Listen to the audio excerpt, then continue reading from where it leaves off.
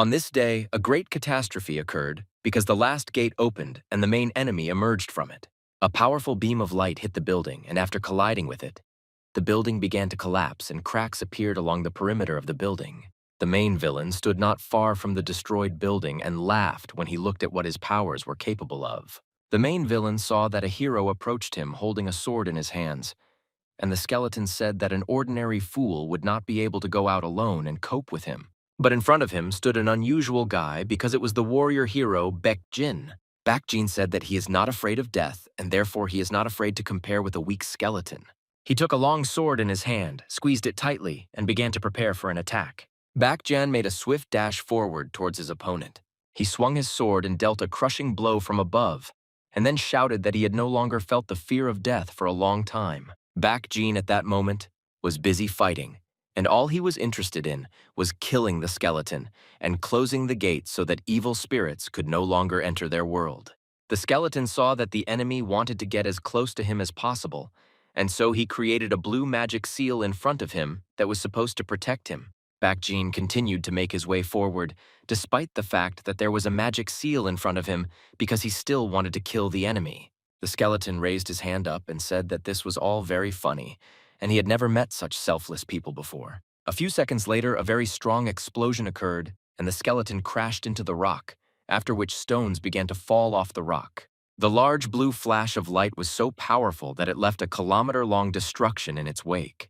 The skeleton looked forward and wanted to see what happened to his opponent after he used his powerful magic spell. When the skeleton thought that his enemy was already dead, he suddenly heard a strange sound behind him. Baek Jin took advantage of the fact that his opponent was distracted by jumping behind him and raising his sword in the air. The skeleton clearly did not expect such a turn of events, and he was not prepared for the fact that this man could survive such a powerful spell. Baek Jin looked at him with a contemptuous look and wanted to see with his own eyes how this monster would die. He used a wide swipe and did a lot of damage to the skeleton's body. The great skeleton felt his bones slowly begin to crumble, and his body could not withstand such damage. Baek Jin watched this skeleton die and heard his last words that now Baek Jin will now become a hero for all mankind, and glory awaits him.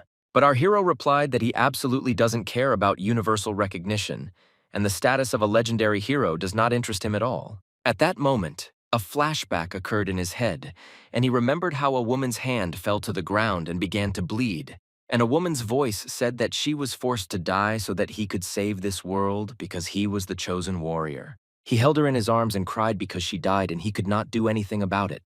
But her last words were a request that he protect all people. People were delighted when they saw that the main character saves the world and copes with various monsters, and thanks to him they remained alive. He constantly felt headaches and various mental problems due to the fact that he had a lot of responsibility on his shoulders. He plunged his blade into the skeleton's skull and broke its bones. Baek Jin suddenly began to cry and said that despite the fact that he is a hero and a great warrior, he is very tired and this craft tires him. He invited the skeleton to kill each other here and now, and in this case to finally be freed from this fate. He raised his sword up to plunge it into his body and filled this sword with magical energy. Baek Jin thrust a sword into his heart, and before his death said that he still could not protect the most dear person in his life, and now he has fulfilled his destiny and can die in peace. He closed his eyes and felt his body begin to take off the air and slowly evaporate. He knew that the end was near and he would not need to hold the sword in his hands. As soon as he closed his eyes, he immediately heard some strange sounds and opened his eyes to see what was happening in front of his face. He saw an old man. This man touched his cheek with his finger, but Baek Jin could not resist him and thought that a giant had attacked him. He grabbed his giant finger with his small hand and thought that a little later he would figure out what was happening here. But now he needed to kill the giant. The servant called the mistress and said that little Riley had just held his finger with his little hand, and they began to laugh. Baek Jin suddenly realized that this was the small hand that he had just seen before his eyes. It was his hand, and he did not understand why these people call him Riley. The lady smiled and said that her son was beginning to show his talents. And this is all because he is the youngest son of the great swordsman Count and Epaulant. Baek Jin lay on a small bed and looked at the ceiling in fear. He realized that he was in some strange world. He wanted to understand which Epaulant this woman was just talking about. Suddenly, A tall man with a strong build and a stern expression entered the room. He stopped near the child's bed and asked if the child was ready to accept the blessing of the sword. This man looked into the eyes of the child and said that he was a master of the sword, and explained to the child that he was the youngest son, and the entire Ippolita family is a family of great master swordsmen. After that, he explained that the blessing of the sword is a very important, long-awaited ritual for each of their children.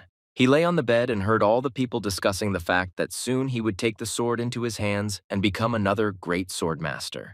Drops of sweat appeared on his face. He felt irritated. You realized that he promised himself in a past life that he would never pick up a sword again, and he was reborn into a family of master swordsmen. He started screaming very loudly that he didn't understand why he was given such a fate. But the adults didn't understand him. It seemed to them that he was just crying like a child. But suddenly a sharp sword blade appeared in front of his face. He saw that there were as many as 5 swords hanging above his head, and they were all very quickly approaching his body. He didn't understand what these psychos were going to do now, because they were playing with real swords. The servant shouted that the little master was delighted with these swords and wanted to take them into his hands. All the servants saw how the little gentleman became interested in these swords. But he bit his lip and thought that most of all in life he hated these stupid swords. He started crying because he vowed never to pick up a sword again in his life. But now he was reborn in a body and retained the memory of his past life. But the most offensive thing is that he was born into a family of sword masters. He saw the castle and shouted that he didn't understand why death didn't take him with it to the world of the dead. 19 years had passed since he entered this body, and the people of the kingdom were celebrating that the Ippolita family had chosen a new heir. This family had the blessing of the sword, and so far none of the sons have achieved the skill to take the new throne. The eldest son, Leon, chose the path of purest sword power. In the kingdom, he was known as the most famous monster slayer who is not afraid to fight the most powerful monsters. Middle son, Lloyd, chose the path of agility and speed, and no one could compare with him in this skill. He was one of the best swordsmen in the entire kingdom, and he was able to cut a drop of water on the fly. A man in a bar asked his friend about the 3rd son of the emperor, and he wanted to know what was happening to this guy and what path he chose.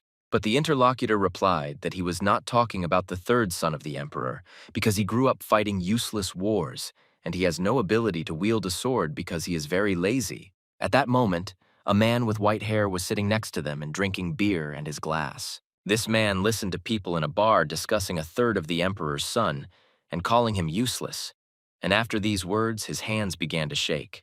He hit the glass of beer with all his might, and the whole table began to shake. He turned the heads of these guys and said that they have no right to talk like that about the 3rd son of the emperor because they are ordinary plebeians.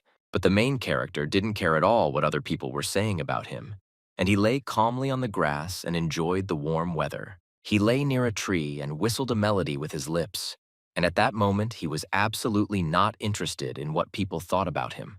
He looked at the sky and saw a cloud that looked like a hamburger, and it made the young master laugh. The old man at that moment in the bar was trying to prove that the young master would show everyone his strength in the future.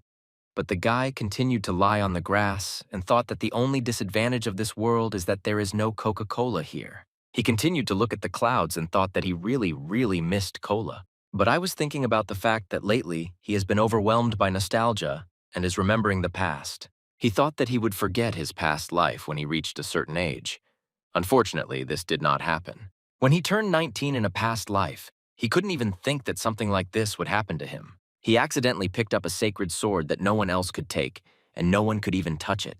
As soon as he touched this ball, he became the bearer of a sword that was supposed to save humanity from the Skeleton King, and from that moment he was no longer the same, and his whole life turned into a war against monsters and demons.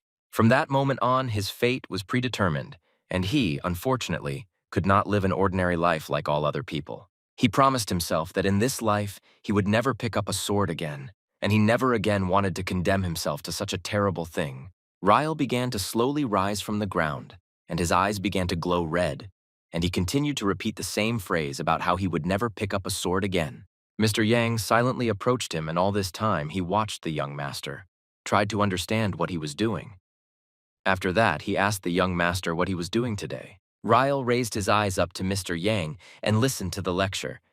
That soon there will be an election for a new heir, and other families will be invited, and they will look at the skill of the young master. Ryle at that moment began to stretch and yawn and said that he absolutely does not care what the rest of the family say about him, because everyone treats him like an ugly duckling and everyone thinks that he is lazy, and that suits him. Ian was very surprised when he found out that the young master knew about this, why he doesn't want to change anything. But Ryle that there is no point in this, and all these people are right, as if they are saying that he is lazy. Yang ran after the young master and tried to explain to him that he had to prove to the rest of the brothers that he was stronger than them. Yang began to shout that the young master is the smartest son of all, and his reputation is very important, and he cannot ruin it. Ryle turned his head at him and asked him not to shout so loudly because he had just woken up. He made a cute expression on his face and said that he was sick, and therefore would not be able to hold a sword in his hands. But Yang at that moment became very angry and said that the good gentleman should change something. Ryle asked him not to worry so much about what other people say about him, because he himself does not pay attention to them. And bitter experience taught him this. There was a lot of food on the table, and everyone was preparing for dinner. And the gentleman tried to explain to Madame that Master Riley needed to compete with his brothers, and he must understand that the water under the stone did not flow. The mistress picked up the spoon that was lying on the table and said that Riley should be given a chance. She looked at her child and explained to him that their family is famous for the fact that every man in the family is a great sword master. She smiled and said that the most important thing for her is that her son is happy, and she doesn't want the fate of their family to burden him, and it is important for her that he finds his happiness. Ryle at that moment could not believe his ears because his mother was actually a great woman, and he was touched by her words. After she said her opinion, she invited everyone to start dinner and dipped the spoon in the jelly. The lady explained that there is a very big difference between the three sons, and each of them is a great person in their own field of activity, and each should have their own path. Ryle closed his eyes, smiled, and asked Mr. Yang to no longer worry about what people on the street say about him. Ian tried to explain to the madam that her son is an incredibly smart guy, and we need to take advantage of this and help him find his way. Jan said that when little Riley was only 1 year old, he had already begun to speak in coherent sentences, and he was the most talented child in the family.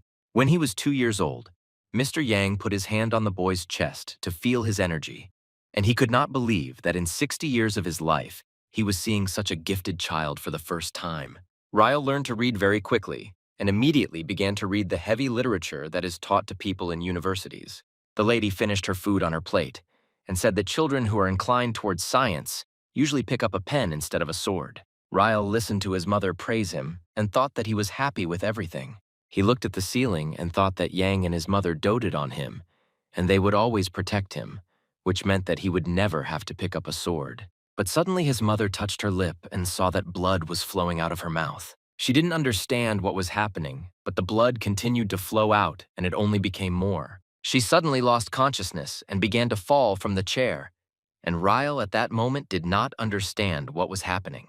He was very scared and asked his mother what happened to her, but she did not answer and continued to lie unconscious on the floor. He started screaming very loudly that he needed a doctor's help, and this scream was heard throughout the palace. There were traces of blood on the table where the lady was sitting. Ryle understood that from that moment on, serious problems would begin in his life, because as long as his mother was next to him, he could not take up the sword and do what he liked. But suddenly, something terrible happened to her, and it all happened so quickly that he didn't even have time to understand anything. The world in his head gradually began to collapse, and he understood that this happened for a reason, and most likely someone did this on purpose to kill his mother. Ian began to shout very loudly that Madame was coughing up blood, and that they needed to call a doctor and give her first aid. But at that moment, Ryle turned his head back and saw a girl standing near the door. He heard this girl laugh, although this laugh was very quiet. He understood that most likely this was the same girl who poisoned his mother and forever deprived him of a quiet life. He looked at her and realized that this was the first wife of his father, Orley, and it was she who arranged the death of his mother. Ryle clenched his fist tightly and began to get angry at this vile killer for poisoning his mother. Ryle came closer to Yang and asked him to go call the doctor as soon as possible, and at that moment he would remain with his mother. Ian asked the gentleman how he could help, and Ryle replied that when he was 5 years old he read all the treatises on medicine. He would help her and take her to her chambers. She lay on his lap and blood continued to flow from her mouth. Ian shouted that he would immediately go and call the doctor, but Ryle said that he wanted to ask him something else. Young looked at the young master in surprise and asked what else he wanted.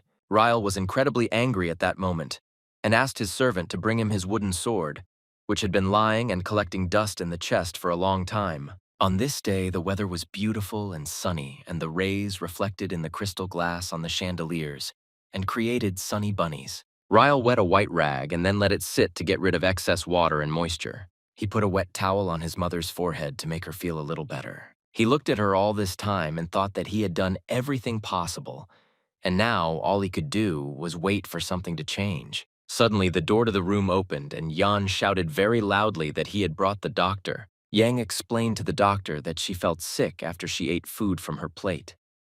The doctor said that he would now try to examine her body. The doctor put 2 fingers on her hand in the place where her pulse is and said that fortunately the poisoning was not fatal and there was a chance that my lady could recover, but the poison was spreading throughout the body. At that moment, Ryle took a deep breath and then exhaled the air from his lungs.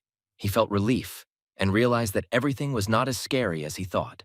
But he still didn't like that the doctor was very calm about his mother's condition. Ryle that she just coughed up blood, and the doctor says that her life is not in danger despite the fact that she looks very bad. Yang lowered his head down and told the young master that there was a high probability that this was not an accident, and that someone was deliberately planning to poison the lady. The maid who was responsible for serving the meal has already been arrested and will soon be interrogated. Yang said that it would be necessary to conduct an investigation and understand who is guilty of this crime, and as soon as they find the culprit, they will immediately need to punish. Yang bowed to the young master and asked for his forgiveness, because he should have been more careful. If he had noticed something suspicious, it might not have happened. Ryle asked his servant if he remembered those stories about another world that he so often told him about and saw in his dreams. Yang looked at the young master in surprise and said that he remembers every time the story that the boy told him, but he doesn't understand what it has to do with it. Ryle explained that in that other world, there is one good saying that you shouldn't wake something up while it's quiet. And after these words, he threw the wooden sword over his shoulders. Ryle began to walk slowly towards the doors and thanked his servant for bringing him the sword. But now he needed to go and talk to one person. He asked the servant to take care of his mother and then slammed the door behind him. He looked forward. I said that he regrets only one thing in his life, and that is that he wanted to live happy and carefree next to the person who is dear to him. In this world, this person turned out to be his mother, and she was actually the most valuable person for him. Suddenly his pupils began to constrict, and he felt an incredibly strong anger that overwhelmed him. He remembered the moment when blood started flowing from his mother's mouth. Then he said that no one would dare take away his last wish. He saw a girl in a purple dress who was in front of him and thought that if he had to pick up a sword in order to protect his mother, he would do it. Ryle smiled and said that he had been looking for this lady for half an hour, and she had been here all this time. Ryle asked Mrs. Orley to look at him and not act as if she did not notice him. She looked at him with a dissatisfied look and squinted her eyes. Orley turned to him and asked the young master what he was doing here and how he was doing. She started laughing and called him young lazy swordmaster. Ryle began to laugh when she heard these words from her, and thought that if he had to take the sword in his hands, he would not take it for the sake of justice, for good, or something like that.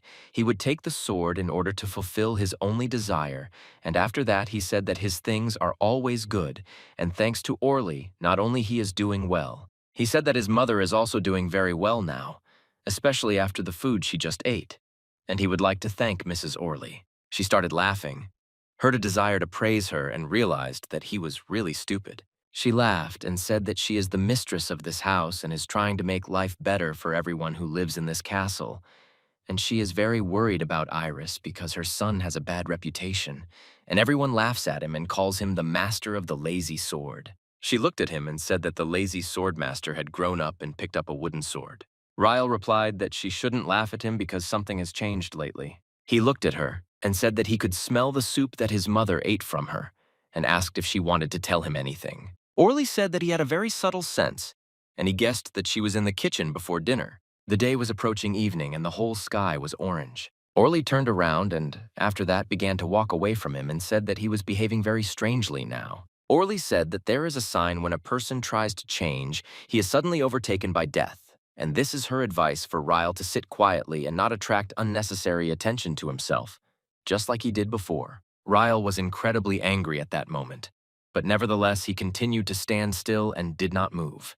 He held back his anger. When night fell, there were a lot of clouds in the sky. The mistress asked the servant what happened to find out about Riley, and the servant replied that after meeting her, he went to the yard to train. The servant said that Ryle doesn't even know how to hold a sword correctly, and his fencing skills are terrible. She took a sip of tea from a pink cup and said that this guy is a puppy, and he still dared to talk disrespectfully to her, so she ordered the servant to finish with him as quickly as possible tonight. The assassin promised his mistress that he would do everything possible to remain unnoticed. He watched this guy all evening, and at first it seemed to him that Ryle was absolutely harmless, poor guy. But he had the feeling that he understood that he was being watched all this time. The assassin realized that all this time Ryle was doing everything possible to hook him and send him into a trap. Orley asked his idol and ordered him not to immediately go on a mission. He told her that he would do everything in the best possible way, and then left the room. He approached the room in which Ryle was supposed to be, and thought that everything needed to be done very quickly and quietly. But suddenly this guy appeared in front of him and swung his wooden sword. Ryle said that finally this idiot came because he was already tired of waiting. The assassin looked at him in fear and did not understand what to do since he had just been taken by surprise. Ryle laughed and his eyes glowed red. He said that he had been waiting for him in this corridor for several hours and it was time to finally play with him. The assassin continued to look at him in fear and did not understand how he did not feel his presence. Ryle did not want to waste time and immediately struck with all his strength with his sword on the body of this assassin. He jumped back and dodged the blow, and after that he thought that Ryle has not changed, but his attack speed is very fast. He looked down and looked at the place where he had just been before jumping back. He saw a hole in the floor that was left after being hit with a wooden sword, and could not believe that Ryle had such incredible power. Ripe, in a low, rough voice, asked the assassin to finally wake up because he was inattentive. He immediately made a rapid dash forward with incredible speed, and behind him there was a red and blue trail. Ryle jumped very high and swung his sword to strike from above, and then said that he hates people who come to kill him. The assassin blocked the blow of the sword with his blade, and he had to use more effort to hold back such an attack. But Ryle asked the assassin if he really came here in spite of Mrs. Orley. Ryle understood from the look of this killer that he had just told the truth, and asked whether Mrs. Orley had spent so much money on a hired killer, and it was all in vain. His eyes began to glow red even more, and he called this assassin a weakling because he is an assassin who cannot even resist a wooden sword. After these words, Ryle made a movement with his hand and knocked the blade out of the enemy's hands. His blade fell on the carpet and was distinguished several meters to the side. The mercenary could not believe his eyes because this guy looked like a real weakling during the day. Now he fights like an experienced warrior. He overestimated his capabilities, and now he has fallen into a trap and does not know what to do correctly. Ryle was not going to let this mercenary out of here alive, and therefore swung his weapon again to deal the final blow. Loud screams and a request for help were heard from the corridor, but everyone was already asleep, so no one cared about the assassin. Moonlight illuminated the roof of the palace. Ian walked up to the door and took the door handle with his hand to open it. Ryle was lying on the bed at that moment, and there was a black book on evolution that covered his eyes, and he asked his servant what happened again. Ian said that he came here to talk, and he has very important news that a corpse was found in the estate today. Ryle pretended as if he was absolutely not interested in this news, and he was absolutely not surprised. He waved his hand and said that he initially thought that something interesting or at least serious had happened, but corpses in the palace are very ordinary. Yang was surprised when he saw such a reaction from the young gentleman and tried to explain to him that the Count had a lot of enemies, but this time it was not the Count's enemy. This man was an unusual corpse because it was the corpse of an assassin, and no one understands who sent him here and how he ended up in the castle. People are told that this corpse was found near Mrs. Orley's room, and someone broke this assassin's neck. People in the castle speculate that news of Lady Iris's poisoning has reached the Earl, and it may have something to do with the corpse that was found in the palace today. Ian tried to explain to the young master that now is not the time to relax and chill and that he needs to act, because recently tragedies in the castle have become more frequent. He lowered his head and said that the young master should not be alone because no one knows if there are other assassins in the palace now. Ryle hid his face behind a black book and listened as Ian told him that it was unlikely that the young master would be able to defend himself. Ryle got angry and slammed his book with both hands in order to somehow stop his servant. He got out of bed, scratched his head, and explained to him that he could stand up for himself and protect himself, and now it was better to take care of his mother. Young tried to interrupt him and explain that the young gentleman now does not quite understand what he is talking about. Ryle interrupted him again and handed him a note. He said that he had written a list of herbs that needed to be bought in order to make a medicinal decoction for Mom, and that it should help her. Ian looked at him in surprise and asked when he managed to do this. Ryle smiled and explained to his service that he had a lot to do besides lie near a tree and look at the clouds, and he didn't waste any time. Ryle asked his servant to check on his mother and said that he would also come to her a little later. He looked at the wooden sword and the steel sword that lay under his bed and said that he had urgent business and had to be a little late. The gentleman was sitting at his table and was incredibly angry. He asked his sons if they had searched the whole palace well. The two brothers stood in front of him and explained that they were looking for the rest of the assassins throughout the palace and found no one. The father replied that this guy came unarmed to the estate of the ballmasters, and this man was most likely very arrogant, and maybe one of the residents helped him. The gentleman suggested that, judging by his clothes, he could be from the guild of thieves or assassins, and maybe, well, investigate this. But Orley at that moment was sitting on a chair and listened carefully to everything that the gentleman said. Orley bit her finger and said that everything didn't go according to plan, and now she might have big problems because one incredibly evil one goes out. She watched them and tried to understand where the assassin's dagger that this assassin had disappeared, because he couldn't just disappear. She understood that one of the residents of the estate had this dagger, and now all that remained was to find out who exactly had it, and then she would understand who was able to kill this assassin. Ryle woke up very early and began to warm up. He asked the servant how Mom was feeling. Yang replied that she was much better, and thanks to the herbs that the young master wrote in the note, she felt much better today. Ryle said that he was very glad to hear that she was feeling much better, and now he could continue to go to bed and rest. Yang sat down on his knee and asked to listen to him, because now is the time to pick up a sword. Because swinging a sword twice is not enough to become an experienced warrior. Ryle at that moment was lying on the grass and looking at the clouds. He said that you also need to be able to lose, and he can fight not only with a sword, but also use a cane for this. And then he said that he noticed that the fruits were ripe, and asked his servant to pick one of fruits for him and one for yourself. Young didn't understand why the young master was asking to pick fruits from the tree, because they have a large amount of fruits in the palace. But when he raised his head up and looked at the tree branch, he noticed a sword.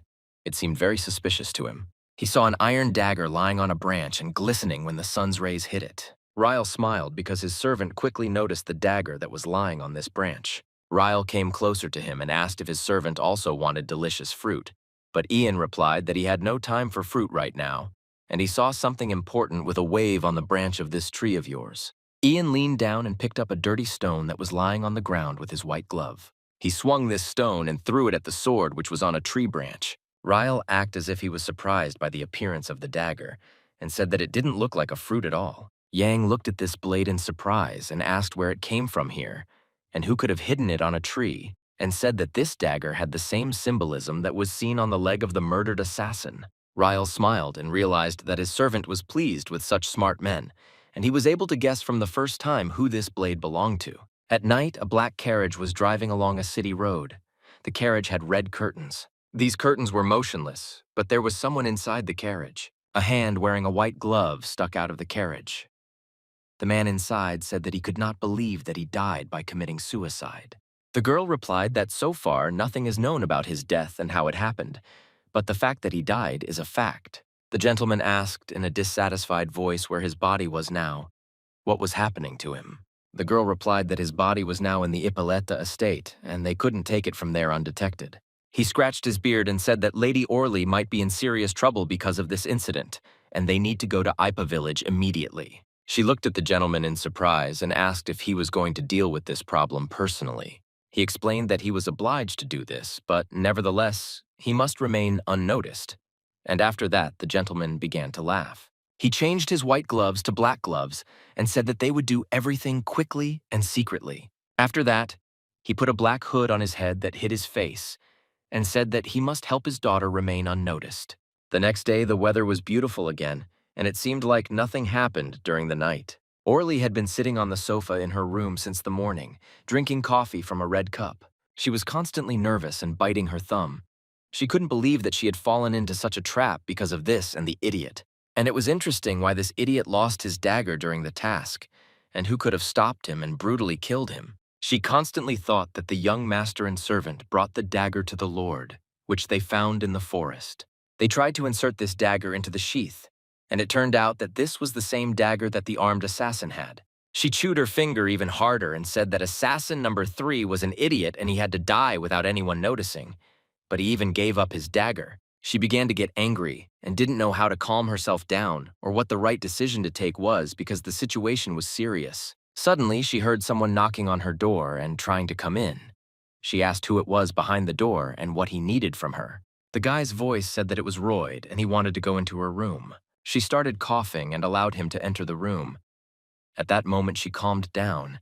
She was initially afraid that Ryle had come to take revenge on her again. Orley saw the guy and said that he works constantly and most likely he is a very busy person.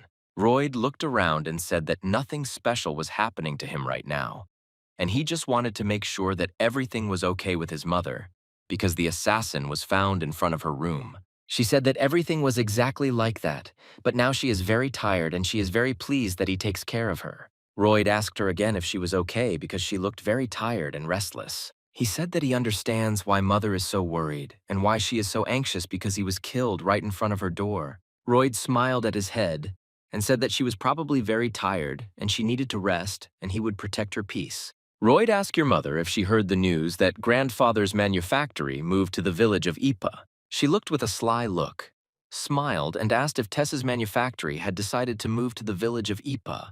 Royd said that this is exactly how it is and the services that operate in the city told him about it. He said that a very large number of factory workers arrived. Orley put her index finger on her lips and said in surprise that she had not even heard anything about it. But at that moment, she thought that they probably heard that assassin number 3 had died.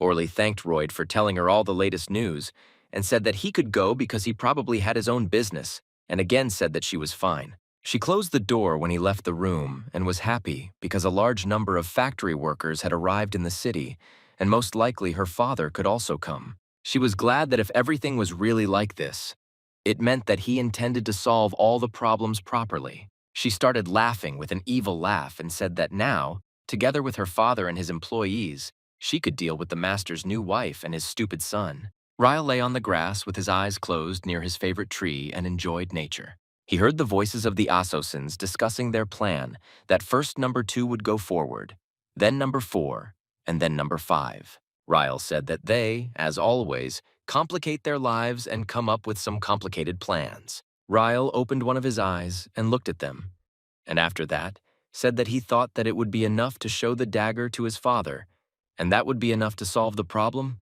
Well, it seems that the assassins want to strike first. He closed his eyes and said that he would have to fight again, and he would gladly not do it. The assassins were sitting on a tree and talking about how their task was to capture body number 3 and get him out of the estate, and they had to be careful because almost all the inhabitants of the estate were current or former warriors. But just as they were about to begin this mission, they suddenly stopped and heard that some guy intervened in their dialogue. They looked at this guy and couldn't understand where he came from here and how he could hear their telepathic conversation. Ryle walked near the tree below and, using telepathy, said that he did not want to interrupt their important dialogue, but he must inform them that he did not care what they were planning to do on the estate. He looked at them with his red eye and said that he had only one condition, and it was that they should not cross his path and not interfere in his affairs. They looked at him in surprise, and Ryle continued to say that they should avoid entering the estate. The girl asked the boss why he also heard this along with the rest of the assassins. The boss replied that unfortunately, not only the 3 of them heard this, but all the other members of the Assassin's Guild. He said that he never knew that there was an assassin in the Appellate family. She asked the boss, and maybe it makes sense to give an order to retreat. He stood up and said that they couldn't just let go because they had already spent too much effort to get here, and they had to end this once and for all, and he would take the dagger from the estate. Everyone from number 2 to number 10 had to infiltrate the estate and take number 3's body. The rest were supposed to distract the attention of the inhabitants of the estate if something went wrong, and not surrender alive under certain conditions and destroy all evidence.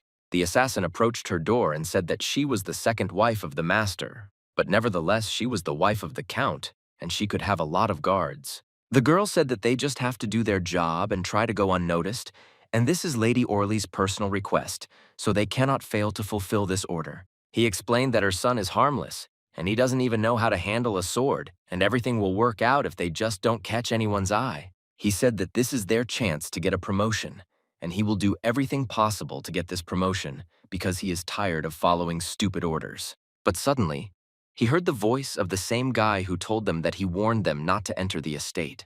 They turned around in fear to see where this guy was now. But when they turned around, they did not see that there was no one else in the corridor besides them. Ryle began to laugh and said that they did not listen to his orders and entered exactly the place where they were forbidden to go more than all other places. He stood in front and held a blade and a rope in his hand and said that he would be as cruel as possible to them because they themselves decided not to listen to his orders. He said that they made their choice, so now they will have to regret their actions. He held the rope in his hands and asked them if they knew what adults do to children who violate prohibitions. They looked at him in surprise and assumed that he was the same young master of the lazy sword that they were told about.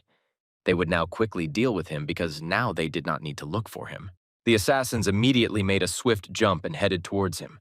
They landed next to him holding their weapons in their hands and said that they would give him a quick death as a gift. Ryle unraveled the entire rope and at that moment saw that one enemy was behind him and the second enemy was using invisibility. The assassin was approaching him very quickly and wanted to deliver a targeted strike in order to kill him immediately. But suddenly he felt incredibly strong pain and saw drops of blood flying out of his body. He touched his chest with his palm and saw that there was now a sharp dagger blade in his chest. He didn't understand how he didn't notice the movement of this blade and where it even came from here. Ryle looked at him again and said that he had already warned not to cross into the estate and not to cross his path. He closed his eyes and began to swing the dagger that was tied to the rope. He said that these idiots will die by the hand of what they called the lazy sword master. He couldn't believe that his partner had just been killed with one blow, and it looked as if a real blade master was standing in front of them. The assassin looked at this guy, and he easily handled weapons, and remembered that he was told that this guy was the weakest target. He saw Ryle smile and realized that most likely they had been deceived and sent into a trap.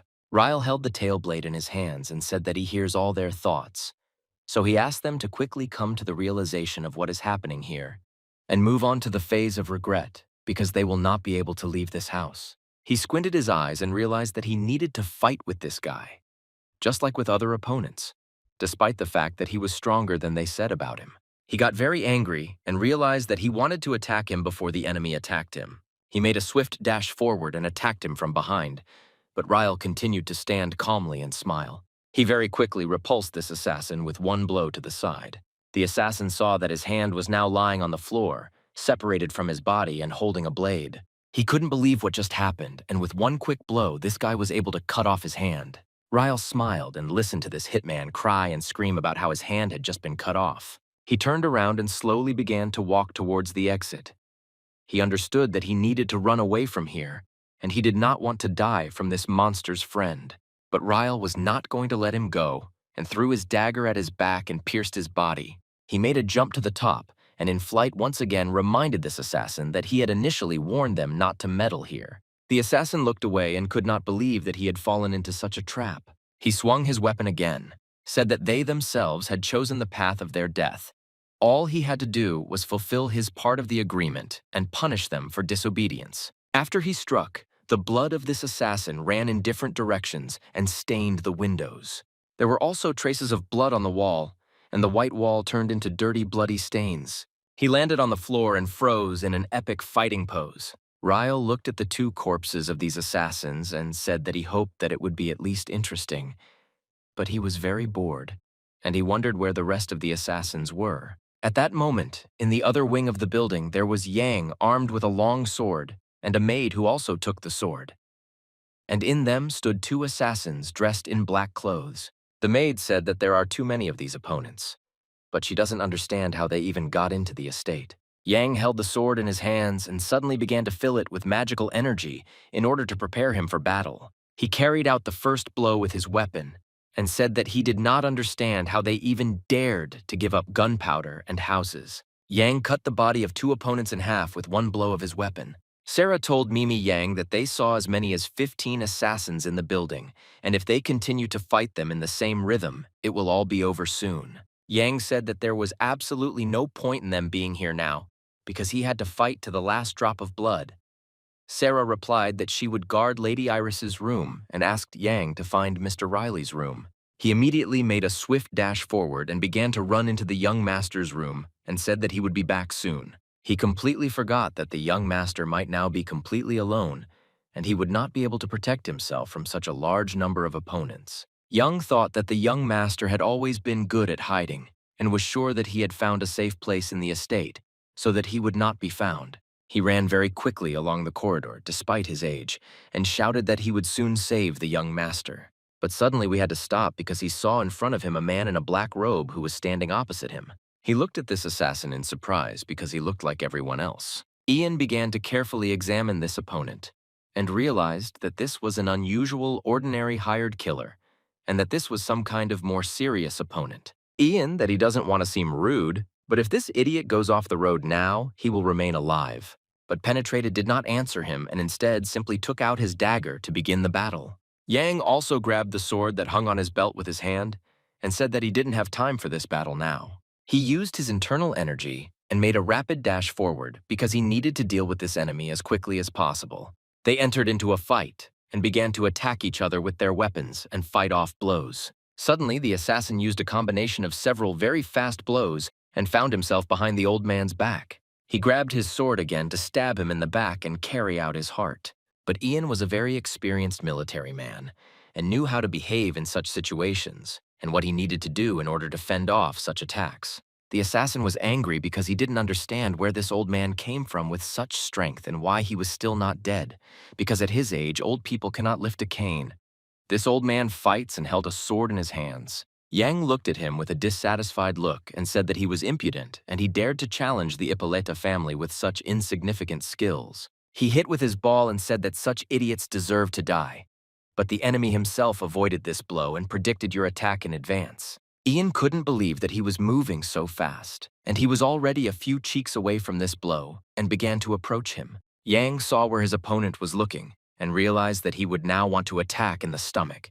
The assassin raised his sharp blade and was ready to strike at any second in order to kill this harmful old man. After the blow occurred, blood began to fly in different directions and stained the corridor in the estate. The assassin had a sharp dagger stuck into his chest that pierced his heart. He looked at this dagger and realized that this was the same weapon that belonged to assassin number 2 from their guild.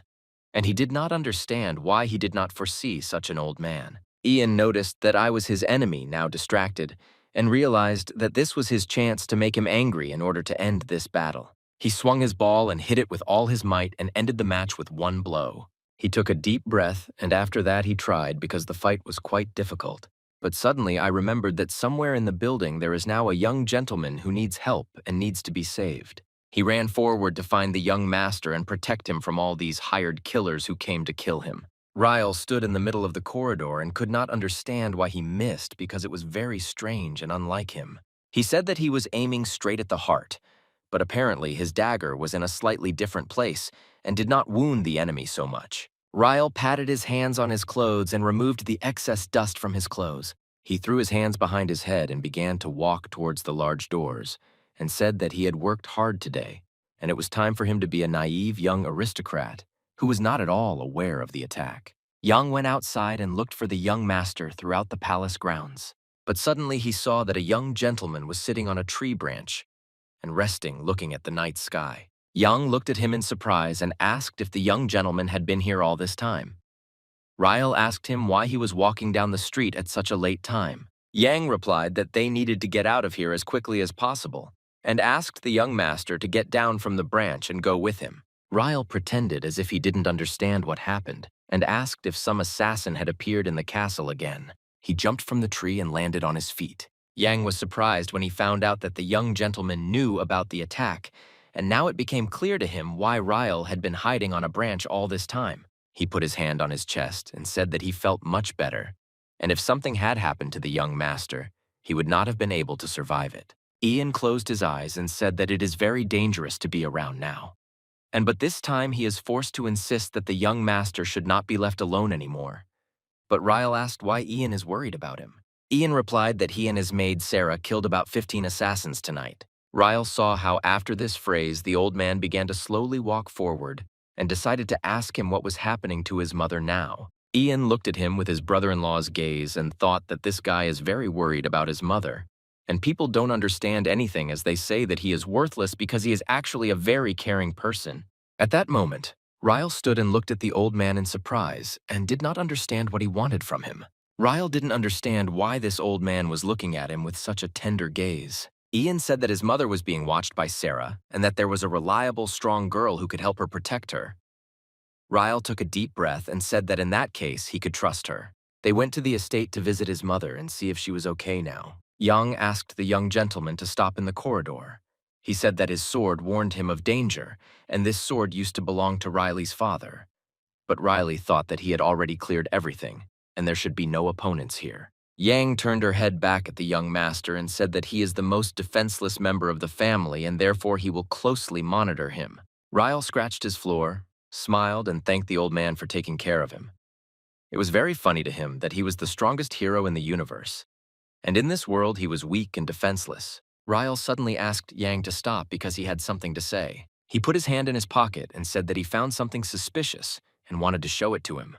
He pulled out a crumpled piece of paper from his pocket and said that it might have something to do with aspen trees. Ian saw this piece of paper and realized that this could actually be a very, very important piece of evidence that would help them in this matter. Ryle waited for Ian to read this note and understand what it really meant. But Yang suddenly told the young master that this item smells very bad, and he has the feeling that someone wiped it with it after going to the toilet. Ryle got angry and shouted very loudly that even though he was lazy, it didn't mean he was dirty. He once again handed him this piece of paper and asked him to look at it carefully. Yang took this paper into his hand and said that it stinks terribly, and he will only do it because the young master asked him. He picked up this paper and began to carefully examine it. Suddenly, Ian exhaled and noticed something very interesting on this paper. There was an inscription written there that said that you need to put powder and locust leaves in the soup. Then add moongrass and coca mushroom. Ian turned his attention to the handwriting in which this text was written, and immediately realized that this handwriting was familiar to him.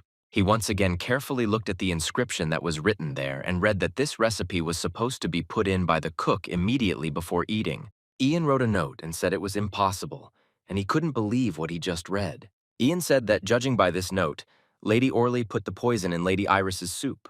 He stood for several seconds and silently looked at this note, and all this time he tried to compare all the facts and understand how true this evidence was. At that moment, sounds of a fight were heard at the other end of the building. The gentleman wiped the blood from his mouth and said that this assassin runs just like the others to collect him, and they remind him of rats. The assassin was wounded and held his hand on the wounds that were on his other hand. He swung his weapon and said that no one would ever be able to defeat him. The assassin at that moment thought that this gentleman was pro, and if there were more of them here, they could cope with it. But he is alone here, and this will cause serious problems. He thought that he had already managed to get the dagger that he came here for, and now he just needs to retreat without a fight. He squinted his eyes and thought that the smoke bomb would light in 2 minutes if he managed to hold out the time. Then Lady Orley would be saved. But the gentleman was already incredibly angry, and his eyes began to radiate the cruelty of anger. He said that he would not spare his opponent, even if he begged him on his knees for mercy. The assassin realized that the way out was to be the first to talk, and therefore made a rapid leap forward. A fierce fight began between them, and each struck their best blows with weapons in order to kill the enemy. They moved very quickly around the room and struck each other with blows and then blocked them. The gentleman said that he was fighting as a coward who was incapable of fighting with dignity and constantly dodged blows. The assassin understood that he was in great danger and he could have serious problems. The gentleman put his sword forward and his sword radiated strong energy, and lightning scattered from it. He said that he would allow him to say his last words. But suddenly, a man came into the room and turned to the gentleman and said that he had important news. The gentleman and the assassin at this moment pay attention to the person who entered the room and were distracted from the fight. Yang shouted very loudly that he had found out who tried to poison Lady Eris, and he wanted to inform Mr. He looked at his subject in surprise and did not understand what was happening here now. He saw that his subject and entered the room with Lady Orley and held her hand on the shoulder. Orley was very scared and did not understand what he would do now in this situation, how to act in this situation. The assassin understood that Lady Orley was now in serious danger and needed to be protected at all costs. Ian asked the gentleman, who is this man who is standing next to him in black clothes? The gentleman replied that it was just a minor thing, and there was no need to worry about him because he could be killed at any moment. The assassin and Lady Orley looked at each other and realized that they needed to somehow get out of this situation. Ian handed over a note with a recipe on which Lady Orley's handwriting was written, and the gentleman began to carefully read this note. Orley heard the gentleman read aloud the secret recipe for poison that was in the note. The assassin also listened carefully as the gentleman read out all these ingredients and understood that this was the very note that could serve as evidence. The gentleman read the note to the end and squeezed it in his hand because he was incredibly angry with what was written there. Anger overwhelmed him, and he could not believe that she was capable of poisoning his wife. Jan reported that the handwriting in which this recipe was written belongs to Lady Orley, and this is an indisputable fact. She grabbed her face with her hands and began to sob. She didn't understand what to do in this situation because she had been exposed and there was no way out. Ryle lay in his room and looked at the ceiling. He thought that Ian had most likely already given the note to his father. He was able to outwit this stupid Mrs. Orley, and now that he has proven her guilt, she will be punished for trying to kill his mother. Suddenly, his mother left the bed and asked Riley what was happening to him and why he was lying on the floor. Ryle said that he was comfortable here and that everything was fine with him. But his mother put her hand on his forehead and said that she didn't understand where all these assassins came from here. She said that she was very glad that everything was okay with him and reminded him that she loved him. And from these words, he melted. He hugged his mother and said that he was also very glad that she was not hurt and that her health was improving every day. At that moment, Sarah was standing in the corner of the room, and she was very touched by the fact that Ryle was communicating so nicely with his mother. Suddenly, Yang knocked on the door and asked the young master and the lady if he could come into the room, and they allowed him to come in. Ryle asked him if he was able to tell his father about this note and how it all went. Ian stood silently for several seconds, and no one in the room understood what was happening here or what they were talking about. Sarah asked Mr. Yang where he had been all this time with the young master, because he left suddenly and did not explain anything. Ian touched his nose with his fingers, closed his eyes, and stood silently for several seconds to explain everything. He slowly moved his lips and tried to explain that Lady Orley was not really who she said she was. The mistress and the maid did not understand what he was telling them now, and what he meant when he talked about Lady Orley. Ian clenched his fist and explained that Lady Iris's soup was actually poisoned, and they found the culprit and found out that it was Lady Orley who poisoned him. Iris looked at Mr. Yang in fear and couldn't believe that this girl actually poisoned her soup and wanted her dead. She asked him again whether he was joking now or whether he was really saying all this. Ian told her that young Mr. Ryle had found a note, and on it was a recipe for poison, and the handwriting belonged to Lady Orley. After that, he let his head go down and stood silently for several seconds. Iris was upset when she heard and said that she didn't understand why this woman tried to poison her and what her motives were because they always communicated nicely. But suddenly our eyes opened wide and I felt some strange pain in my body. Iris fell to the floor, and the maid Sarah at the very last moment managed to praise her mistress not to let her hit her head on the floor. Iris said she started to feel really bad, and she knew that Orley hated her, but she couldn't believe that this woman was thinking of poisoning her food. Ryle asked his subject where his father was now and what was happening to him now. Ian replied that the gentleman is now talking with Lady Orley, but the uninvited guest has not joined. And this guest also belongs to the clan of assassins who have been attacking the estate for the last few days. The assassin threw his mask to the floor and showed his face and pink beard. He took off the hood from his head and told Orley that it was all over. They took out a dagger, but nevertheless failed the task. The gentleman surprised this man and said that he does not understand what is happening here and what this man is doing here. Each of them looked at each other, and the gentleman said that he now understands why this assassin did not strike and constantly dodged. But the gentleman said that he did not understand how it was possible to dishonor his daughter so terribly. And Orley clenched her fist. She started crying and her body was shaking, and she said that the only one who disgraced her was Mr. She said that she still couldn't get over the shame when he took another woman as his wife, and he couldn't even imagine how terrible she felt. Orley was a little closer to him and said that he had lost interest in her, and all his eyes were turned only to his new wife. He said that he didn't understand what this church was about and never needed him. She only needed his last name. He said that when they first got married, he actually married Tess's manufactory, but it was immediately obvious to them that there was no love between them. All that worried their family was that they wanted to get a new surname, and at first this satisfied them. But now she decided to bring a gang of these dirty assassins here. She started to step back in fear because she saw how the gentleman was starting to get angry with her. He got angry at her and her family, and said that after everything she had done in the last few days, they had the right to say that he was to blame for something. He ordered them both to get out of here immediately and never come into his sight again, or in a bad case, he would be forced to kill them. On this day, it was a clear night.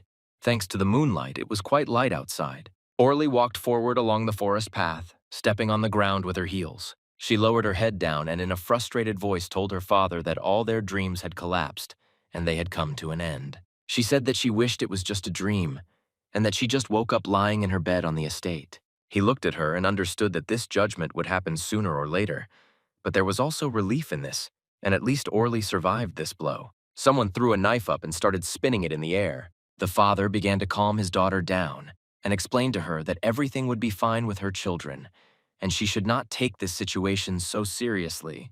But Orley saw some man who threw a knife and up. The father immediately reacted to the fact that besides them, there was someone else in this forest.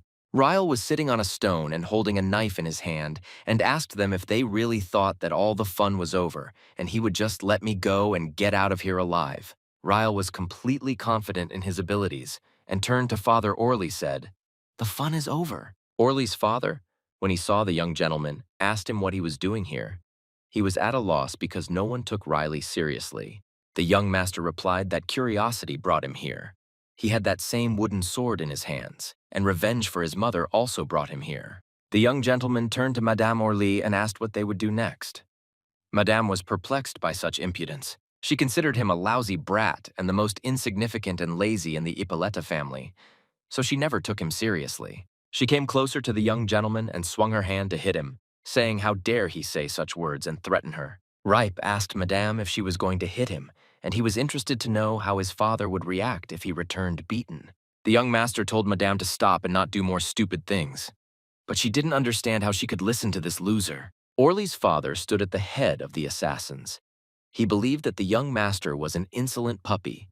He did not know where he got such confidence from, but he knew for sure that now he would be put in his place. He asked the young master why he was even sure that he could return home alive.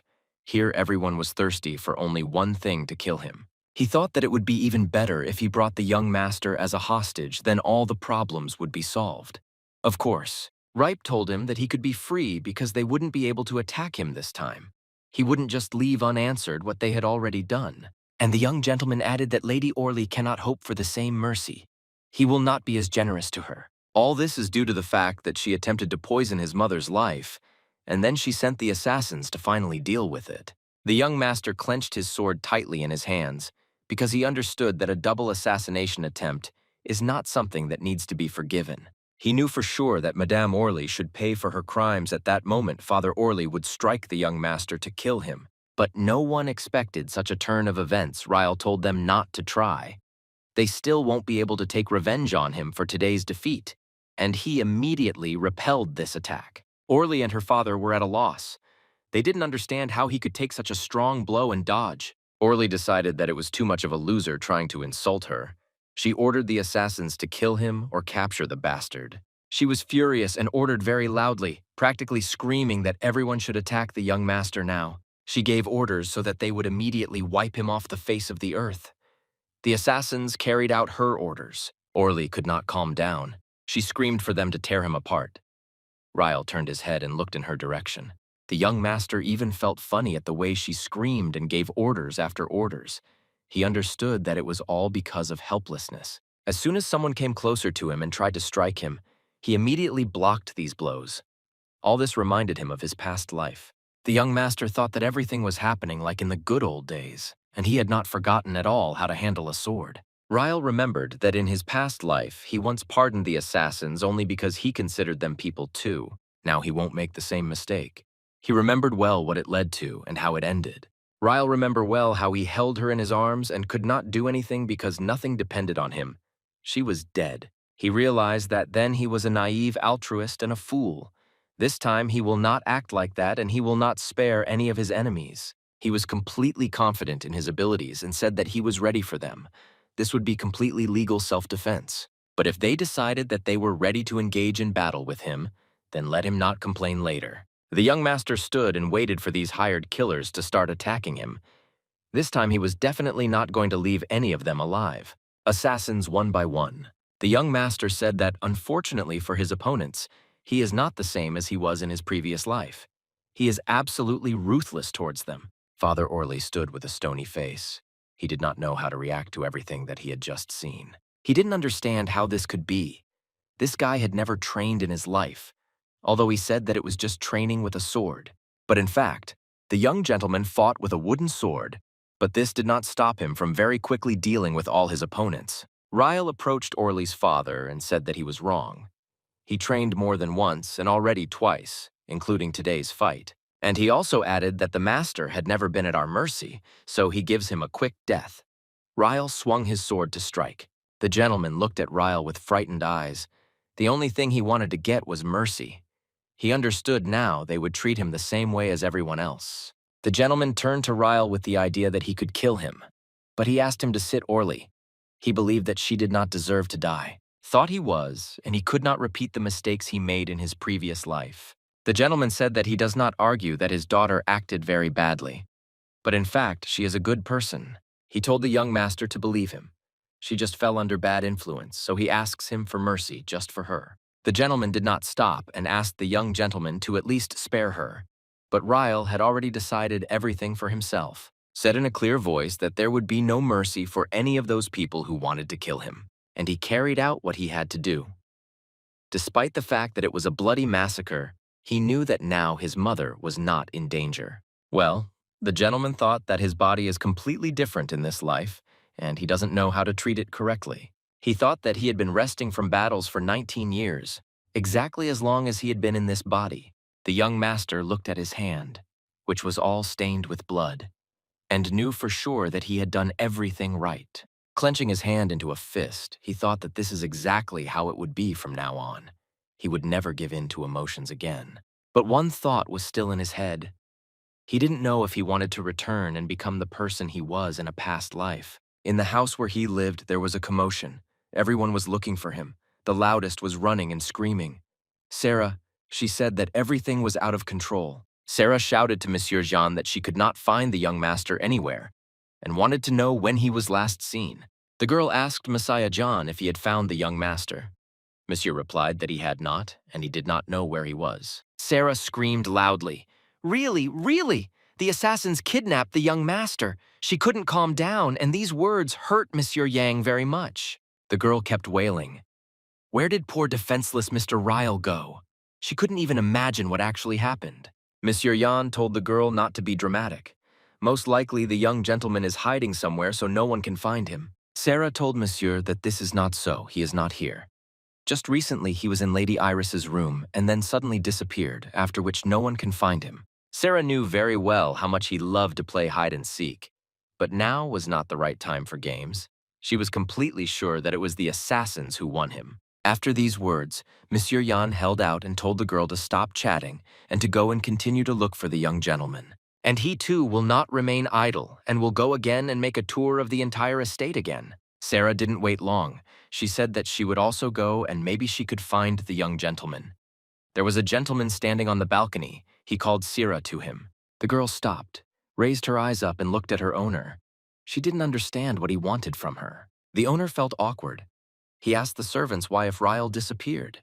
They still haven't told him. The gentleman could not calm down. He asked his servant several times how this could happen. Ryle disappeared and they didn't tell him. Monsieur, I turned to His Excellency. He thought that the young gentleman was already not honored for his laziness and lack of achievements. and if he also told about the fact that he had disappeared. It was unclear what the Count could do with him if Monsieur told him that the young gentleman had now also been kidnapped by assassins. His Excellency, when he heard the word kidnapped, he thought that it was some kind of shame. He decided that there was no need to look for him and that he should go to waste. Ippoletta's house did not need white-handed and lazy people like him. The servants were a little perplexed. They didn't understand how a father could talk like that about his own son. Monsieur Yan tried to justify himself. He began to talk about the fact that the young gentleman could hide somewhere. But suddenly the voice of the young master asked who called him. Everyone turned in his direction. Monsieur Yan hugged the young master and asked where he had been Ryle. He said that he had already arrived and heard what they were saying about him. So he decided to come over. Sarah told the young master that he couldn't even imagine how worried he and Monsieur Yan were about him. Rain then told her why only Monsieur Yan hugs him. At the same moment, the Lord called Riley. He wanted to find out what happened here and why the servants were so scared. Ryle looked at his father and said that he was listening to him carefully. He had always been an obedient son, and now he was also ready to obey him in everything. The father said that he went with him into the office. The young gentleman thought that now he had a serious conversation. The father was sitting at the table in his office.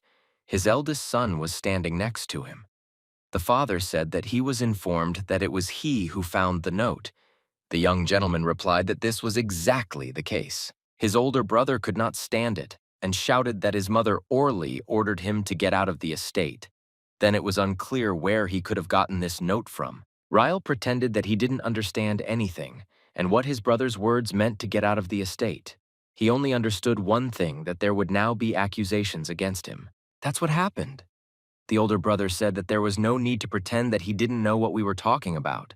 His older brother said that he, Ryle, forged this note and that he should now confess this to his father. The young gentleman was very indignant. He could not even think that he could be accused of such. Lloyd began to scream loudly and say that because of Ryle, his mother, and so he repeated several times blaming his younger brother for everything. Lloyd wanted to know what game Ryle decided to play with them. The young master realized that his brother was very angry, and because of this, Ryle began to provoke the young master. He said that enough was enough, and he would not allow himself to be blamed unjustifiably. He got ready and clenched his fist. Lloyd still wanted to prove something to his father, but their father said that enough was enough and he wouldn't repeat it twice. The father was sitting at his table and holding his head with his hand. He said that it had already been proven that Orley poisoned Iris's soup and let the assassin into the house. The father turned to his youngest son. He said that this is not an interrogation.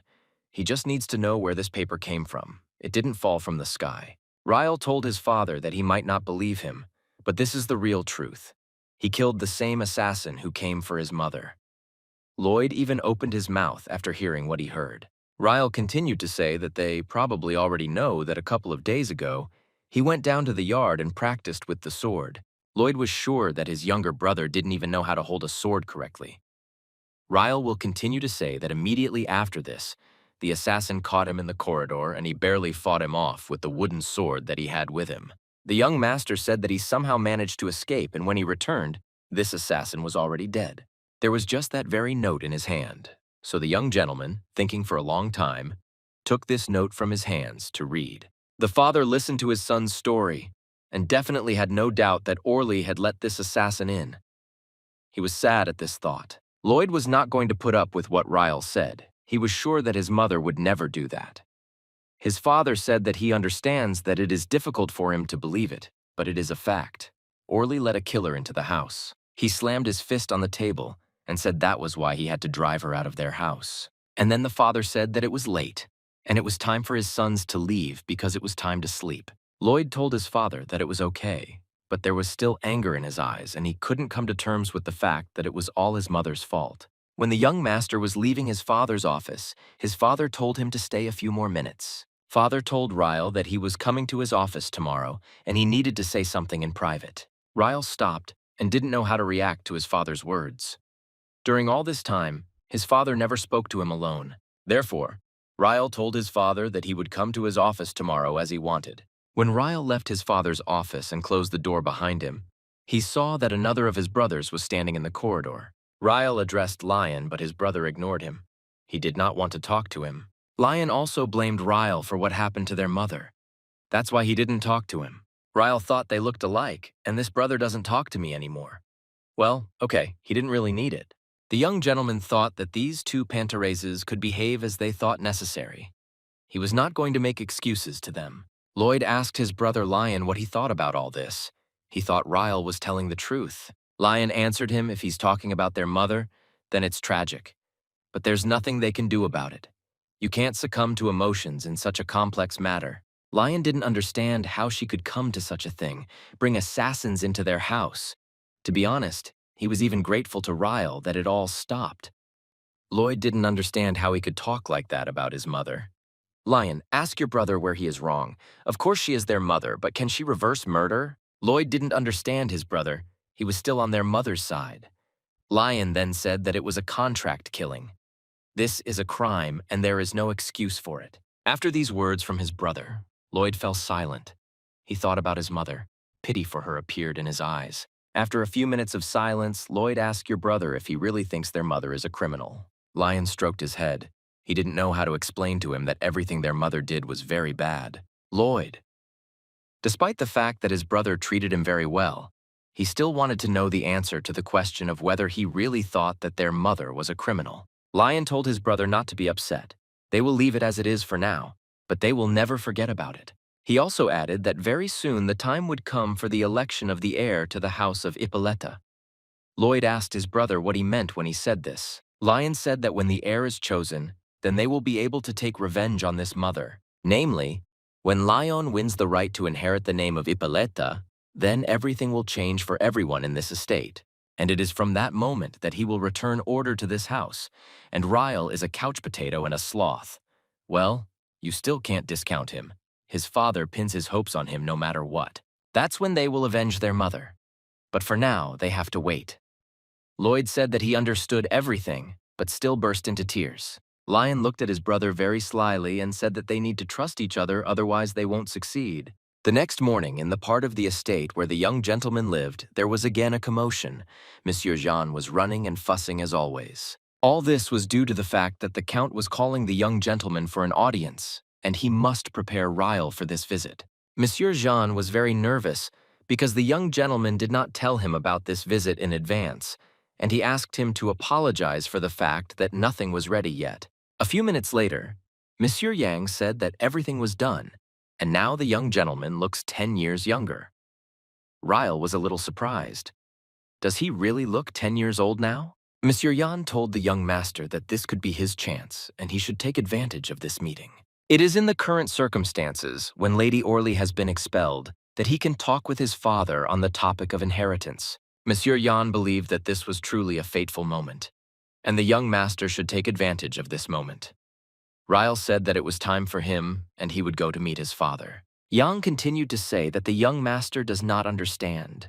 Maybe His Excellency called him because he wants to see his skills and talents, because he always said that the young master is the most talented and outstanding of all his sons. The young master approached the office where the seigneur was supposed to be waiting for him, knocked on the door, and said that he had arrived. His father immediately told the young master to come in. Ryle still didn't know what would be discussed. When Ryle was already entering his father's room to start a conversation, Monsieur Yan called out to him. He wanted to tell his young master to keep his nose up and to let him know that he has his fingers crossed for him. When the young gentleman came in, his father was sitting very thoughtfully. Most likely he made some decision and wanted to voice it. Father told Ryle to get ready for the road. He definitely did not expect such a decision. Therefore, he was a little upset and did not understand why his father was doing this. The Lord handed the letter and said that he gave this invitation to his youngest son, Riley.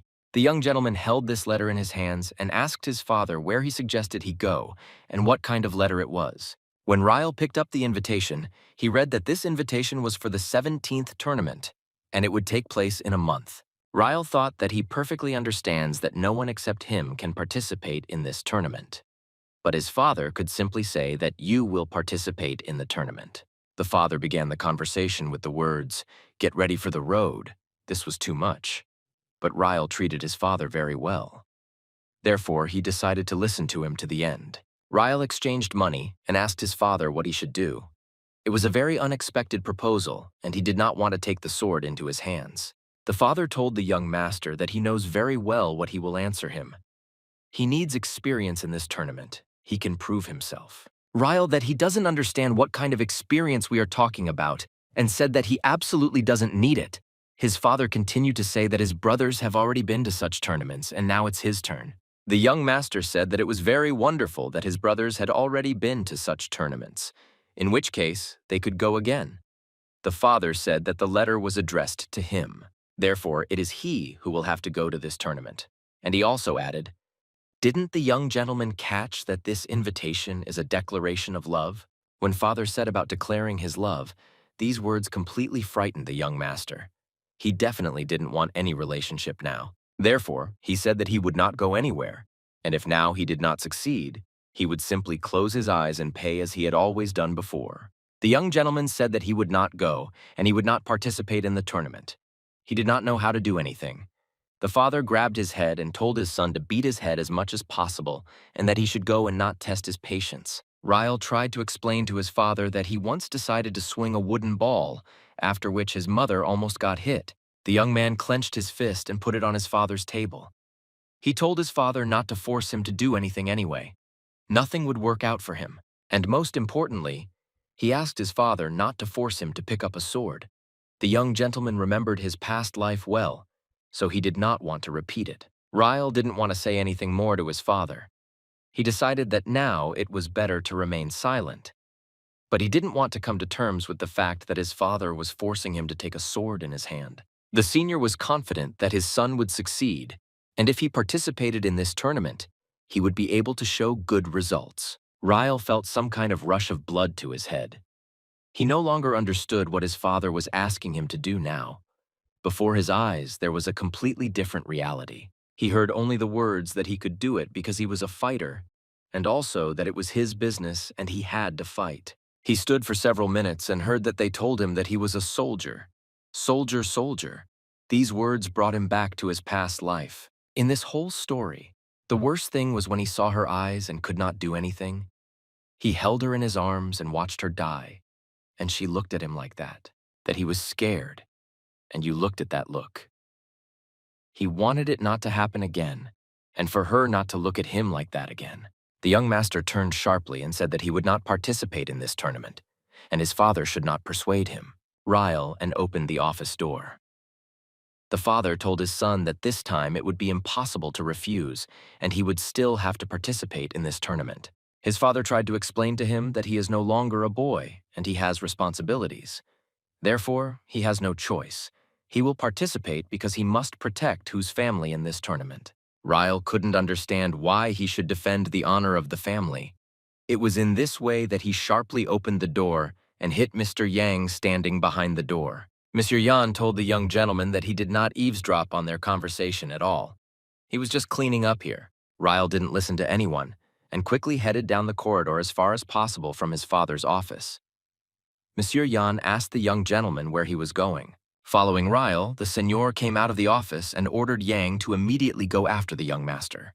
The senior was so upset by this conversation that he even shouted at Ian to immediately catch up with Ryle. The young master, as always, hid in the dressing room so that they could not find him, and there he could be alone with his thoughts. Ryle didn't understand why he remembered everything from his past life. It was very difficult for him, and he didn't want to experience it every time. He was tormented by the fact that he happened to be born in this life into a family of swordsmen, and there was nothing he could do about it. He couldn't put his mind to it. Why was it that he understood perfectly well that he was the son of a master, and his father wanted to pass on his craft to him? But he didn't understand why, in this estate, right down to the maids, absolutely everyone wields a sword. The young gentleman glorified himself for thinking that he had changed a lot. Just a couple of familiar phrases, and he was already in complete confusion. He thought only about one thing why it all went to him. The young master overheard a conversation his mother was asking the servants what she needed and why they weren't doing their work. Sarah answered Milady that she was looking for the young master. The lady asked if Ryle was hiding somewhere again. Sarah continued to tell Milady what she was doing, the fact that His Excellency did not finish speaking with Riley, and the royal tournament was starting very soon. Milady was all clear. She knew that her son was hiding somewhere. Sir, His Excellency also hoped that the young master would agree to participate. but the young master simply ran away without explanation. Sarah continued to talk about the fact that Milady's son, as everyone says, will not be the heir. Doesn't she care at all? The lady answered, of course she cares, but she is sure that everything will be fine with them, just like the weather today. For some reason, the lady thought that her son sometimes looks at her in such a way that it makes her feel uncomfortable. He looks so sad and sad. At such moments, she repeatedly asked him what happened to him, but for some reason he always just closed his eyes. Then he opened his eyes and pretended that everything was fine and there was nothing to worry about. That's when he told his mother never to worry. Everything would be fine. The lady understood that he had changed a lot lately. Of course, he had grown up, but he had become secretive. And the lady didn't understand him at all. But she is his mother. And she will do everything to understand him, even when everyone is tired of his inaction. She will continue to support and love him because she just wanted her son to be happy. Sarah looked at the mistress and could not say another word. She understood how much the mother loved her son. The lady looked at the servant and asked her if she was also tired of him with his laziness. Sarah replied that not at all, and how could she get tired of him? The lady asked the servant to help her because she wanted to move to another room. Sarah said that she was ready to help her. Then the mistress turned and walked to the dressing room door. She knew exactly where her son could be. She knocked on the door several times so that he could hear and called him, but there was not a single sound in response. The lady was sure that he was hiding here again, and most likely heard this whole conversation. When she opened the door, she saw a young gentleman hiding behind things. Ryle was still wondering what to do for a few minutes after his mother knocked on the door, but he realized that he had been discovered. Ryle decided that he shouldn't sit in the dressing room any longer. He opened the doors and said that he was here. He was very glad to see his mother. The young master said that he just wanted to be alone after a serious conversation with his father. The young master sat on the floor and asked his mother for forgiveness. He didn't want her to be upset because he loved her more than anyone. The mistress told her son that he must understand that this cannot be done, and that he cannot leave without finishing the conversation. She was interested to know where he was hiding when the assassins came because they were all very worried and did not know where he was. Milady asked him why he wanted to be alone. Was it all because of the tournament that he received an invitation to from his father today? She couldn't understand why. And that's why she wanted to get an explanation from her son, who so stubbornly avoided answering. Ryle responded to his mother that even the thought of picking up a sword terrifies him. Now I asked my son if he would be accompanied by a beautiful lady. He would go. Ryle didn't even know how to react to this. His mom said she was ready to go with him to the tournament, and he shouldn't worry about everything else. Monsieur Yam asked the lady if she had taken everything she needed because he had prepared the carriages for them to go to the tournament with their son. Milady replied that she had everything ready with the young gentleman, and the accompanying party had everything ready too. All that was left was to sit down and get going. Ian said that he doubted that his help would be enough for them. He suggested that they take someone else with them. Sarah said it would be appropriate to take at least 2 more. The young master said that of course they have enough and don't need to take anyone else. He knows how smart they both are. Ian, as always, was dissatisfied with everything and muttered to himself that the prince, of course, he is the prince. But this was too much, the gentleman's voice asked. Are they already leaving? Milady turned around and was very happy because she saw His Excellency who had come to see them off. The gentleman told her that it was not necessary to go with their son. Milady explained that they had already agreed on everything and there was no need to raise this issue again. She said that this was her first trip alone with her son. Therefore, there is no need for long goodbyes, otherwise you might inadvertently upset someone. The gentleman said that he would not say goodbye for a long time, but he wanted no one to upset him. Milady turned to her husband and said, "Is he really jealous of her own son?" The gentleman, of course, understood everything. My lady is going only because this is the only condition under which their son can definitely agree to participate in the tournament. Milady asked her husband Stein not to start talking about bad things. They agreed. And she also added that she was ready to give him advice. The gentleman looked at her carefully. He definitely didn't expect such a turn. The gentleman said goodbye to the servants. He understood that he was letting go of the most precious thing he had in this life with them. Therefore, he reminded Yang that the safety of his wife and son was in their hands, and if anything happened to them, they would not lose their heads. Yang swore with his life that he would protect the young master and lady to the last drop of blood.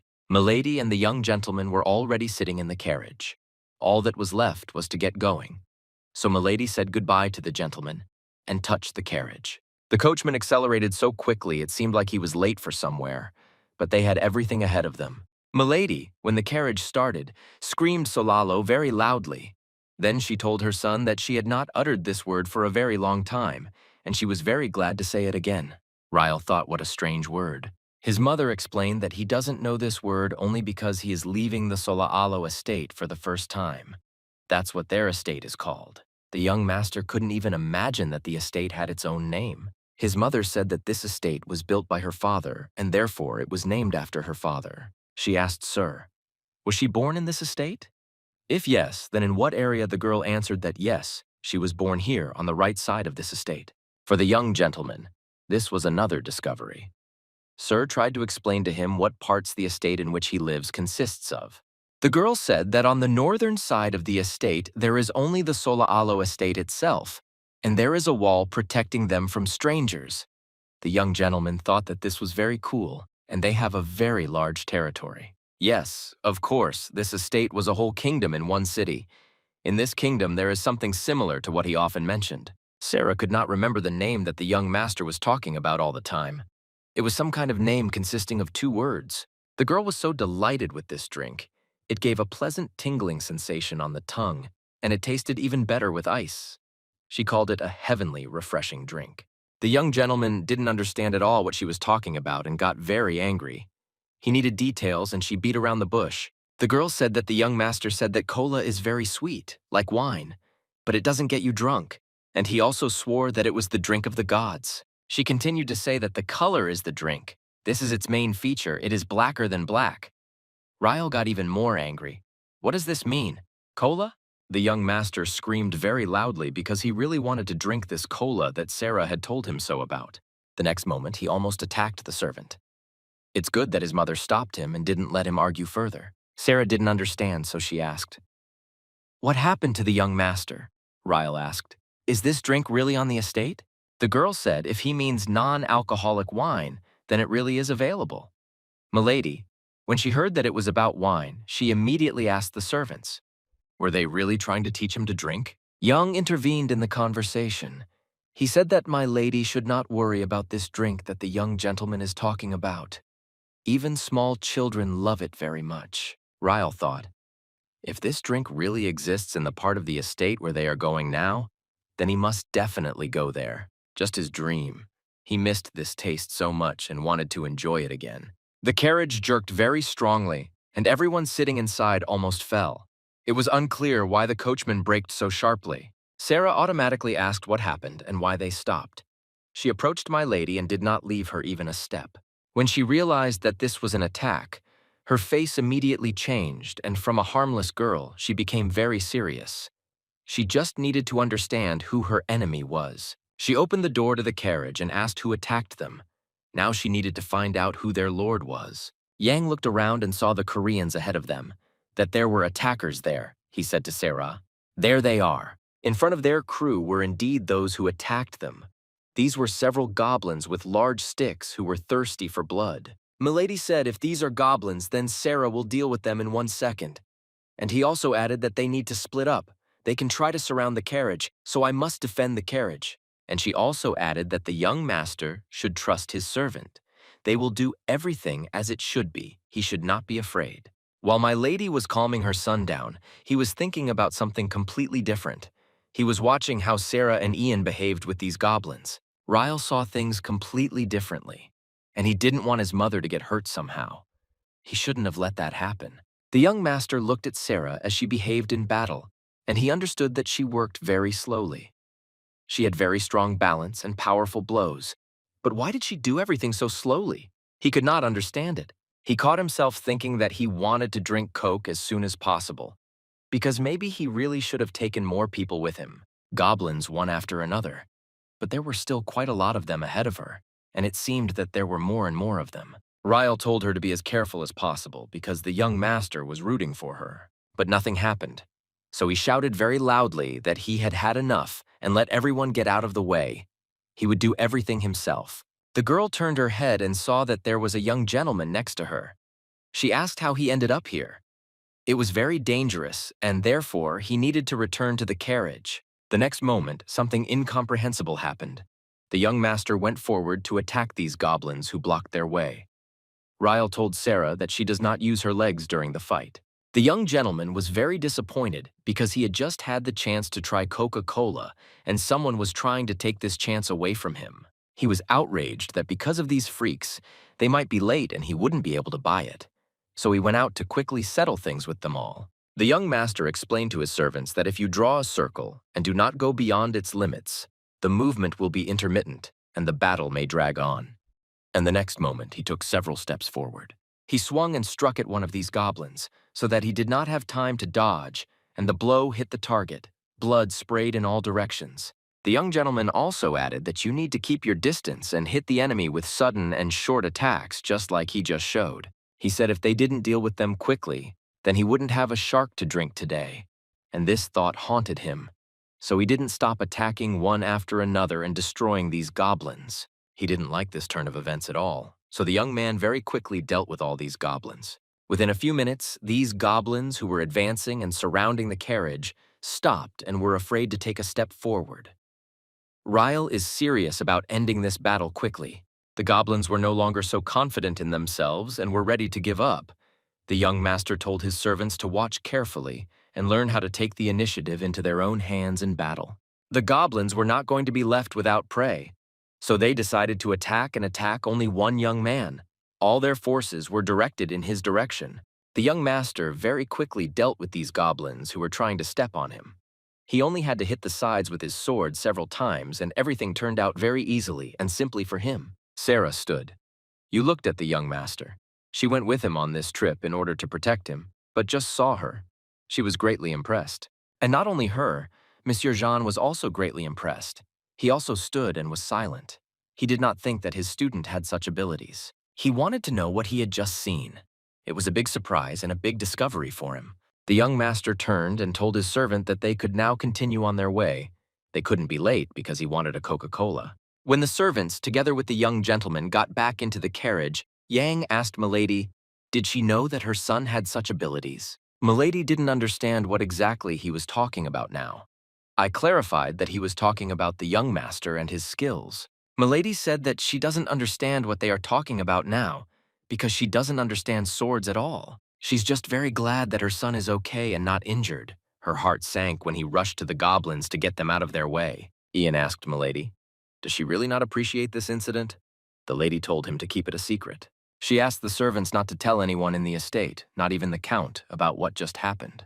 Monsieur Jan didn't understand why he shouldn't tell everything that just happened to the Count, because it was quite good on the part of the young master. Not only Dear Den asked Monsieur Jan about this, but the young gentleman himself also asked him not to tell anyone what kind of incident happened to them. After which the carriage started moving, and they very quickly went to the place where they were supposed to arrive at the invitation to the tournament. When they left the forest, the weather was hot outside, and the young master wanted to drink Coca-Cola even more. Sarah said that they are welcome to Sodia. This is exactly the part of the estate in which she was born. She knew everything here well. Ryle said that she looked very joyful. Sarah replied that it was because she had not been to her homeland for a long time. For some reason, Milady wondered if they had treated Ian well. It seemed to her that it didn't work out very well with him. She was a little worried that they had to send him to the castle alone. Sarah answered her mistress that nothing bad happened. She believes that this is only for the better. If he had stayed with them now, he would have been buzzing all day long about what happened along the way. And now here it is necessary to respect local customs and rules.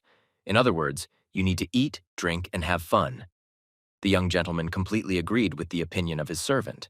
The girl looked at him and asked where they would start. She didn't doubt his choice, but she had to ask.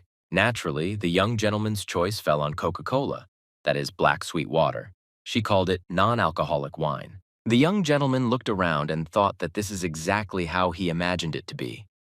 This is exactly how the place where the tournament was supposed to take place should have looked like. Sarah said that she knows everything here, and just nearby there is one cafe where she visited very often. She said that they probably sell what the young gentleman wants there, and at the same time they can hide from the sunlight there. A very unpleasant man stood and said that he saw their two goals. They had already arrived in this city. Then this man turned around and told the girl, who had a large birthmark all over her face, that it was time for her to earn her bread. She had to act. This girl looked like an ordinary beggar, so she was considered the trash of a magic tower. The girl with a spot on her face said that she was ready. In principle, she had no choice but to agree to such proposals from the gentleman. Time for a young gentleman with his mother and servants to come to the same cafe where Coca-Cola was supposed to be sold. He looked at this drink and said that he couldn't believe his eyes. Did this drink really exist here? The young gentleman had tears in his eyes. He didn't think that he would ever be able to taste this drink. He finally felt this fantastic coolness and still tingling foam burning his throat. This was what he was missing. He understood that this was what he needed, and from this thought alone, he was already happy. He didn't remember himself for a long time. The young gentleman was very happy when he drank this drink. It seemed that something incredible had happened in his life, and it was a very important event for him. Milady and Sarah stood aside and watched the young master. They could not imagine why he would allow you to lead like this. Ryle was in such high spirits. He asked his mother if he could have another glass. She replied that he could drink as much as he wanted. It is unclear why Sir was in a bad mood. She looked at the gentleman and did not understand why he was acting like an elderly drunkard. A friend in the square heard some kind of mushroom. The same girl with a mark on her face was screaming. A man held her by the hand and said that she was a thief. The girl with tears in her eyes said that she did nothing. This girl cried so pitifully and asked for help. The gentleman who held her hand told her not to pay attention. They caught her stealing. Sarah saw such a picture. She thought that this gentleman who grabbed the girl. This girl cried so sincerely and said that she had not done anything, that she was ready to stand up for her. The young master grabbed his servant by the hand and told her not to interfere anywhere. The girl couldn't understand why he did this. Was he just chickening out or something worse? The young master held Sir's hand very tightly and did not let go. He said that there is no need to interfere in this performance because it is all a staged act. Therefore, she should relax and not pay attention to various nonsense. Sir asked the young master, "What is he even talking about?" Sarah couldn't understand what his words meant. Staged. They actually caught her and were ready to beat her right in the square, Ryle said once again to calm her down. Because these people were always looking at her sword. They were just waiting for her to stand up for this girl. The girl continued to break free from their hands and asked to let her go. One of these thugs pulled her and told her to come here, Ryle explained to his servants. If this girl needed help, she would look for the savior with her eyes and look in all directions. However, everything is not at all like that. All three of them show that they agreed a long time ago. Most likely they were at the same time. Therefore, if Sarah looks carefully, she may notice that their eyes are focused only on her sword. The young master asked his servant, "What does this mean?" The girl didn't know how to answer him, so the young gentleman told her that she needed to get involved in unnecessary problems, especially since they didn't concern them at all. In the evening of the same day, when Yang had already arrived at the estate, he came to report everything to his young master that he had returned. When Ryle saw his face, he immediately guessed that something had happened. Yang told the young master that he was to blame for him. To be honest, he wanted to do it his own way. Yang said if he had his way, he would have taken the right to participate in the duel instead of the young master. Then he took the cup standing on the table and drank it to the bottom, because his throat was dry due to recent events. When he finished drinking, he slammed this cup very loudly on the table. He was obviously outraged by something. Monsieur Jean wanted to tell the gentleman about what happened to him today at the Solia castle. He found it very suspicious. Until the moment he arrived at the castle, he could not even suspect that this could happen to him. Dad came up and asked him to please give him 4 tickets to a fencing competition. The girl asked him for forgiveness and asked where they came from. Then Ian replied that they had arrived, and from the estate of Count Hippolyte. The girl reacted strangely to what she heard. She asked again if they really came from there. Yang said that this was exactly so and showed the clan letter and the Count's seal. The girl said that she checked and then asked again, "How many tickets do they need to participate in the competition?" It was a bit of a stupid question, but Ian again answered it to this girl. He asked to be given seats in the audience. Ian took the tickets not for participation, but for the spectators, and this thought was unbearably painful for him. Ryle reacted very calmly to what Ian had just told him. Everything was clear to him, but he didn't know what to answer. In fact, this is not all that Ian had to tell him when he took these tickets.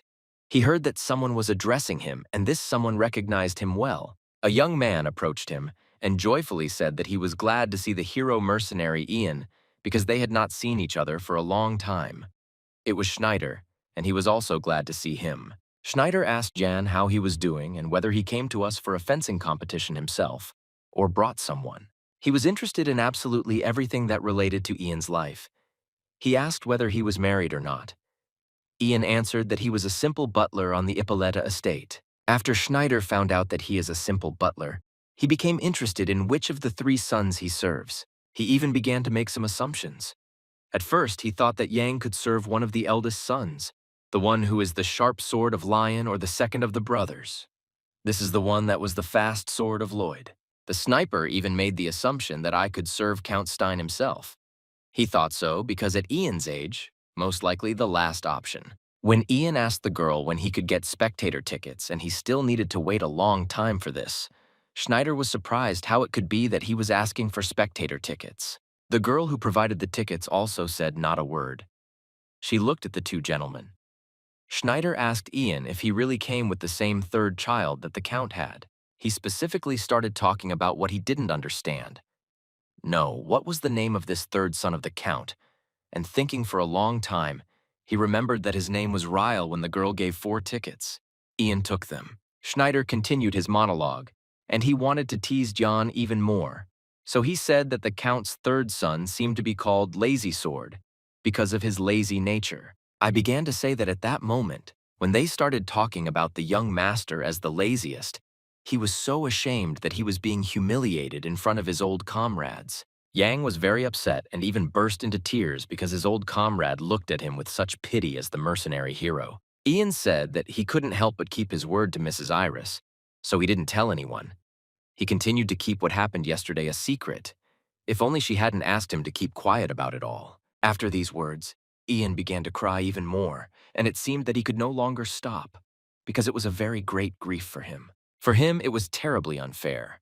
He had never felt so humiliated and so defenseless. The next morning, Sir and Madam were already sitting at the table when the young gentleman came down to them and the girl asked how he slept. The young gentleman replied that he slept very badly. It seems he shouldn't have come to court at all. He doesn't like everything here. Sarah said that the competition that she had been waiting for so long begins tomorrow. This is her first time at such a tournament, and Ryle is very worried that everything is clear to him. He just wants to go home. Mrs. Iris told her son that their Ian was too sensitive. Ryle confirmed her words and said that he got drunk yesterday and repeated the same thing every half hour. I followed the young gentleman into the room. He greeted everyone. He didn't look like he had slept all night. The young gentleman, when they were sitting at the table, asked the girl where they should go today. Sarah replied that today they would go to the right Solia, answered there that on another day there would be no such opportunity. From tomorrow, the 3-day competition begins. Ryle also asked if they would go to the lower part. The girl thought for a while, and then said that it was better for them not to go there. Ian intervened in their conversation. He said that the lower part is not exactly the place where you need to travel. It's unsafe and dirty. Sarah confirmed these words. Even though she lived here, the lower part is not the best place. The young master also had no particular desire to go there. Sarah left the house. She suggested that it was time for them to explore the city, so the lady said that she should show them the whole city. The girl tried to show them the most beautiful streets of the city and the most beautiful buildings in this city. When they walked along one of these streets, they saw an unusually beautiful temple. This was the Temple of Solia, a place where they worship the goddess Irenessa and receive blessings from her. In this temple, they heal the sick and wounded. And also in this temple, the goddess inspires the oracles to predict important events, positive or destructive. Lady Iris once suffered from a serious illness. Now she came to thank the priest to whom she owes her healing, and at the same time to see the city. Ryle. He stood in this temple and looked at it from all sides. He thought, is this temple really sacred, and can it really heal? The young master thought that it is not very different from other places of the same temples that are located in other places. He wondered if the goddess really gives people the gift of prophecy. Someone is ready to spend their life on monasticism for the sake of this gift. This was incomprehensible to him. The priest was very glad to see Lady Iris. He said that her recovery was difficult for her.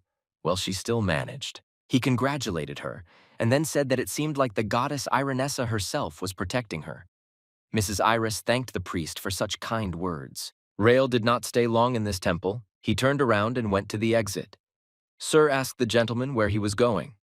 Rael said that he thinks his mother will talk for a long time, so he will go and look around. Rael began to walk around the temple. He wanted to take a closer look at the local attractions and how exactly this temple differs from others. Of course, this temple had very beautiful architecture. Ian said that many come here from afar to look at this temple. The young master thought that in a past life he accidentally met a saint in such a temple. He was extracted that he was the chosen one of the sacred sword. It was from the moment he met her that his life began to change, and he will never forget this meeting. For some reason, this particular temple reminded him of his past life, how he met a saint in such a temple and pulled out a sacred sword. The young master walked along the corridor in front of him. He saw a girl who was praying. Everything was like last time. The girl returned and greeted them. She said that it was a great honor for her to meet someone who was gifted by the gods. When she turned around, her face was not visible at all. It was the nun who said that, "Welcome to the Temple of Soliu." I said hello to the lady. The young gentleman began to do this to me. He didn't understand why she was saying all this. Yang made a remark to the young master. He said that Ryle responded to the greeting.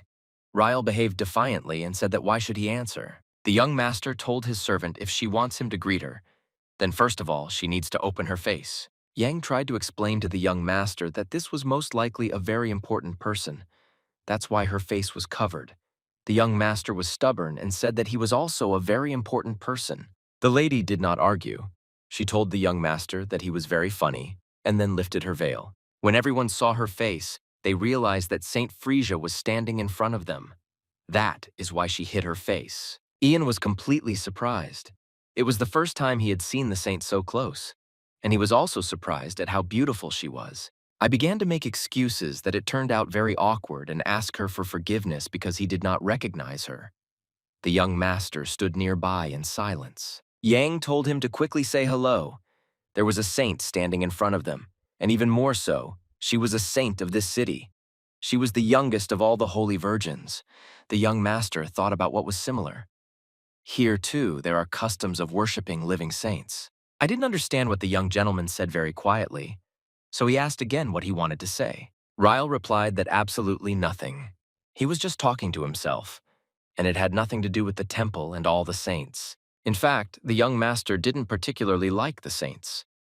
On the contrary, one could say that he didn't like them and even felt disgust for them. This was all after the time when the saint told him that the sacred sword had chosen him. And then she handed this sacred sword to him for him to take. She also told him to destroy the demon king. Remembered very well what they told him in order to destroy the demon king. This is only within the power of a warrior chosen by God. It was then that the same saint told him that he was their only hope and salvation. She then instilled confidence in him. He still doesn't understand why exactly that time he agreed like a fool and did everything she asked. This time, he didn't want to get into the same situation, and so the young master turned around and walked in the opposite direction. Ian was very dissatisfied with his behavior. Yang went up to the young master and said that he needed to show his face so that she would remember him. Ryle said that he didn't need it. The more he looked at her, the more his appetite disappeared. The saint stood and did not understand yet. None of the people who came to this temple behaved like that with her. The young gentleman said that it was time for him to leave, and his mother had most likely finished the conversation. Yang tried to stop the young master. He wanted him to listen to him and still look at the saint. The girl was not at a loss in such a situation. She herself followed the young master. She had something to tell him. She asked the young master to stop. Ian stopped and turned around, but Ryle stopped. But he was in no hurry to turn around. He thought a little. He decided that he should listen to her, so he turned his head. The girl who was considered a saint tried to tell him something. The young master thought that she was going to tell him the same thing as last time, that he was unusual and made a good impression. He really hoped that she would not say that he needed to take the sacred sword and destroy the demon king. The girl came closer to him and asked him to bend over because she wanted to say it so that no one else would hear it. She said something very quietly in his ear, but these words hurt the young master very much. He didn't even know how to react correctly to these words of hers. The girl stood aside and watched him. The young master did not understand why such things might be asked. The holy girl said that judging by his face, it is so, and she understands everything because she thought so. These words angered the young master even more. He told this saint that he had no right to talk about such things at all. The saint said that she finally succeeded at the very beginning. He had such a sluggish reaction when he saw her. After all this, the young master said that she could not call herself a saint. As far as he knew, it was not typical for saints to say such nonsense. The girl replied that despite all this, she is still the youngest holy virgin of this city. It's natural to be proud of this. Ryle told her how great she is, and he also added that, let her think as she pleases. The girl was very indignant because the young gentleman addressed her as you. She demanded respect for herself. She is a saint after all. Ryle didn't understand why he should treat her with respect just because she was a saint. The young gentleman was very indignant. He asked the girl if she was a saint. Then he should fall on his knees in front of her and cry from morning to evening. He turned around and looked at Ian. I answered him that, no, he shouldn't behave like that. But he wanted to tell him that he needs to behave with respect for her. Ryle fundamentally disagreed with him. And he was also very angry at everything that was happening now, and at everyone. He didn't want what happened in the past to be repeated in his life again. He asked her for forgiveness and said that he could not stand saints because he had a hard time because of one like her. He said that the way out of this situation would be for everyone to go their own way and not irritate each other. The girl stood and didn't know how to react. No one had ever talked to her like that. In all this time, she really always believed that she was a saint. Tears started flowing from her eyes. Someone offered her a handkerchief so that she could remove them. Rail, ask her what happened. Is she really crying? But in fact, she was the one who started first. Then it's unclear why she's crying. The girl threw away her handkerchief and said that she didn't need anyone's sympathy, and she also said that she could manage without anyone's help. She was very surprised by this treatment of the saint, and she was not the only one. Everyone around her could not understand what was happening. The girl said that you can't behave like that with a saint, and that this is ordinary sacrilege, and she doesn't understand why he came to the temple if he has no respect. The young master said that he sees nothing wrong with his behavior because he has no religion. He also added that she was very funny. First started talking some nonsense, and now she made him look bad. The young master said that it was precisely because of her behavior and people like her that he did not want to come here, and told Yang that they had to go and were already leaving. The young master felt that they shouldn't stay here. They definitely needed to leave. So he turned around and headed towards the exit. The youngest saint stood in the middle of this temple and understood that she too was in a very unpleasant situation, but she could not do anything about it. She turned and looked at the saint. She thought that she should ask her what she should do next. She was very hurt by the words of the young master that he said he couldn't stand saints. Those present in the temple discussed whether there really are people who may not like the saints. They have never encountered such a thing. The girl became even more furious because this was no consolation for her. She felt disrespected. Other people who were in the temple said that they should not attach much importance to the words of this young gentleman. Someone else said that it was just some ill-mannered gentleman who came here and showed how ill-mannered he is. The saint asked if they too had ever thought about her like this gentleman. Everyone began to say that no, they couldn't think like that, because she is the most holy person after the goddess Irenessa. They said that they think that she is the goddess herself in the flesh, and she should not take the words of this gentleman to heart. The girl agreed with their words. She thought if this is really so, then okay, she really won't take these words seriously. But despite all this, and the fact that they had been calming her down for so long, she was restless in her soul. She kept thinking about this young gentleman and about his words. She drove away thoughts about him and went to pray. When she approached and began her prayer, she felt the power of the holy sword, which surprised her very much. She immediately turned and looked after him. Then she moved to stop him again. She looked after him and realized that this couldn't happen. Is it really him? The saint did not know what to do in this case, but her doubts were very great. She could not believe what could happen. She also couldn't believe that it was him. She needed to somehow come to terms with this thought.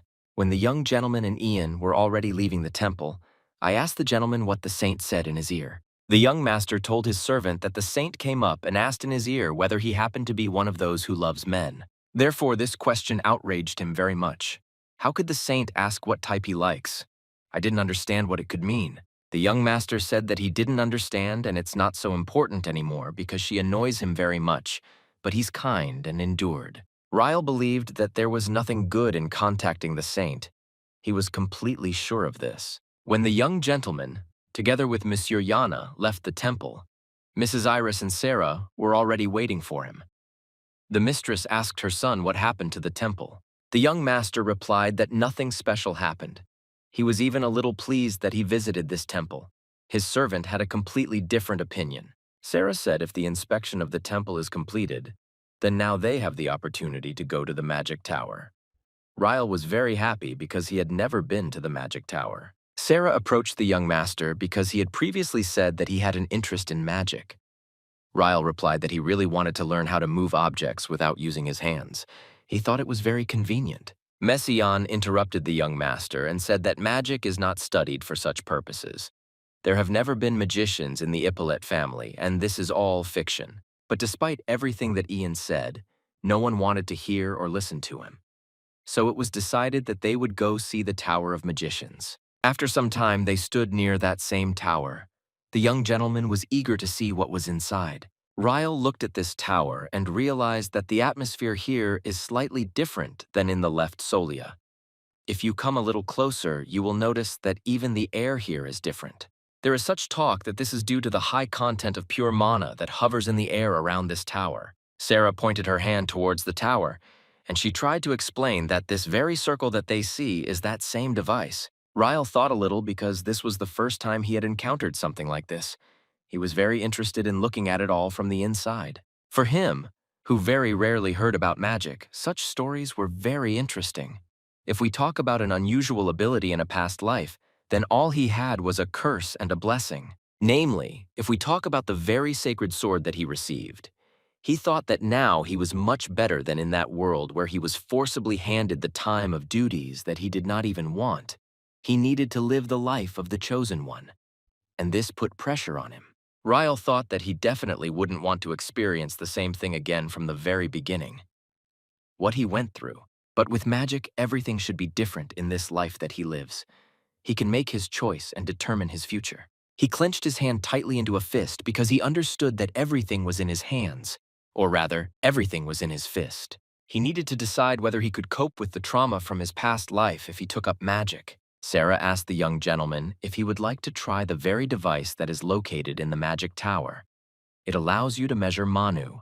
Anyone who wants to become a magician must go through this procedure. She tried to persuade him. If he had such a chance, then he should try. Ryle thought about her proposal. Everyone knew that Ippolet's first two sons, Lion and Lloyd, had already measured mana levels on this device.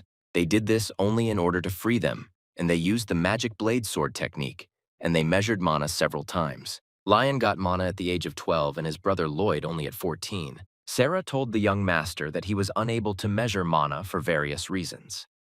Lady Iris asked her son to do it. Monsieur Yan believed that the time had finally come to show everyone the abilities of his student. He somewhere in the depths of his soul knew that he had these abilities. I always considered myself a mercenary hero, the best in combat magic during the Great War.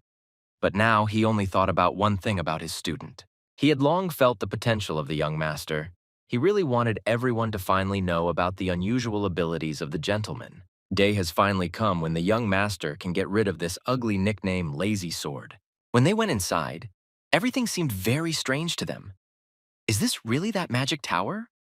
It was quite spacious there. Sarah said that thanks to some special device, the inside is much wider than it seems from the outside. She didn't know any details. But that's exactly what they say to Ryle, that it's very surprising. It was also very strange for you to see that all the objects that were in this tower were in limbo and could move. Sarah correctly noted that after all, a tower is a tower, and other people look somehow special. She meant those people who were inside this tower. Their excursion was interrupted by a young man who wanted to know with what question the gentleman came to this magical tower. In front of them stood a young man with huge glasses who was dressed in a dark robe. He is ready. This young man is ready to show them everything in the magic tower. Yang said that they came to see the tower. This guy told them that not everyone can enter the magic tower and asked them to provide documents confirming their identity. Ian was not at a loss because he had such documents and he could provide them. The young man took them in his hands and read them. After that, he realized that they were from the Ippolet family, and he could give them permission to inspect the first floor. but go up to the second floor without permission, or touching objects is strictly prohibited. Ryle didn't hear what this guy was telling Monsieur Ian. He walked up to one of the hanging air and objects and decided that he needed to try touching it. The guy in the robe ran up to the young master, grabbed him by the hand and said that he shouldn't touch it with his hands. He didn't explain anything else. Ryle apologized and said that he just wanted to touch it because he was interested because this stone is so blue and doesn't look like anything. The guy in the robe said that even a gentleman from a count's family shouldn't touch it because he doesn't know what it is. Ryle asked this guy what kind of stone it is that you can't touch.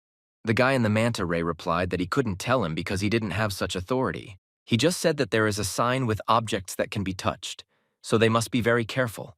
All other objects cannot be touched, only you can look. Ryle didn't quite understand why you can touch some objects and only look at others, but he didn't want to argue. Mrs. Iris intervened in their conversation and asked this guy to show them everything on the first floor.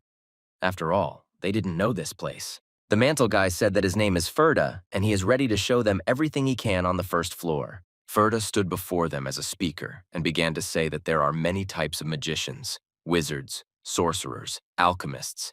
If you start listing their properties, then a whole day will not be enough. He talked about how most of these magicians write such magical books, and showed the book that was in his hands. Then he led them to another exhibit. He showed that water can be poured into the flask, and when a certain time passes, it turns into ice. The principle is that the magic circle comes into contact with water. Ryle thought everything he says sounds like an ordinary refrigerator. Ferda heard the comment and asked the young gentleman for an unknown word. What does a refrigerator mean? Ryle told him that he just came up with this word and it means absolutely nothing. Ferda told the young gentleman that he could look around here. If he wants to go up to the second floor, he will have to go through a certain procedure. Ryle didn't yet know whether he wanted to go to the second floor or not, but he wanted to find out what he could see there. Ferda answered the young master that on the second floor, he could see trainees practicing magic, such as throwing a fireball, which interested him so much. Ryle thought it was quite interesting, and he would like to go up to the second floor to look at the interns. Sarah exclaimed joyfully. She called the gentlemen, "Come to them." They stood near the ball and looked at it. Ryle asked them what it was. Sarah replied that it was a manometer and he wanted to try it, so they were all looking forward to it. Ryle once very hesitantly said that he wanted to try to measure it. Manayan was completely confident in his student. He was waiting for Ryle to do it. The young master was not sure if he wanted it, but he had no choice but to fulfill the request of Monsieur Jean and Mrs. Iris. It seemed that Yang wanted this most of all. He was burning with impatience to find out the whole truth about the young master. Ryle had no choice but to agree and said that he was ready to try, but most likely nothing like that would happen. He approached the table. Where was this ball that measured mana? He didn't know how to use this ball correctly. Therefore, the young gentleman called Ferd and asked him how to use the mana meter. The guy said that there is nothing complicated here. You just need to raise your hands above this ball. After this, the ball will begin to glow and then fill with water, depending on the amount of mana that the master has. For Ryle, it was very strange. There was nothing complicated here. You just needed to raise your hands and this ball would begin to measure. Jan went up to Ferda and asked the young man what would happen if the amount of mana was too large. Monsieur Jean was only interested in one question. Would the balloon burst because of this? Ferda replied that this happens very rarely, but then such a person will definitely be invited to study at the tower or at another educational institution, especially if we are talking about a child. Ferda said that until now it has never burst. If it even cracks, then they are dealing with a genius. But if it bursts, this is hardly possible. Ferda laughed. He said, after all, the gentleman is not some kind of dragon, and there is no need to worry about the safety of the ball. And he also added that the only one who caused the crack to appear was the great mage Astroya, who during the Great War defeated the famous mercenary hero. Ferd, I don't remember the name of this mercenary, but he remembers exactly that in general he defeated him. Mr. Yang coughed. Sarah turned to his side and asked if he expected much from the young master. Ryle was in front of this ball and understood that this was already inevitable. Now he needed not to disappoint everyone, so he decided that it was time to start. He decided that he couldn't hesitate any longer, raised his hand and put it on the ball. Now he just had to wait a little and the scarf really lit up. Then, as Ferda said, it began to fill with liquid. It was necessary to wait a few more moments so that the result was already known. The light from this ball was really bright, and therefore the young master had to block his eyes with his other hand. Ferda. He stood aside and watched everything that was happening. Today he was on duty on the first floor and had to keep order. Sierra and Mrs. Iris also wanted to know the result that Ryle will show now. But most of all, Monsieur Yang expected to see a good result. He was even sure that now the young gentleman would show extraordinary abilities. But nothing supernatural happened for some time. The young gentleman kept his hand on the ball so that the result would be accurate. After a while, he saw that everything had stopped. He realized that it was all over, so he took off the ball's hand. The young gentleman asked Ferd what happened there. They carefully came closer to the ball and looked at this ball. In fact, nothing like that happened, and the king showed the most ordinary result. Ferda on the ball and said that the young gentleman had an absolute standard and he showed the most average level, the same as many others. Ferd again what he said. He knew for sure that this could not happen. What he says is normal for the young gentleman, and he has no excess. It was an error in the measurement. He knew that for sure. Ryle, on the contrary, was happy because he heard that he had an average level, so he wanted to become a real magician if no one bothered him. Ferda said that this is a good result, but he thinks the young master would be better off studying everyday magic. This is quite enough for magic. Ian couldn't come to his senses. What did the average level that this ball showed mean? It couldn't happen. Ferda asked Mr. Yang if he was okay. The guy didn't understand why Mr. Yang wasn't happy for his young master, because it was not a bad result at all. Mr. Yang walked up to this ball and grabbed it. He knew for sure that this couldn't happen, which means the ball showed an inaccurate result. Ferda signed to Jan and said that this is not the way to handle the ball. He tried to take the ball away from him, but nothing worked for him. Mr. Jan insisted that there was something wrong here. He was completely sure that some kind of error had occurred, and the ball showed the wrong result.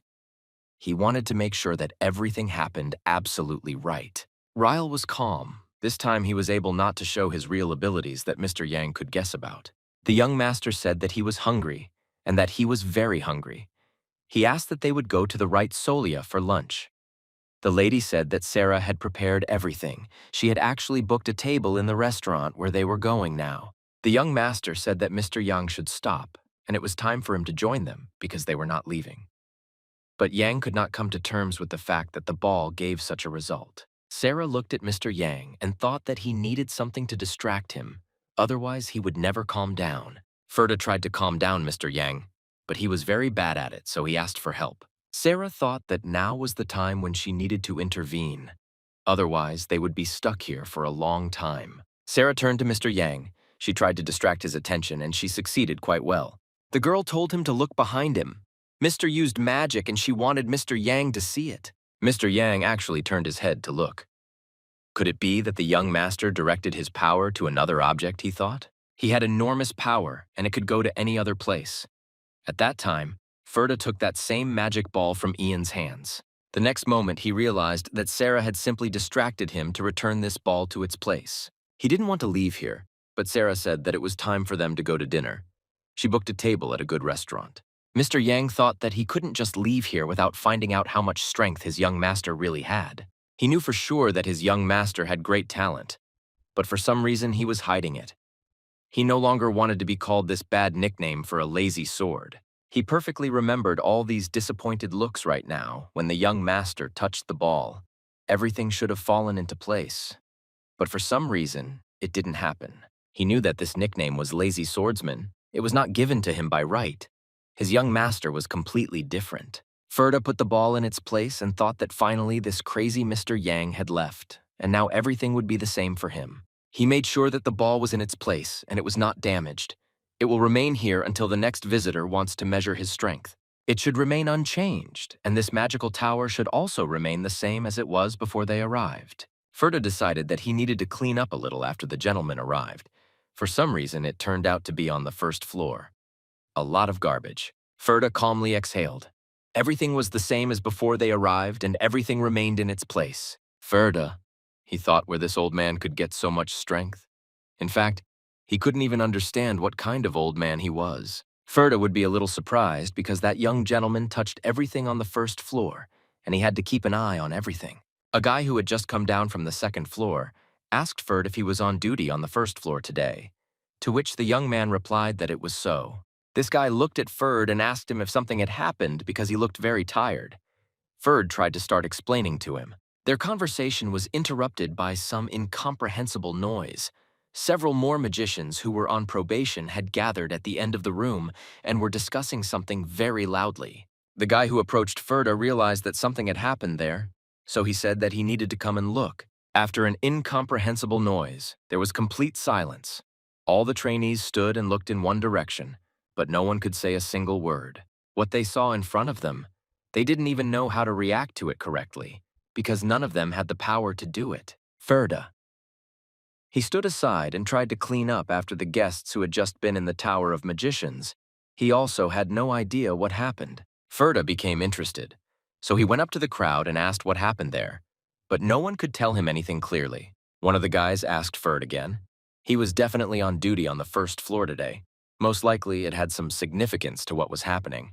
Ferda didn't understand what they were talking about, but he said that he was on duty today, but he wanted to find out what happened. Ferda asked several times what exactly happened, why they were all crowded here, but no one told him clearly. Then he decided that he needed to see for himself what was there and why there was such interest in his duty. Then he came closer.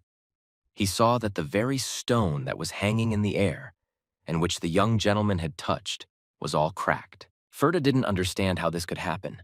It's a stone that only great magicians use. He was only interested in one question: who did it? The guy who stood next to Ferd, if he also doesn't know who did it, then this is a problem and they need to find this person. Astroya found out about this. He would raise awareness of everyone here and make each of them guilty. Therefore, they understood perfectly well that they needed to find the culprit, otherwise they would be in trouble. One of the novice magicians said that this was the right decision, otherwise he might think that they did it, and then they would have troubles. They didn't understand how they could find this culprit because they had no evidence at all. Apparently, this was a completely unusual person. They just needed to know who was on the first floor today and if there were witnesses. Ferda, he was on duty today, which means he must have seen some suspicious characters who were here on the first floor. After all the assumptions, they didn't have a single clue, and they didn't even know which direction to start looking for the culprit. What happened next? This stone, which had just cracked, crumbled into small fragments right before their eyes. Now they were all definitely in trouble. They didn't even imagine how much this could affect each of them. The crack of this stone was so loud that it could be heard even outside the magic tower. Mrs. Iris called her son. She wanted to talk to him alone. Lately, they had not been able to be alone. She asked her son how hard it was for him because he looked very tired and not at all talkative. They held each other's hands like in childhood. The young master said that he was not particularly tired, and he still had enough strength. The mistress understood that there was a lot of interesting things here, but she saw that all this did not particularly interest him, and he was bored here. The young master thought for a while and said that a lot had just happened today, and he had to digest it all. Today, he was in the temple for the first time in his life. And in addition, he also met a sacred maiden there whom he didn't particularly want to see. He was worried that she would give him an oracle, as it was in a past life. Then, he was in the magic tower. There, he collected mana in a slightly different way than before. He had to act carefully so that no one would notice or guess. The young master told his mother that in general, it was good that nothing like that happened. Mrs. Iris did not understand what could happen, because Ian and Sarah were with them. Jan and Sarah stopped on the square. The girl asked Mr. Jan to pull himself together. He couldn't come to his senses. He didn't understand how this was possible, because he couldn't imagine it. The lady looked in their direction and said that it seemed to her that something serious had happened to Ian after they visited the magic tower. Ryle, ask your mother if she's disappointed in him because he's just an ordinary person and doesn't have any superpowers. The lady looked at her son and he realized that she would never be disappointed in him. There was so much love in her eyes. She even laughed because, on the contrary, she liked it all. Now she can think with relief because she has a very ordinary son. Ryle, these words were very pleasant, but he did not know how sincere she was with him. The young master looked at his mother again and decided that he needed to ask again. Is it really true that she is happy for him? Sarah and Ian were either behind and watched as their young master and his mother walked through the streets of the city. The young master and his mother really treated each other with great love. After everything was said, the young master asked his mother, maybe they can look there now. Even at the same time, events were taking place in another part of the city that should have directly affected the young gentleman. Two guys who had just recently shown a performance in front of the young master were in a depressed state. One of them believed that if they continued, they might get caught.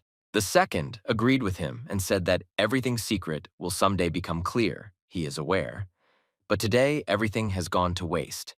Therefore, we need to get down to business for real. Pavel with dark hair. Ask your friend, is he offering to go through pockets on the day of the festival? When is the tournament? The second one said that everything will be fine. It's not even midnight. If they miss this chance, they will have a very hard time and wait for the next festival. Two of these petty thieves were trying to find their victim. One of them saw a guy walking down the street. He looked a little different and was dressed very well. You could tell that he was from a count's family. One of them ducked his head to look around. If anyone else could stand up for this gentleman of the count's family, but he saw that there were guards behind him, and that's why they were afraid to touch him. But he saw that there was someone else coming behind this gentleman, and he approached them. They could easily deal with him. Therefore, he told his partner that an object suitable for them was walking down the street so that he would look at them. When the second one looked into the crowd, he saw that these were the same people who were in the cafe today and who drank a lot of cola. The second confirmed that these are the same visitors and they already met with them this morning. It was really just them who pretended not to notice how the girl was being attacked nearby and who did not stand up for her. One of them said that apparently among them there is one stupid young master, along with his mother and one maid. They will definitely not be able to resist them. And then he added that along with them, there was also an old servant who was completely defenseless. So there were only 4 of them. One of these guys said that you really need to choose them. He decided that such heartless people need to be punished, and they are not committing crimes, but punishment, and the goddess Irenessa will forgive them. The guy with dark hair thought for a few minutes, but he completely agreed with his partner. He thought that these people would not be able to resist them, and there shouldn't be any special problems. There were just 2 aristocrats and 2 servants. It seemed to him that it was as easy as shelling pears. But he caught himself thinking that he had some kind of bad feeling, but they were not in a position to choose. He needed to give an answer whether he agreed or not. He thought a little more. He said that he agreed and then he needed to start.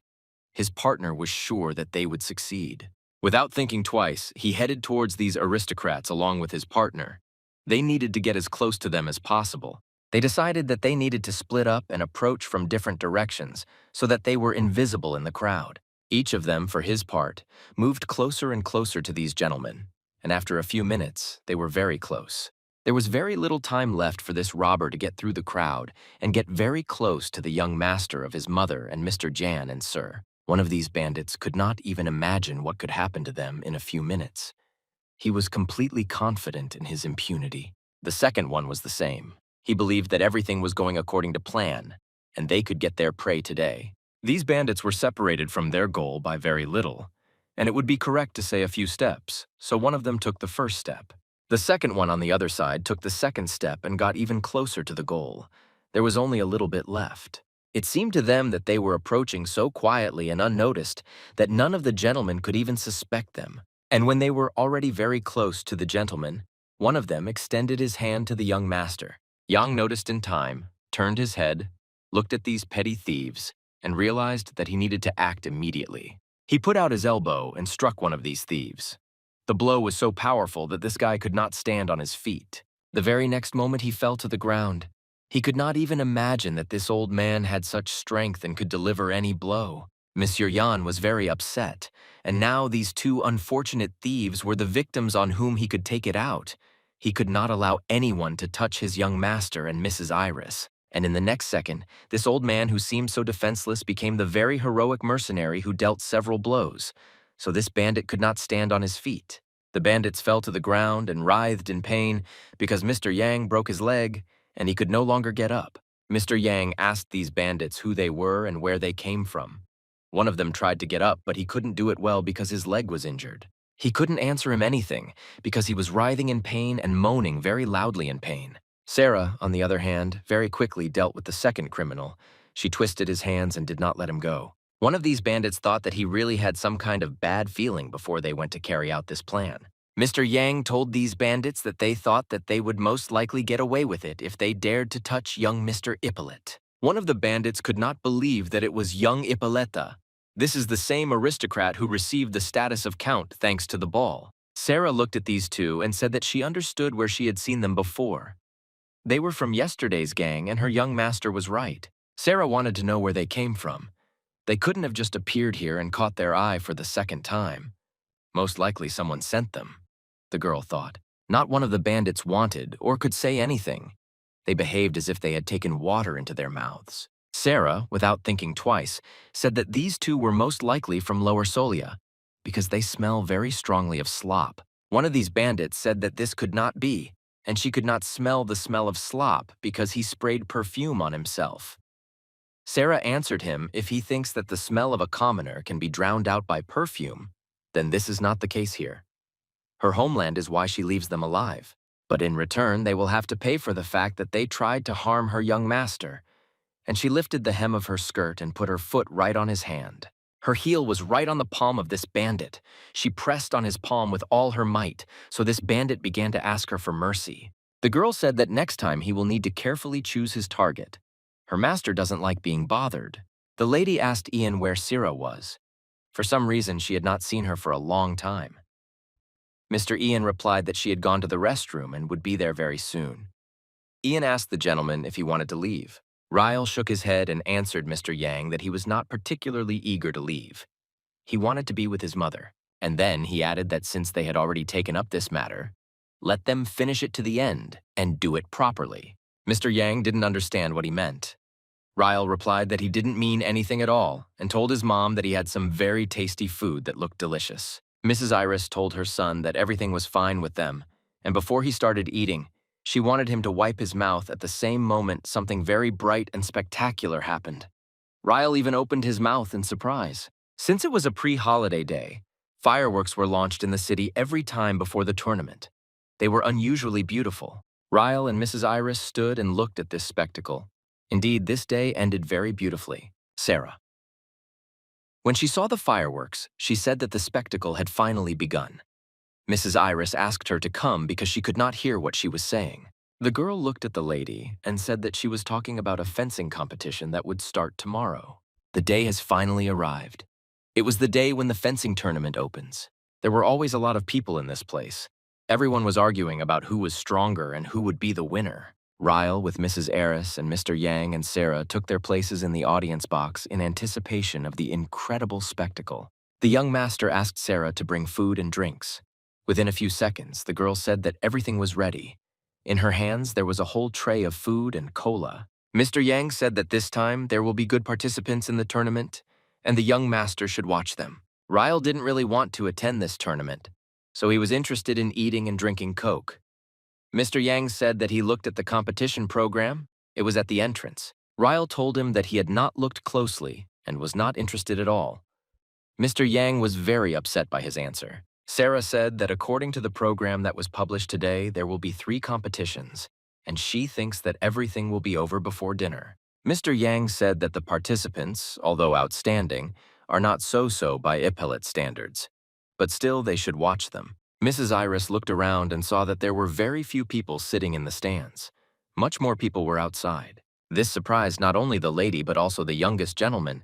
He didn't think that only he and a few other people would be sitting in the stands. Sarah also noticed and told the lady that there weren't very many people. She didn't expect to see such an empty hall because she thought that everything here would be packed. Usually it's very difficult for people to come here. In order for ordinary people to come here, commoners need to receive an invitation letter because this competition is held between the descendants of aristocratic families. The lady asked the girl again.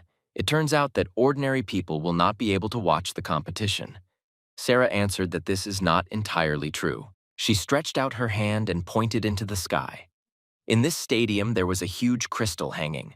Most likely it was magical because exactly the same crystals were in the Tower of Magicians. The lady asked the girl what it was. Sarah replied that with the help of this thing, it would be possible to see what was happening here outside. Ryle was flying somewhere in the clouds. He thought that surely some nobleman would do something stupid and disgrace himself in this competition. Sarah said that this will not happen because there is a time difference. They see what happens a day earlier than everyone else. It turns out that this is something like a broadcast with a delay. The Magic Tower is responsible for this video.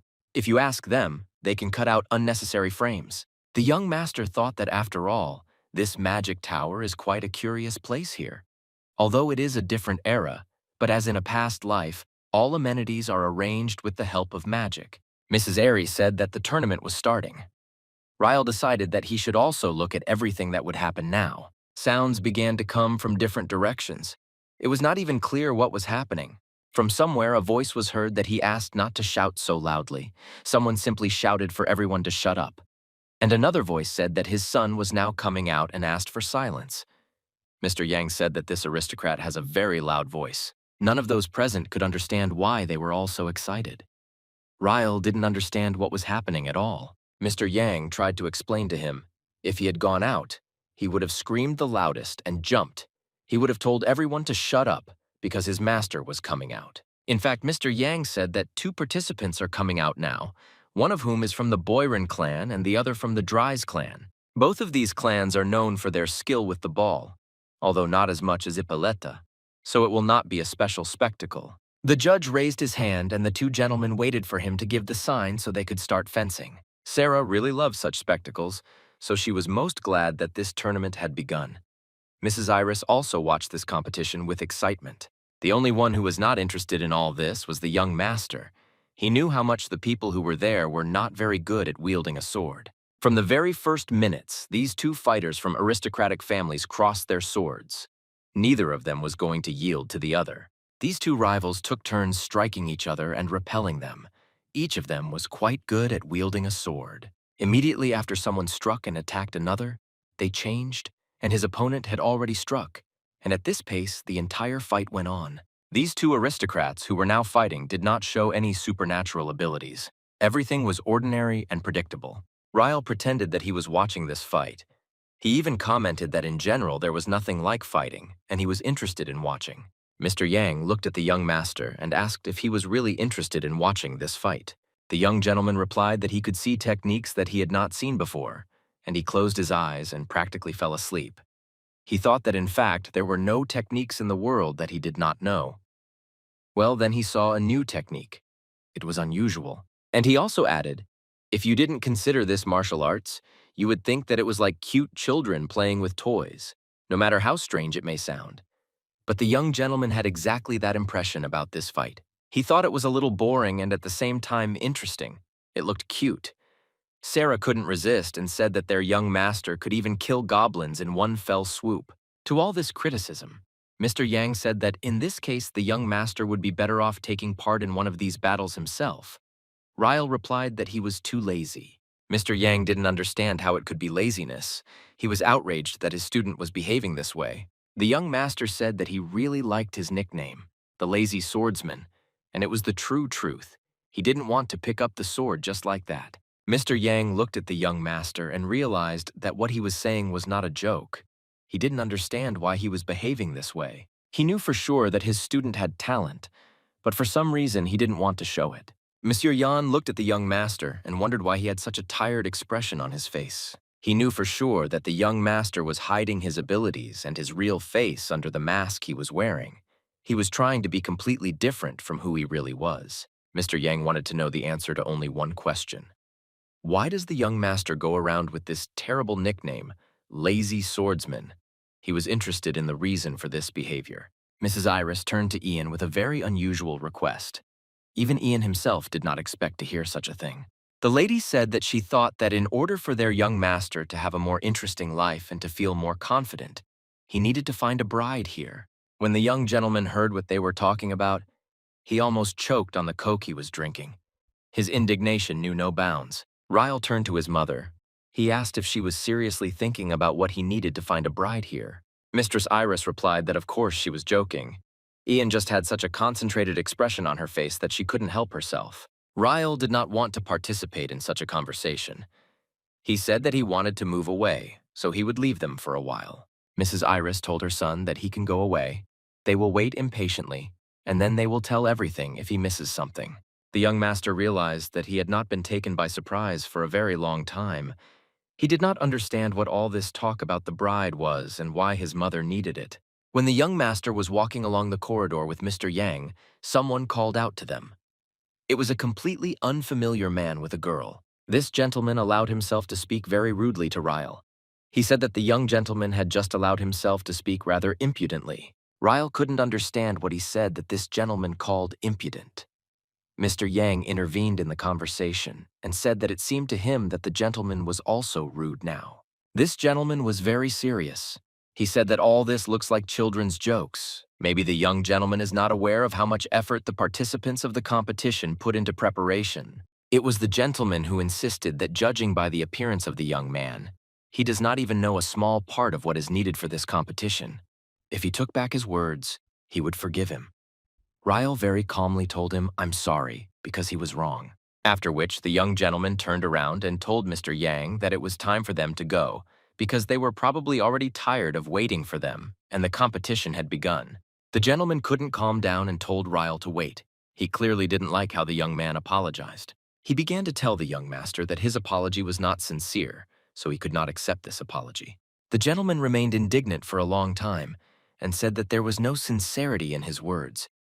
It did not look like a real apology, but Ryle no longer wanted to listen to him. Ryle looked at this gentleman. He didn't understand what else he wanted from him. Yes, he didn't speak appropriately about the participants in this competition, but he already asked him for forgiveness. Mr. Ryle became enraged by this behavior and began shouting that his name was Aplock and he was the eldest son of the Arenzium clan, and that on behalf of all the participants in the competition, he would teach him a lesson. This gentleman shouted, "If a young man is present here at these competitions, then most likely he also has a family." He wanted to know what family the young gentleman belonged to. It seemed to him that this was very important. Ryle: "I thought that he shouldn't have said that. He should have behaved quietly. This was his problem back in his previous life." Mr. Yang looked at him with a questioning look. He wanted to clarify what the young master would do in such a situation. Ryle looked around, and to Mr. Yan's question, he already knew the answer. This is not a very good situation, but he was not going to give himself away. Decided for himself that he needed to run away now, and he didn't want to run into these people as quickly as possible. The gentleman and his companions certainly did not expect such a turn, so they shouted after him where he was running away. Mr. Yang stood in their way and stopped them. He did not allow these gentlemen to pursue his ward. This gentleman tried to hit Mr. Yang because he wanted to catch up with Ryle and punish him, but Mr. Yang avoided the blow. The gentleman said that for an old man, he had a good level of skill and a good reaction. He felt sorry that 2 against 1 he couldn't cope. Ryle had almost run away, but this gentleman's hand pushed him from behind and he managed to catch up with him. This gentleman wanted to punish Ryle for the fact that he does not respect the honor of the nobility. He not only speaks out, but also behaves inappropriately. Ryle definitely didn't like these words. He didn't want to react to this gentleman at first, but the gentleman himself provoked him. Ryle grabbed this gentleman's hand and squeezed it very tightly. He didn't want any conflict, but this gentleman asked for it himself. Ryle explained the Gabs one, but that he apologized to him and they don't understand why continue this conflict. He raised his hand up and squeezed with such force that the gentleman was no longer glad that he had contacted him. Ryle squeezed his hand harder and harder. The master didn't show it, but he began to mustard in pain. The gentleman didn't understand what was going on. Why was this guy so strong? Just a few minutes ago, he wanted to run away from him. The master thought even though this young master is so strong, everything is pointless against his mana. Subsequent events showed that everything was completely wrong. Ryle held his hand and squeezed it to such force that his opponent could no longer resist. Even after he used mana, it was all useless. Ryle was much stronger than this gentleman. The girl who accompanied this gentleman decided that she needed to come to his aid. One understood that he overestimated his strength, but he did not understand what kind of young man he was, why he was here, and who he was. The gentleman realized that this brat who was holding his hand did not use mana at all. Well, then it's unclear how he did it. Ryle asked the gentleman why he pestered him. The gentleman could not answer anything because his hand was very painful. The girl hurried to come to his aid. Ryle didn't even fight. He struck this gentleman. So he was thrown aside and he said that he wanted to live in peace. After the first blow, the young gentleman dealt several more blows to this boring gentleman so that he would definitely not bother him again. The gentleman and his assistant flew to the side, and none of them could resist this force of impact. Ryle and Mr. Yam in the corridor for a few seconds. In such a situation, there was nothing to comment on. The gentleman and his assistant flew straight into the wall from such a strong blow, leaving a dent on it. Ryle. I approached this gentleman and said that he seemed to introduce himself and his name was Aplock. He wanted to tell him again, but now he must listen carefully. The young gentleman began to say that Aplock should take pills because he stinks very strongly. Mr. Yang stood aside. He did not want to interfere in the conversation of his ward. He saw him once again and was convinced of his strength. Ryle told the gentleman if he doesn't want to be found out, he should be quiet. He should understand this. Aplock agreed with him. And the young man also added that if he wants to tell someone about what just happened, no matter who it is, no matter what family he is from, then he will find him and save the earth. Mr. Yang looked at the young master. He was interested to know what he said.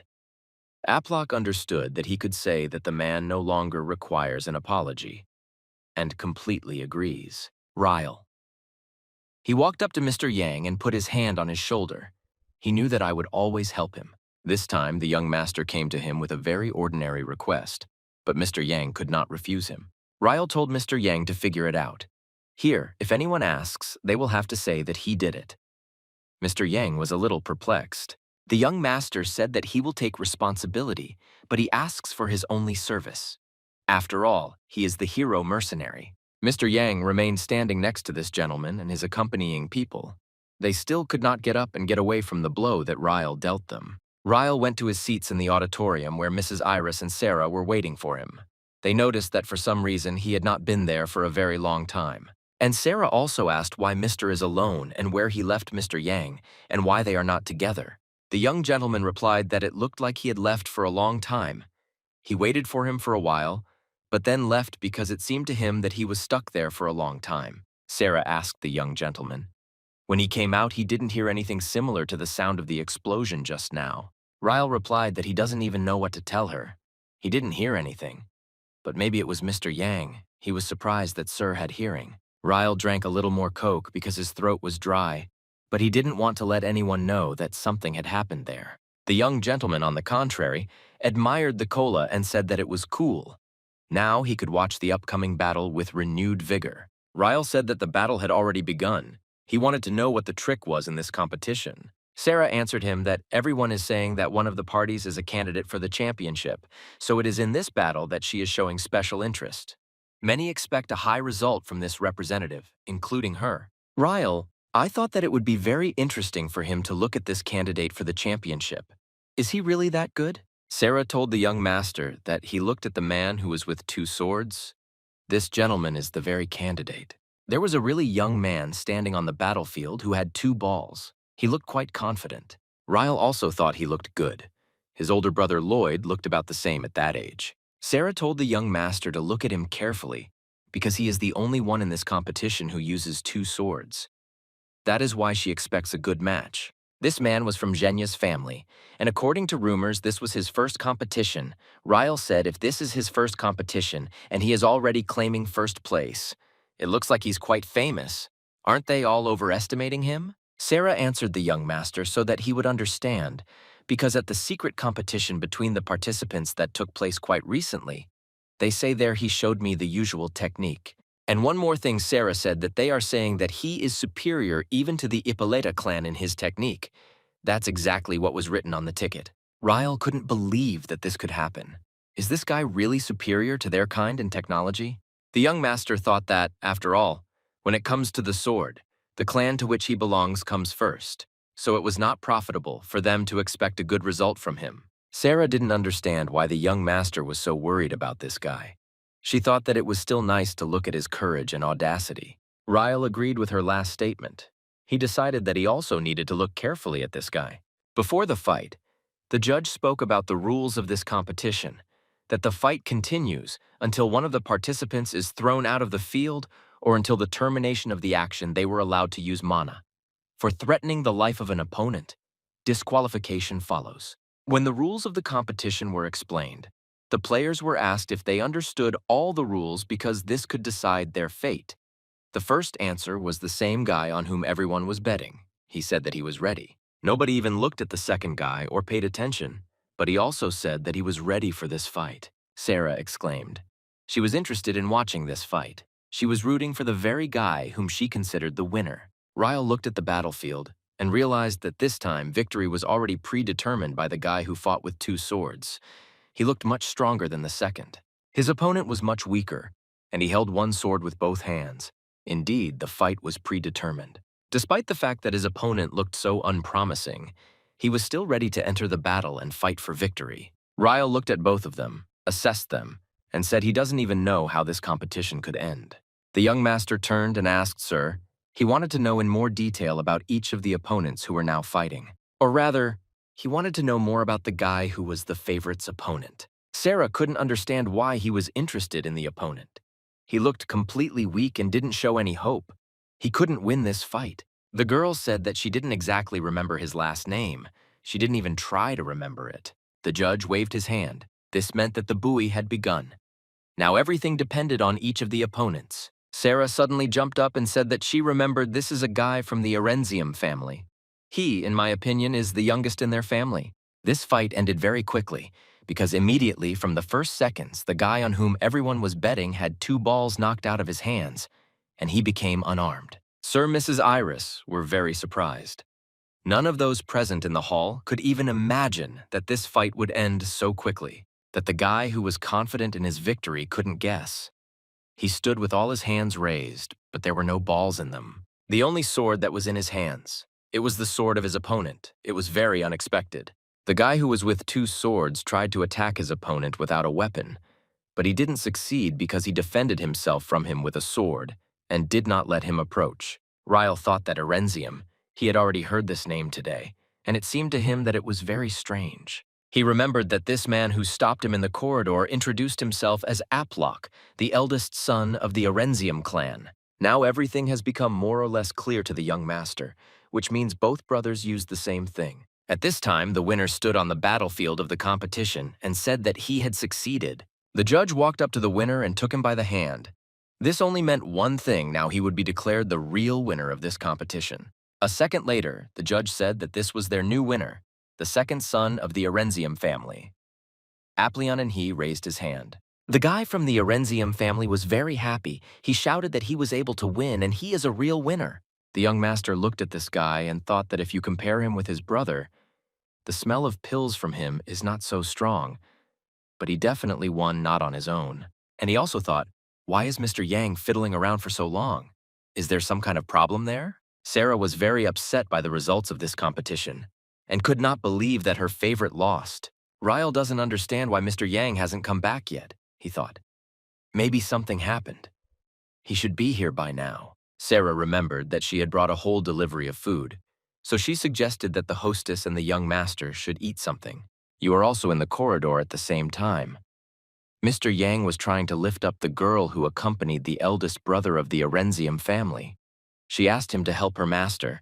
Mr. Yang said that thanks to protection from mana, he has less internal damage.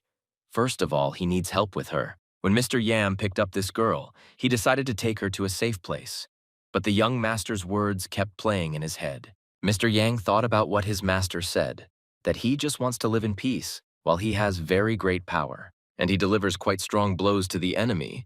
This was visible not only here, but also when he entered into battle with the goblins. Mr. Yang thought that this Aplock is also quite strong and has good abilities, but his strength was not enough to resist the young master. Mr. Yang thought that no, he doesn't care now how talented everyone else is, who takes part in these competitions, because his master has shown himself.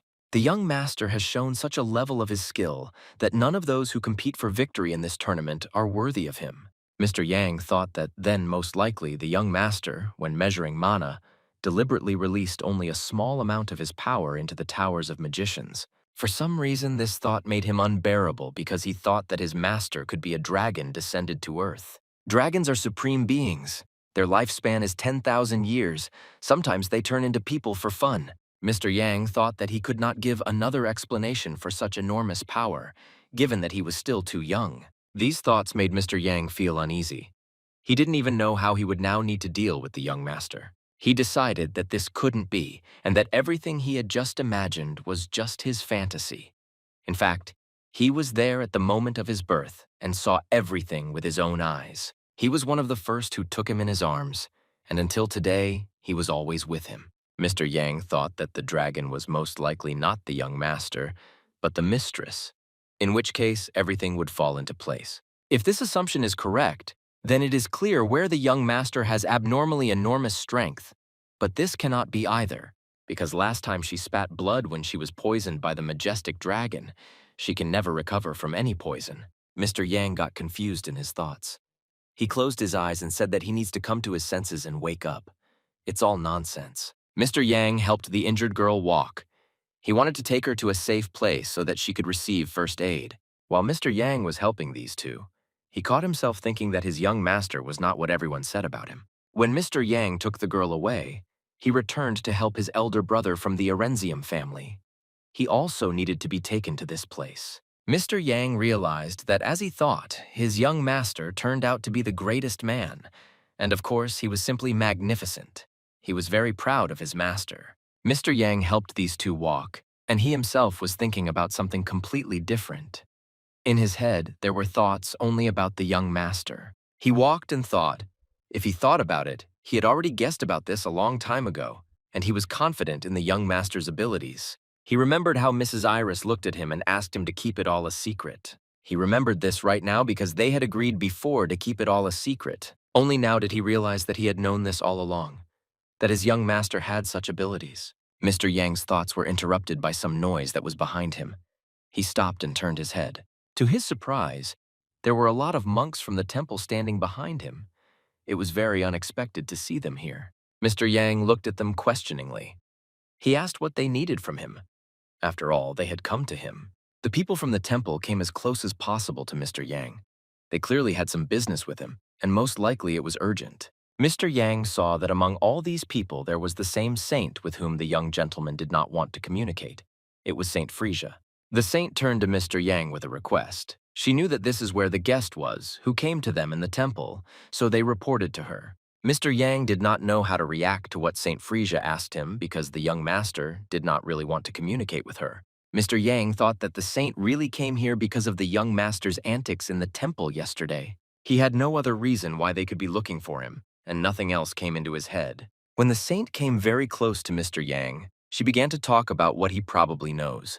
Mr. Yang looked into her eyes. Saint Frisia asked him. He knew about it too. Sarah stretched. It seemed like she was very bored here. She definitely didn't expect what could happen. The girl said that she had some kind of strange feeling. She was taken aback by the fact that her favorite, for whom she was rooting so much, lost in just 1 second. Mrs. Iris asked if there would be additional competitions. Sarah was aware and said that most likely no, according to the tournament rules, this is prohibited. Mrs. Iris decided that in this case, it turns out that today the competition is over. It went much faster than she expected. Sir, that there are much fewer participants than last year today. They held the opening ceremony. So tomorrow we can see more competitions. And she also added that most likely the day after tomorrow the semi-finals will take place, and then the finals. The girl thought a little and said that she did not expect such a result. But for a member of the Arenzium family, it was very unexpected. This guy who represented the family Arenzium made one blow, but he was so good. Most likely the force of his blow can be compared with the blow of Mr. Lion. Mistress Iris asked Sir what she thought was the strength of this blow compared to Riley's strength. The girl thought a little. She needed to compare with Mr. Riley. She had never done this. She thought if she didn't know about Mr. S' real abilities, she would say that Mr. Ryle is no comparison to the winner. She was very surprised that time when the gentleman fought with the goblins. Although surprised is the wrong word, she was amazed. The girl said that, unlike the second son of the Arenzium family, the young master never doubted his blows for a second. He behaved confidently. Well, what surprised her most of all was his cool, imperturbable look. She paid attention to him when he turned and looked at her. Sarah did not discuss anyone. She said that she cannot say who is stronger. They will not know until they fight. Mrs. Iris decided to find out Mr. Yang's opinion. What he thinks on this issue, he was gone for a very long time. So she decided to go get him. Sarah said that she also noticed that Mr. Yang had been gone for a long time, and she didn't know what to think. And the most interesting thing the girl thought about was the news that the young master was walking alone. She needed to warn Mr. Yang about this when he returned. Mrs. Iris, she said that maybe the young gentleman is not only looking for Mr. Yang, Maybe he also decided to find himself a bride. For the second time today, Sarah heard from the mistress that the young master needs a bride. Is she really not joking? Sarah asked the lady. Does she really want the young master to settle down and find a mate? The tournament was over for today. Therefore, there were no people left in the hall. Sarah and Mrs. Iris also left the hall. When Sarah and Mrs. Iris left the hall, they saw many people in the hall. All these people gathered in one place. Most likely, they thought something had happened there. They hurried to look.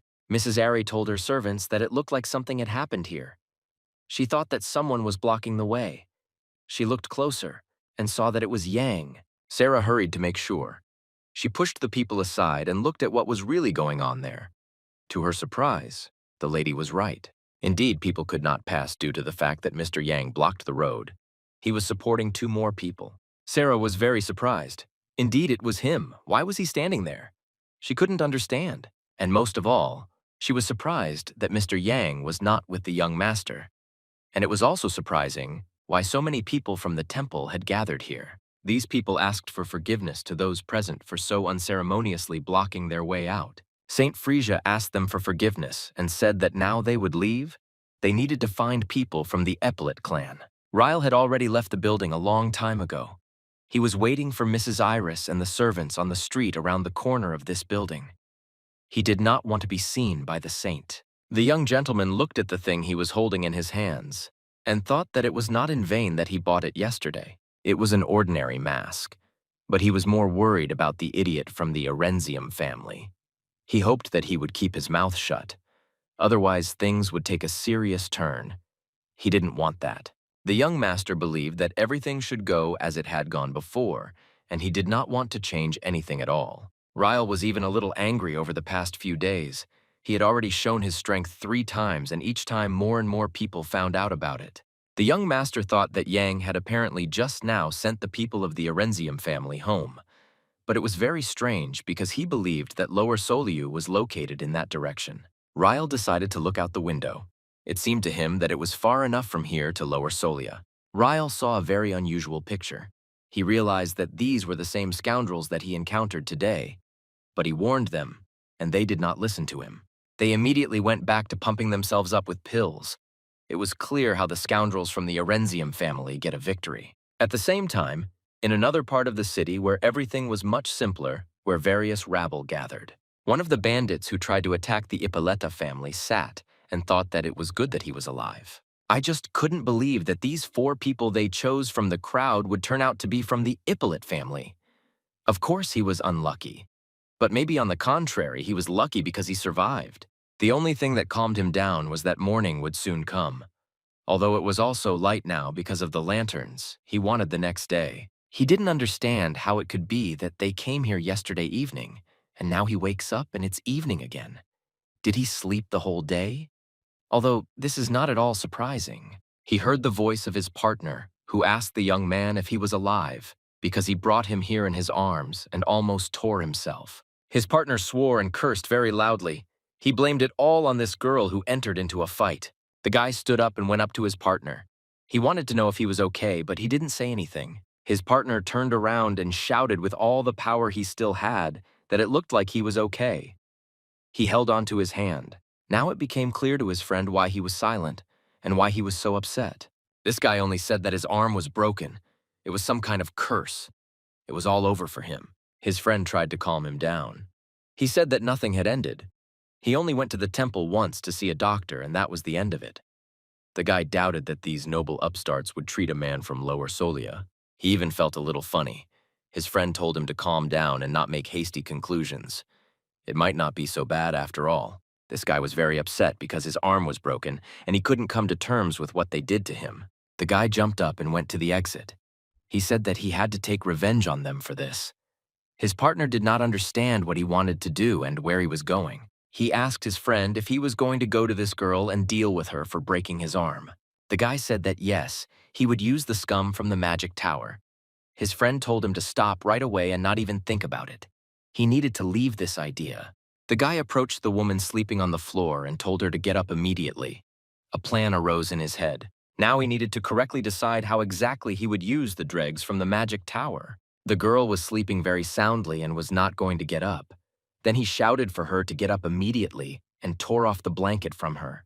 When the girl woke up, she asked the guy what happened and why he demanded that she wake up. The guy said that he had a request for her without her.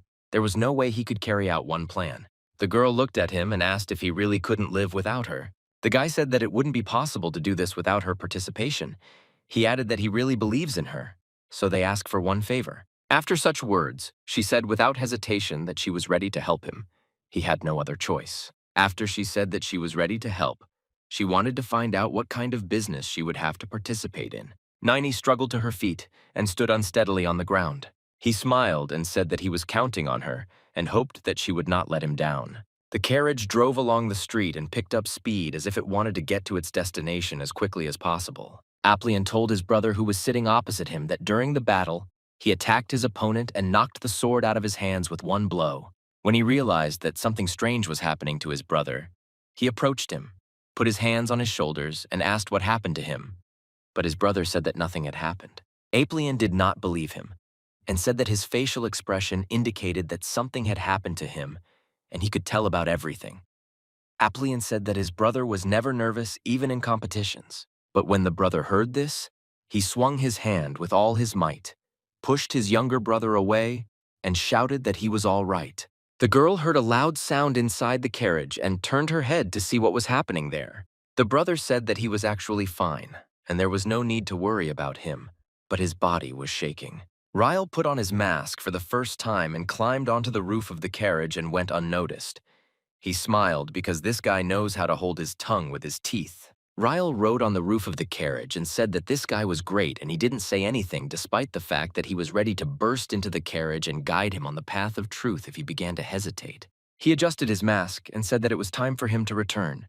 But at that moment, some strange sensation appeared in his body, as if he had been struck by lightning. He turned his head to the side and warily began to look at everything around him to see who could have done this. He saw that in front of the carriage there were two people who blocked the path and did not allow the carriage to pass. Ryle opened his eyes wide and looked at these people in surprise. He thought that this was the same guy that Mr. was talking about. The guy scratched his face and said that this guy on the roof of the carriage looked different before, and he didn't understand why he was sitting on the roof of another family's carriage. Naini. She answered that she doesn't know why he's sitting on the roof of the carriage and doesn't understand why he's without security. But one thing she's sure of is that he's the one they need. The coachman ordered the two guys to immediately move out of the way and let the carriage pass on. Naini asked Beth what she should do next, and he replied that she should kill them because she does it best. Ryle smiled and said that these guys are very funny, and their self-confidence amuses him.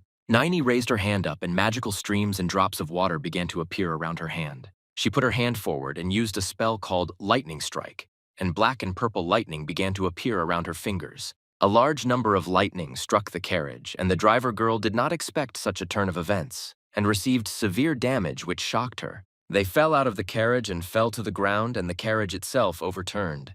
Ryle anticipated this attack, and therefore jumped away from the carriage in time and did not take damage. He stopped on the roof of the house and thought that this was an incredible, powerful attack, and he had never seen such magical skills even in his previous life. Naini was surprised because she didn't understand how this guy in the mask was able to evade such a strong magical attack. Ryle stood on the roof and listened as the brothers began to scream in fear that this girl was using black magic, and it scared them very much. Ryle looked at her in surprise and thought that he had already seen this girl somewhere, but he couldn't remember where exactly. He looked carefully at her face and saw that half of her face was disfigured. He remembered that he saw this girl when he arrived in Solia, and then some guys attacked her. Naini smiled like a real psychopath and said that Beta entrusted her with this matter for a reason and allowed her to deal with this problem herself. Beta looked at her with a surprised look and waited for her to finally deal with these idiots. Ryle didn't take any action and just waited for her to use her next attack. Naini activated her magical ability again, and turquoise wind streams began to appear around her. After a few seconds, the magical flows turned into black magic, and she said that she could not let him down. Ryle noticed that large clots of black energy were appearing around him, and he realized that the situation was heating up, and this could be very dangerous for him. The maid said in an awkward voice that he was sitting here with them, and after that, she didn't see him. The priest asked in a surprised voice if he was sitting right here. She said that she needed to find out where he was now, and she would be grateful if the maid would help her with this. The maid understood that she needed to come up with some kind of answer and said that he went to the toilet. Yang was shocked when he heard this stupid answer from the maid, and he felt uneasy.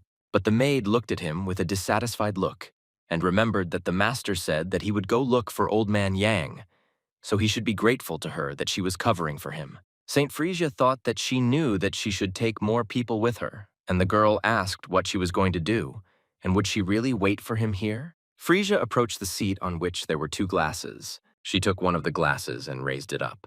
Jan carefully watched Saint Frisia and tried to understand what she was doing now. But the girl carefully examined the glass and tried to do something with it. They thought that Saint Frisia was using the powers that the goddess Irenessa gave her to find the master. But suddenly, the expression on Frisia's face changed, and she was clearly dissatisfied with something. Ian didn't understand what was happening, and this made him scared and creepy because he didn't understand what this lady was capable of. Frisia got angry and squeezed the glass in her hand with all her might and broke it into a few small pieces. Her assistant did not understand what was happening and was very frightened by the behavior of his mistress and wanted to understand what was happening to her. Frisia raised her head up, looked forward, and brought up something very important. She turned her head towards the girl and asked her to repeat once again what she had just said. She felt embarrassed and covered her mouth with her hand, and she was very excited, and there were drops of sweat running down her face. She looked at the fragments of broken cups that lay on the floor and drops of water that flowed down.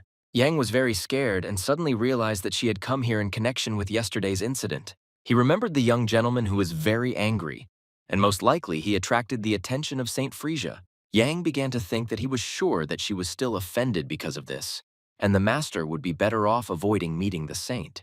Suddenly, one of the clergy burst into the room and addressed the holy lady. He was breathing very heavily and was tired because he had to run a lot, and Saint Frisia asked him what happened. He replied that she had received word from the central region that something terrible was happening there, and there was a possibility that someone was using black magic in that place.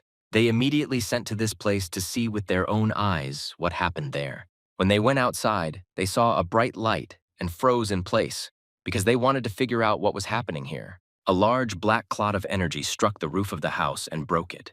People were very scared.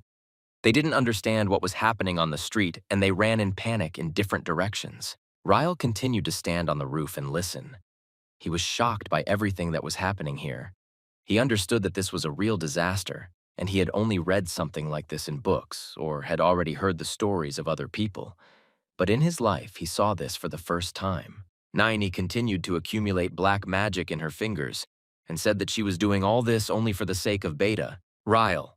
He saw that she threw another magical explosion at him and was easily able to dodge it and jumped to another roof of the neighboring house. They looked into each other's eyes and understood that they were now facing a serious battle because none of them was going to lose, but the forces that they possess were incredibly great. Ryle, who doesn't do damage with her magic, didn't understand how she did it because she was still just a baby, and he didn't believe that at that age it was possible to wield black magic so masterfully. City guards appeared on the city street and took out their balls.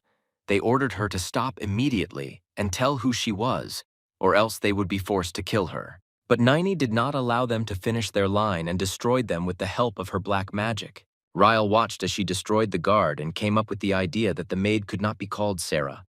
But Yang could be useful to him here, or otherwise he could use the Orenzium brothers as allies. He looked down and saw that they were now lying on the ground and were not even going to get up. He grabbed his head with both hands and began screaming that they were now lying like logs, despite the fact that he needed their help. Ryle. He understood that no one could help him now, and now he would have to intervene himself, despite the fact that he would not want to do this. Naini used her magic again and began to gather energy to use a fireball. Ryle took a fighting stance and was ready to dodge her black magic at any moment because she could kill him with one touch. He ran away from the explosions that flew at him across the roofs of houses and saw how her magic destroys everything it touches. Ryle couldn't believe that this young girl could use black magic so easily and use it in large quantities. Ryle saw that she was casting a new spell, and he had a few seconds to rest and resume breathing. He looked at his sword and said that it looks a little easier than sword art where you need to use physical strength. Ryle touched his lips with his palm to think about further actions and realized that in addition to various techniques with magic, possible teleportation. While he was thinking about his actions, Naini had already created a large magical block she called an ice spear and was ready to throw his opponent. Ryle stood on the roof of the house and watched as these people, an ice spear created from black magic, flew towards him at incredible speed. He grabbed it with his hand and tried to pull it out of its sheath as quickly as possible. With one hit of his ball, he would cut the icy corners into two parts and asked this girl if she still didn't understand who she was messing with.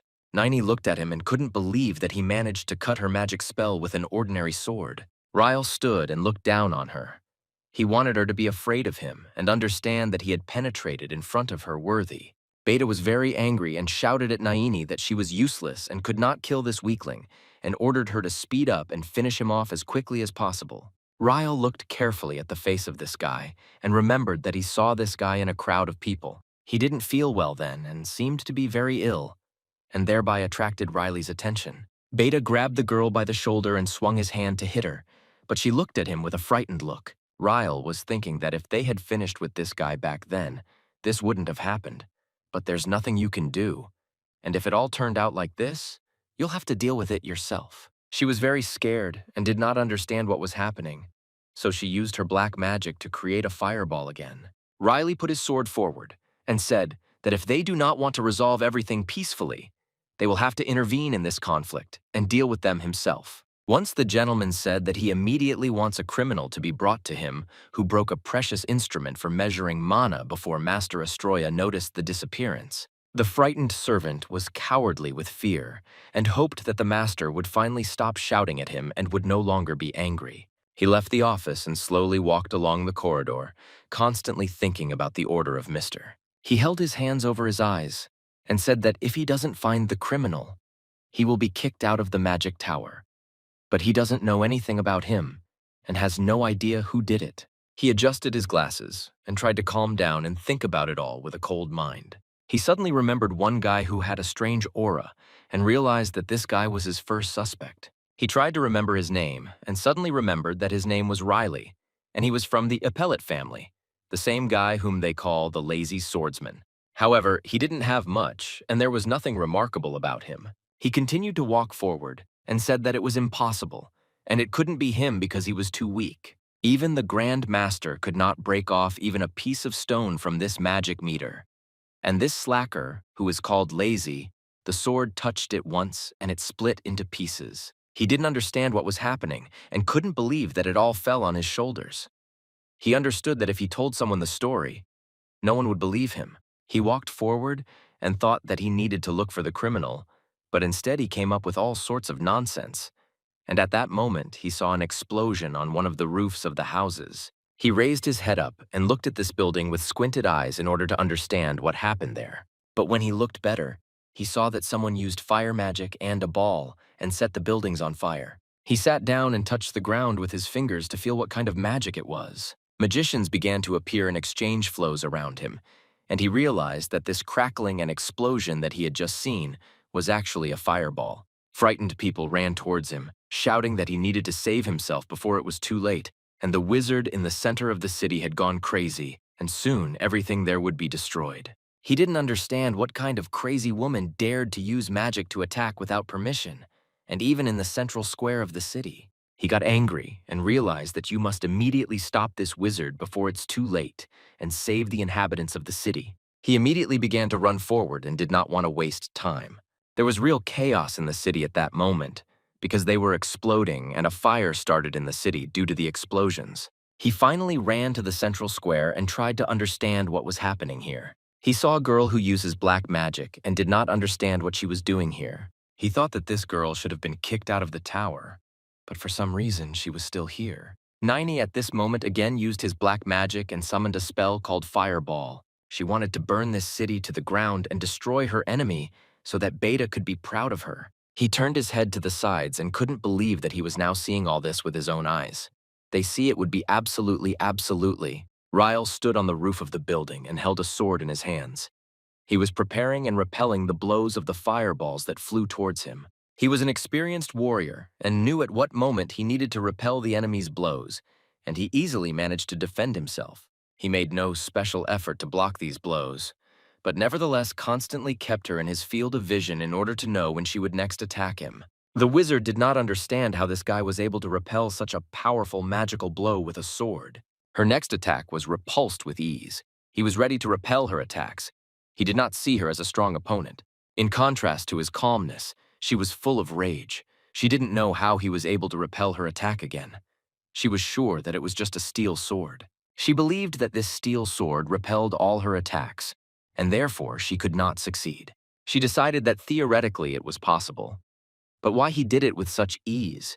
She did not understand why he did not make any effort to repel her attacks. Naini felt pain in her chest and coughed several times. She covered her mouth with her hand.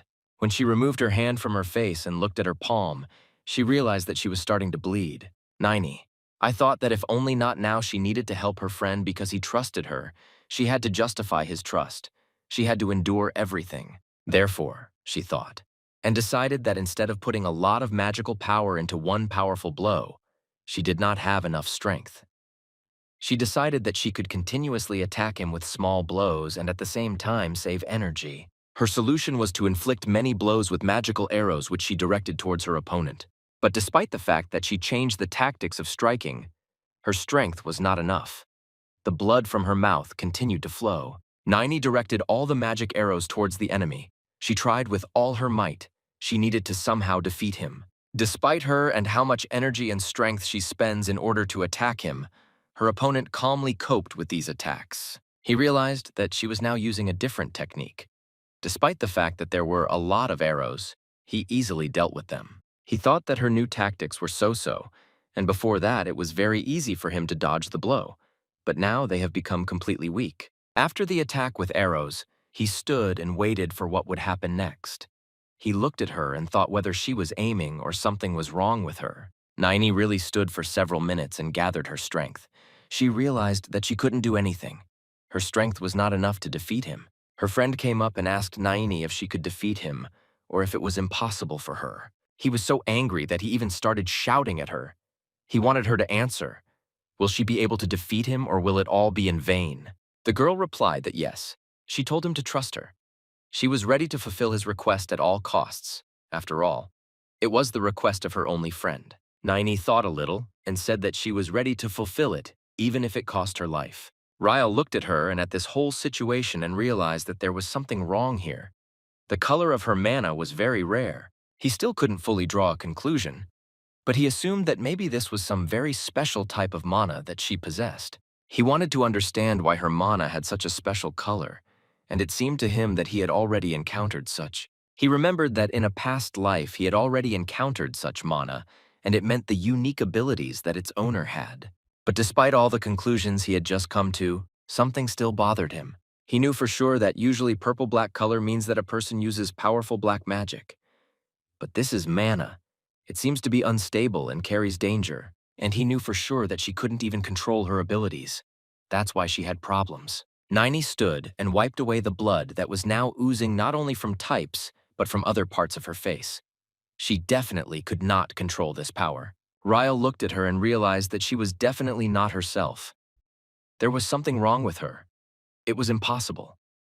It was impossible to let it take its course. Some thoughts from a past life constantly crawled into his head. He constantly remembered and compared everything that happened to him then and now. He also compared the people he met then and now and their abilities. He did not want to harm anyone. A crowd of people gathered around them. Someone shouted that they had entered into battle and there was no need to run away. Someone else was sure that this guy would be able to deal with this magician. The most important thought was that they were saved and are now safe.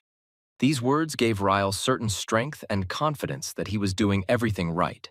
But on the other hand, he remembered his past life when they told him that he was a warrior and he was here then too. Everyone shouted hooray to him and rejoiced that they would live. Then too, people met him and were fully confident that the warrior would save them. He then knew that he must definitely win. He had no other chance. The idea that a warrior would completely figure it out was stuck in his head, and this was, as a rule, he needed to figure it all out, because he was a warrior. And now I remember all this. He understood that he, as a warrior, had to completely figure it out. He shouldn't have made a mistake. Naini stood defenseless. She understood perfectly well that her opponent was stronger than her, and she would not be able to defeat him. So she told her friend to run away from here as quickly as possible. He has nothing else to do here. Naini asked him to believe her that this man would kill everyone here. She wanted to stop him, and he had to get out of here as quickly as possible. The only way he could survive. Her friend did not agree with her opinion. He was not going to leave anywhere and told her that she should not dare to die because she was useless in every way. He could not restrain himself and almost hit her. Her friend shouted that she didn't dare die because she hadn't killed him yet, and until she finished him off, she had to live. If she died now, she would become a pile of garbage with bones. Naini very timidly told her friend that she thought that he trusted her, and that's why she wanted to warn him. But her friend continued to shout at her and said that they let her ragamuffin in and fed her, and she must earn her bread. He shouted that he was taking her ugly one to his hall and he was sick of her. It was disgusting to look at her. That's why she was sold from the magic tower. Ryle stood for a while and looked at their showdown among themselves. But he really didn't like how this bastard mocked the girl. The next moment, this bastard felt a blow with such force that he even fell to the ground. Ryle decided that that was all, and the show should be over. He wanted to find out from this pallet. How could he say that she was trash? He couldn't listen to him anymore. He was sick of his words. This guy was so scared that he no longer knew what to do, and he thought that it was in vain that he did not listen to Naini and ran away. Directly all the insults that he said towards Naini, she was still on his side, and to protect her friend, she sent a fireball towards her opponent. But her blow was so weak that the young master was able to destroy this fire chair without the slightest effort. It was enough for him to make one blow with his sword, and the fire chair was destroyed. It had no power. Naini told him not to approach her friend. Ryle thought that even after this, she was still on his side. It was some kind of tomfoolery on her part. She's even stupider than he was when he was a warrior and protected people. Naini told her friend to run. Ryle walked up to her and hit her on the neck with his hand so that she would quiet down a little because she was too noisy. She needed to rest a little. He had complaints, not against her, but against her friend for this kind. Naini was already lying on the ground in a second, and she was absolutely harmless on the ground. And her friend was sitting nearby who was scared to death. Ryle told him that he was not so kind, and if he had been attacked, he would not have gotten away with a broken arm. Ryle didn't want to stand on ceremony with him for a long time, so he told him that he asked for it. He was very determined towards this bastard. He didn't want to waste time on him and said that he had enough. He swung his hand to strike him. This guy covered his head with his hands. He was dying of fear. Ryle turned his head towards him. He was overcome by some incomprehensible feeling.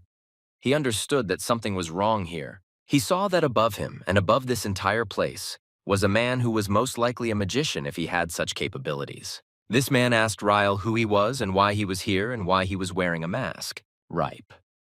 I realized that this was not very good. He was stalling for too long, and a man came with a very strong mother. The energies are collected from the left solia, and even from the fortress. This energy is different from usually.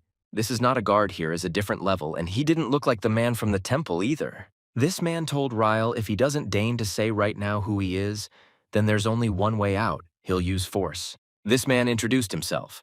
He said that he was the Grand Master of Astroya, and if he did not want to answer who he was, he would personally deal with him. Ferda asked the Great Master Astroya himself to go to the central square there for him. There is a matter that he must solve. The master turned to Ferda. He told him that he should be called only on some very important matters.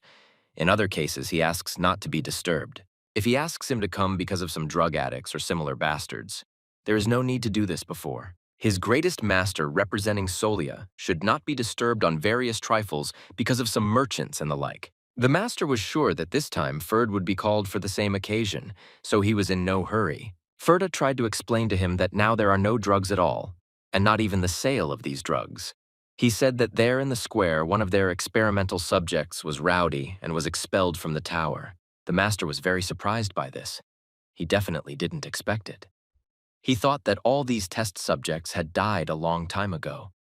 It was strange to hear from Ferd that some of them survived and still allowed themselves to rage. The master said if Ferda was telling the truth, then he really should go and see it would be good entertainment for him. Ferda interrupted the master because he had something else to say. To tell him that there is another person there. He is fighting with their former test subject, and he is strong enough. Then the master was already on the square. He looked at Ryle, quickly interested in only one question. It was the same one Ferda told him about. But despite everything, the master was very upset. he said Ryle, who doesn't know where he came from here, however. He had no right to create unrest on the territory of Grandmaster Astra, so he won't let him get away with it. Ryle did not want to listen to all these threats, and so he answered him that he calls himself the Grand Master, and in his opinion, it is simply disgusting. The people who were around were very worried, some that it was very dangerous to be here. Others tried to leave quickly so that they would not hurt them. The third were sure that there was no danger because Master Astroya was there, and he did not allow himself to do this. They believed him. Ryle looked at this master again and decided that it was time to test his skills. He was interested to see how powerful he was. The master was confident in his abilities and thought that it was impossible to cope with him. He said that he would not succeed, and he would not be able to do anything because he would personally put him in prison. Ryle was not particularly affected by these words and was ready to enter into battle with the so-called greatest master. Ryle readied his sword. He needed to choose the right tactics. He knew that now the master would begin his attack. That's how it all happened. The master attacked him with a huge fireball. Ryle, I thought that this master has 3 places where he can hit. Then he needed to deal with this ball first. He needed to divide the fire into 3 parts. For this, he struck with his sword. When he divided the fire into 3 parts, the first part of his plan was completed.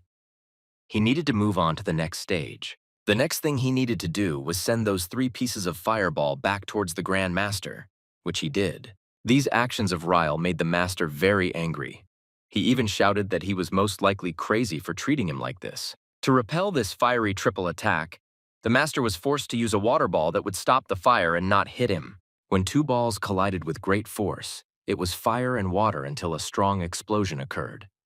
Well, really, no one was hurt. Smoke appeared around this area, which made it impossible to see anything. The master was very surprised and could not believe that this dead man was able to repel magical blows. Magi stood and everything around him was in smoke. He dressed only to know where this puppy was who dared to dare him in such a way. The master was sure that he was hiding somewhere on purpose and was very much afraid of him. He was still convinced that he was the greatest master. What happened in the next second? The master froze only because he felt a sword being pressed to the back of his head. The Grand Master realized that he was in danger, so he decided that he would need to use a barrier so that this guy could not reach him. Imagine his surprise when Ryle easily broke this barrier and the greatest master could not do anything about it. The next moment the sword reached its target, it struck directly on the master's shoulder so that blood splashed in all directions. The master was even more angry with Ryle. He shouted with all his might that he was an impudent person and he had no right to touch him. The master had no choice but to accept that he had lost. And as quickly as possible, he needed to disappear from there. What did she do?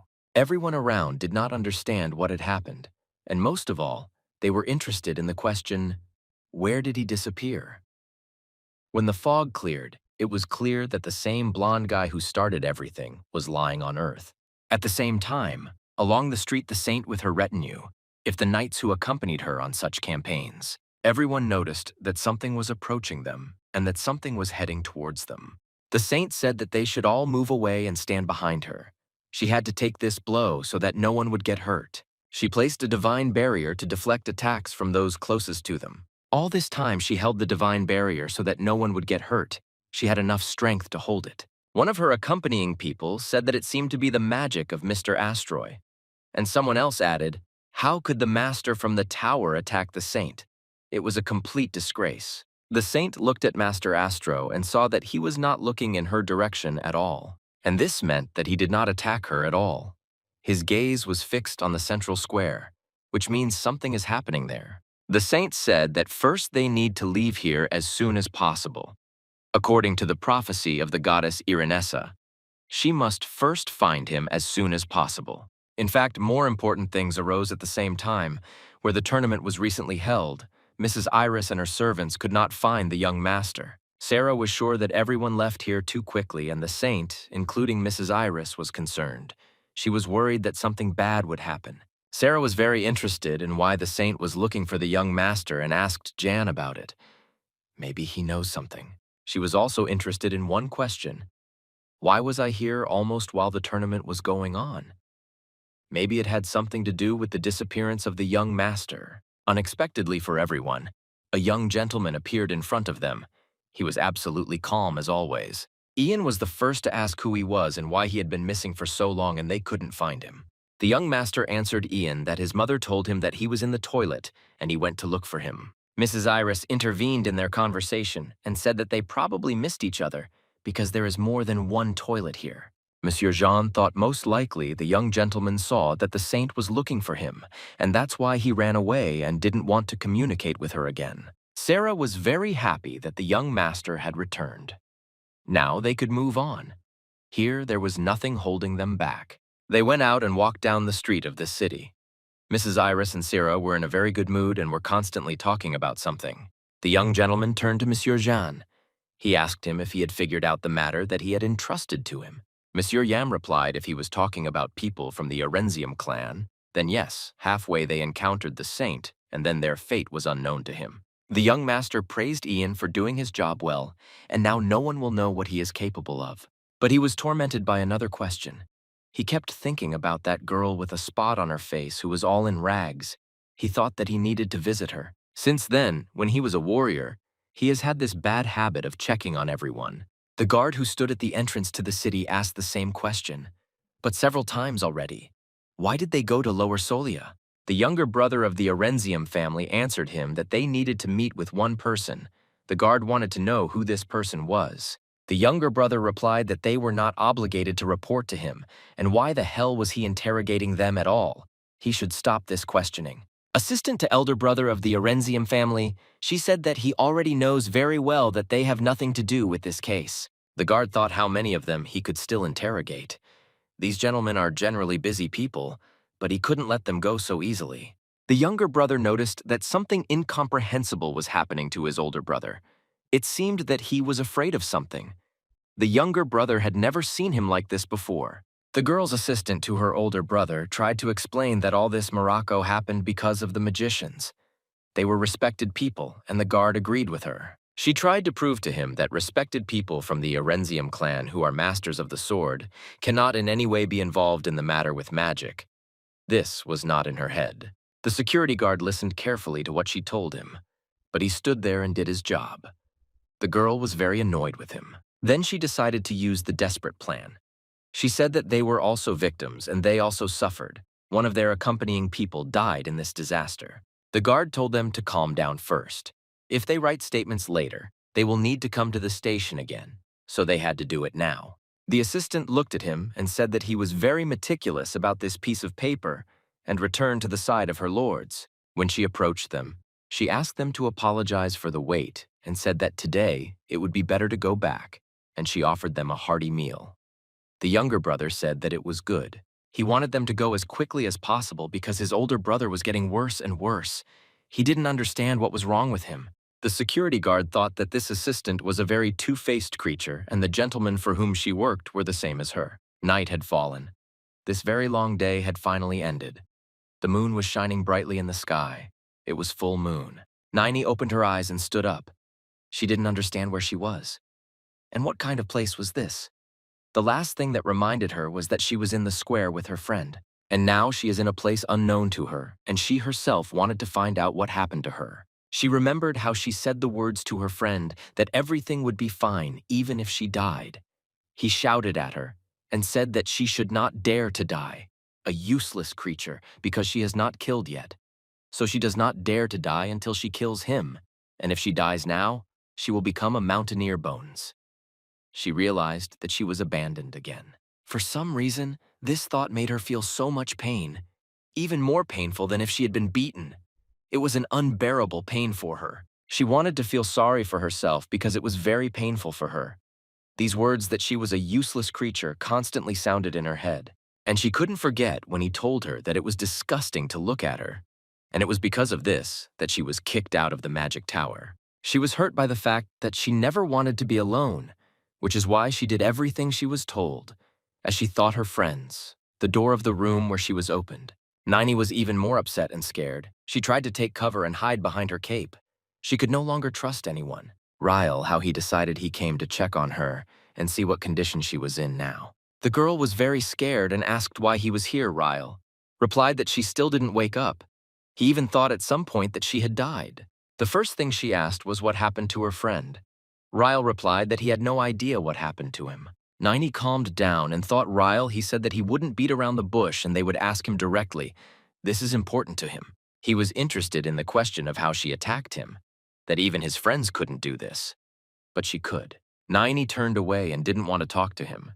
She said that she didn't have to tell him anything. Ryle told her if she didn't want to communicate with him, then let her answer him what kind of creature she was. He also said that she was not just a sorceress, it was just like that. The color of her mana was completely different. Most likely, this is an idiosyncrasy. Increased painful sensitivity of the body to products, drugs, or a certain influence, or a sharp rejection of something. The girl asked why he needed such information. Ryle tried to explain to her that she didn't seem to fully understand the situation they were in. He tried to put even more pressure on her by pulling out his sword. He put it on her shoulder and said that there was no other way out. He also added that he hates it when a wimp like her wastes his precious time. The girl thought that in the end she would die like this. She remembered that wonderful time when she lived with her family in the house, and how the first snow began to fall outside the window. He was as white as she was. Her hair was beautiful, she was beautiful, and her parents were proud of her. She then considered herself a beloved daughter. She was very similar to her mother. These were the most wonderful days of her life. One day her mother came to her with a conversation. She told Niney to believe her because she really hopes for her. Her mother said that she needed to participate in a research experiment in the Mage's Tower, after which they would live without worries. Niney believed every word of her mother. She thought that she would become a Grand Master if she participated in these studies. But everything turned out to be completely different from what she wanted, and thought she was imprisoned in some kind of basement and was not allowed out. It was very difficult for her, and she could not come to terms with it. One day they came to her and handed her a capsule. Without explanation, they told her that now it was her turn, and she should take this capsule. She tried to be strong and thought that she could withstand all this. She did not know what was in this capsule and what would happen to her after she took it. This man who told her to take this capsule insisted that if she did not do this, her family would not receive the money. This person who came to her then was the Grand Master Astroya. It was he who told her that she had given this moment here. She needed to try very hard. She had no other choice but to do what they asked. After that, she felt very bad and she was ready to be killed instead. The next day, the magic tower was very restless because everyone was waiting for the result of this experiment. The masters walked and rejoiced that everything worked out for them, and it seemed to them at that time a great success. The success was that mana now does not evaporate but remains in the body. Everyone rejoiced at this success. Their experiment was a success. Finally, with such a result, they will get mages of the highest level. The experiment really finally ended, and instead of a very beautiful girl, there was the very creature that no one needed now. She was immediately kicked out of the magic tower and told that it was all over, and she could now go home. Niney was very happy. She wanted to know if she should take another medicine. The people with the magic tower said that she did her best. They no longer needed her, and she no longer needed to take any medicine. She thought that finally everything was over for her, and she would be able to meet her mother. She was in a hurry to return home. When she knocked on the door of her house, they asked her who she was. The girl replied that it was her daughter Niney, and she returned. The girl tried to explain that this is her daughter with snow-white hair, the same as the snow that fell from the sky. But no one opened the door. She remained on her knees for a long time near the threshold of her house, but she never waited for anyone to open the door for her. Niney still couldn't understand what she should have done or what she did wrong because she listened to her mother.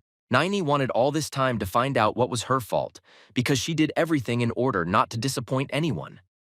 So why did she end up so unhappy and useless to anyone? Ryle listened carefully to her entire story. He was deeply touched by this girl. Indeed, this girl had a difficult fate and no one gave her a choice. The only thing he understood was that this is exactly how it is, happily and not to become. He removed his sword from her shoulder, and he told her that she was mistaken in the way from the very beginning. She needed to act differently. She made the same mistakes that he once made.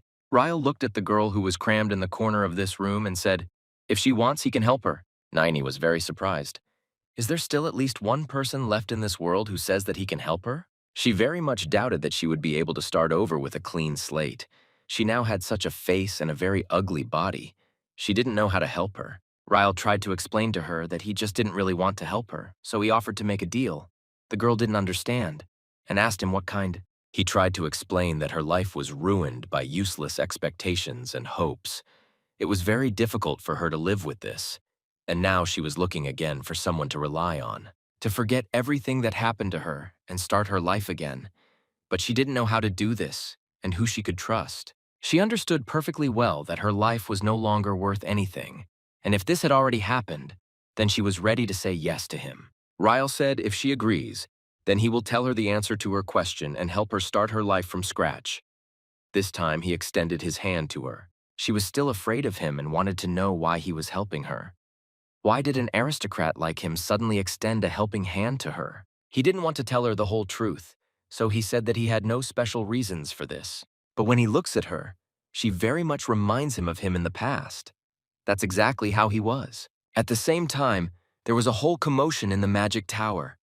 The Grand Master demanded that they find that guy in the mask. He believed that his subordinates had no excuse. They apologized to him for missing him. The Grand Master was very angry that they did not find that criminal. He did not understand how he managed to escape unnoticed. He shouted at them, "Why haven't they found that freak yet?" And that one of his subordinates split the stone. He said that they have a couple of suspects, but there is no direct evidence of communion. The Grand Master's anger was so great that he was ready to punish his subordinates instead of the criminals. The Grand Master told them that, "Stop making excuses. If they haven't found it, then say so directly. Otherwise, he will burn them to hell." His subordinates began to apologize because they were very afraid of the Grand Master, and even more afraid of his anger. The Grand Master was really so upset that he was forced to punish his assistant. He hit him so that the assistant fell. The Grand Master shouted at them that they had completely gone wild.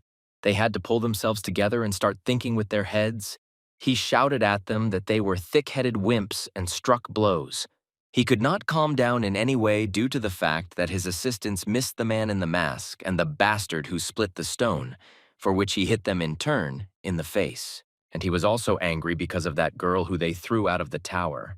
He didn't understand how they could have missed her. He had no words. He took out all his anger on his subordinates. The Grand Master admitted that it was very difficult to catch that masked man, and they have no evidence of who exactly split the stone, as they say.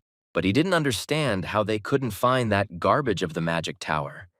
They put seals, and these seals had to remain. The Grand Master wondered if the seal they had placed could disappear. He certainly could not understand this. His assistant explained that there was no seal and the Grand Master did not want to hear him. He believed that he was talking some kind of nonsense. She could not just disappear. His assistant A said that it was true. The seal that they put on the experimental subjects was erased. If the Grand Master doesn't believe it, then he can check it himself. He asked his assistants what they were saying. Erenzium's assistant began to answer something vaguely like what happened last night. They were very exhausted and did not want to explain anything. The Grand Master said that he was very sorry yesterday was the last day to pick up the goods. Now we can't expect good marks at the fencing competition. The Grand Master also wanted to know what happened with those types from Lower Solia. He wanted to clarify whether they were being kept under control. His assistant replied that yes. The Grand Master said that they are very pathetic assholes and he doesn't want to see them anymore. He turned around and left. The assistant asked where he was going. The master stopped and looked at his assistants. He didn't want to tell them anything. They themselves guessed that he was now going to the basement again. One of his assistants asked the master if it was time to stop, and they would stop doing experiments. And he also added, "Isn't it enough for the Grand Master that now the medicine allows the magician to reach the 7th circle? When they kicked this unfortunate woman out of the tower, then they were able to create a medicine for the magicians of the 6th circle. It was no longer a passion for science, but just an experiment." Think he could hear such words from his assistant, and he didn't want to hear them. He thought only about himself. At the same time, Naini tried to find out from Ryle in what sense she resembles him in the past. It was not like they experimented on him too. Ryle stopped at these words. It was hard for him to remember his whole past life, and now he didn't want to tell anyone about it. He went to the drawers and opened one of them. The girl asked what he was going to do. When he opened one of these boxes, he saw a lot of grass in it. He felt that there was something smelling here, and this smell was coming from these boxes. Herb in his hands, he crushed it and felt the smell even more. It was very surprising for him. Could it be that these are narcotic substances? He immediately had a question. Why are these narcotic substances in the magic tower and in such quantities? The greatest master went down to the basement and saw a situation that he never expected to see here. He saw in front of him the very one that they kicked out of the tower and which they could not find yet a guy. Ryle turned his head and saw that the master was standing in the doorway. He most likely came down here for this herb. The first thing the greatest master said were words towards the girl. He said that she was trash and had no right to be here. The greatest master was delighted because, unexpectedly for himself, they gave him a gift. He wanted to grab her and said that now she had become more difficult to find. He asked why she had erased the seal. Ryle didn't want to show his true face, so he immediately put on a mask so no one could recognize him, and he could feel calm. Ryle took a step forward and said towards the master, "Wasn't he the one who accidentally boasted yesterday that he is the greatest master of Astro?" The master was surprised that there was someone else here besides this girl Ryle, that he was his old acquaintance, and let him look more closely to recognize the mask. Ryle held narcotic grass in his hands and asked the greatest magician that they were not bored at all in the magic tower and were doing drugs. He wanted to know only one thing in Solia. This is prohibited by law because he remembered everything correctly. The Grand Master could not say a word now his secret was revealed. Ryle, he said that he just wanted to find something connected with this girl, and he managed to catch a big fish. If people find out about this, then this will happen. "They've turned everything upside down here, haven't they?" he asked the master. The master did not want to listen to him anymore, so he concentrated his power in the fire and was going to strike him with a fireball. The next moment, he immediately threw this ball straight at Ryle and Naini. He believed that they were an abomination who did not deserve the right to life. Naini was very frightened this time.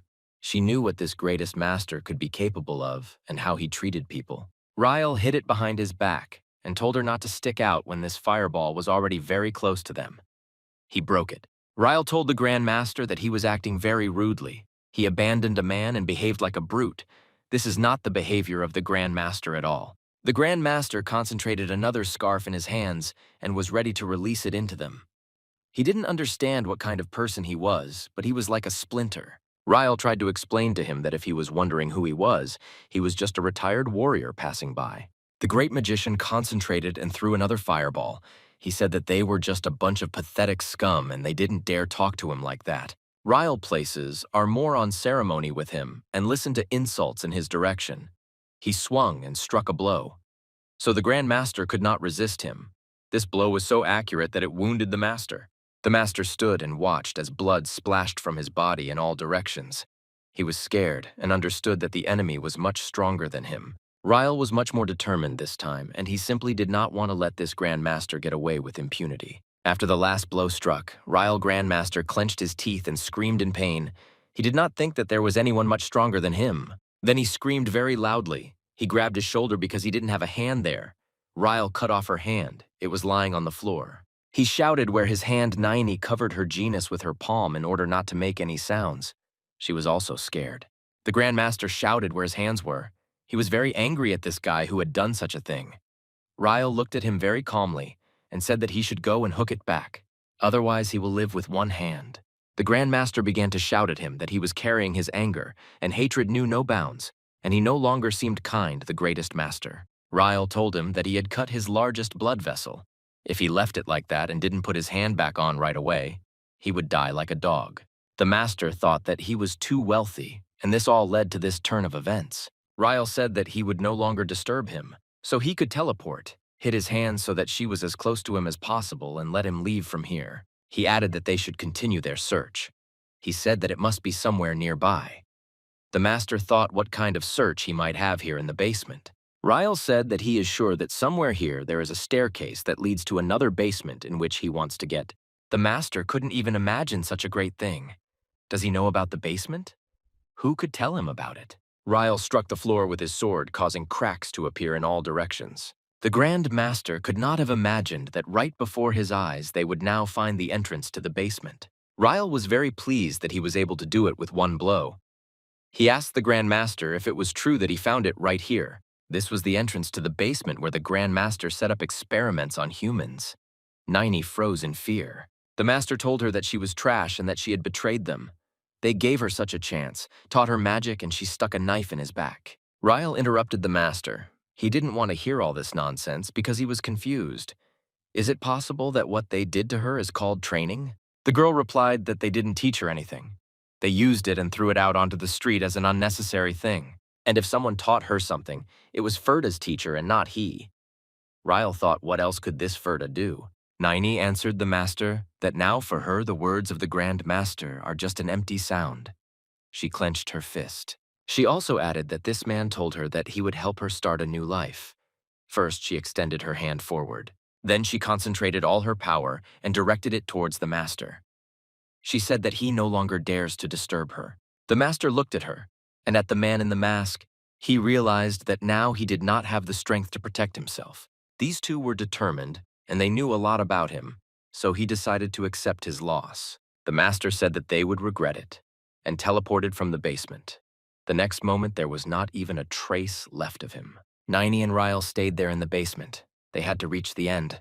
They still had a lot to do. Ryle couldn't understand. He cut off his hand, and this master sharpened his sword for so long.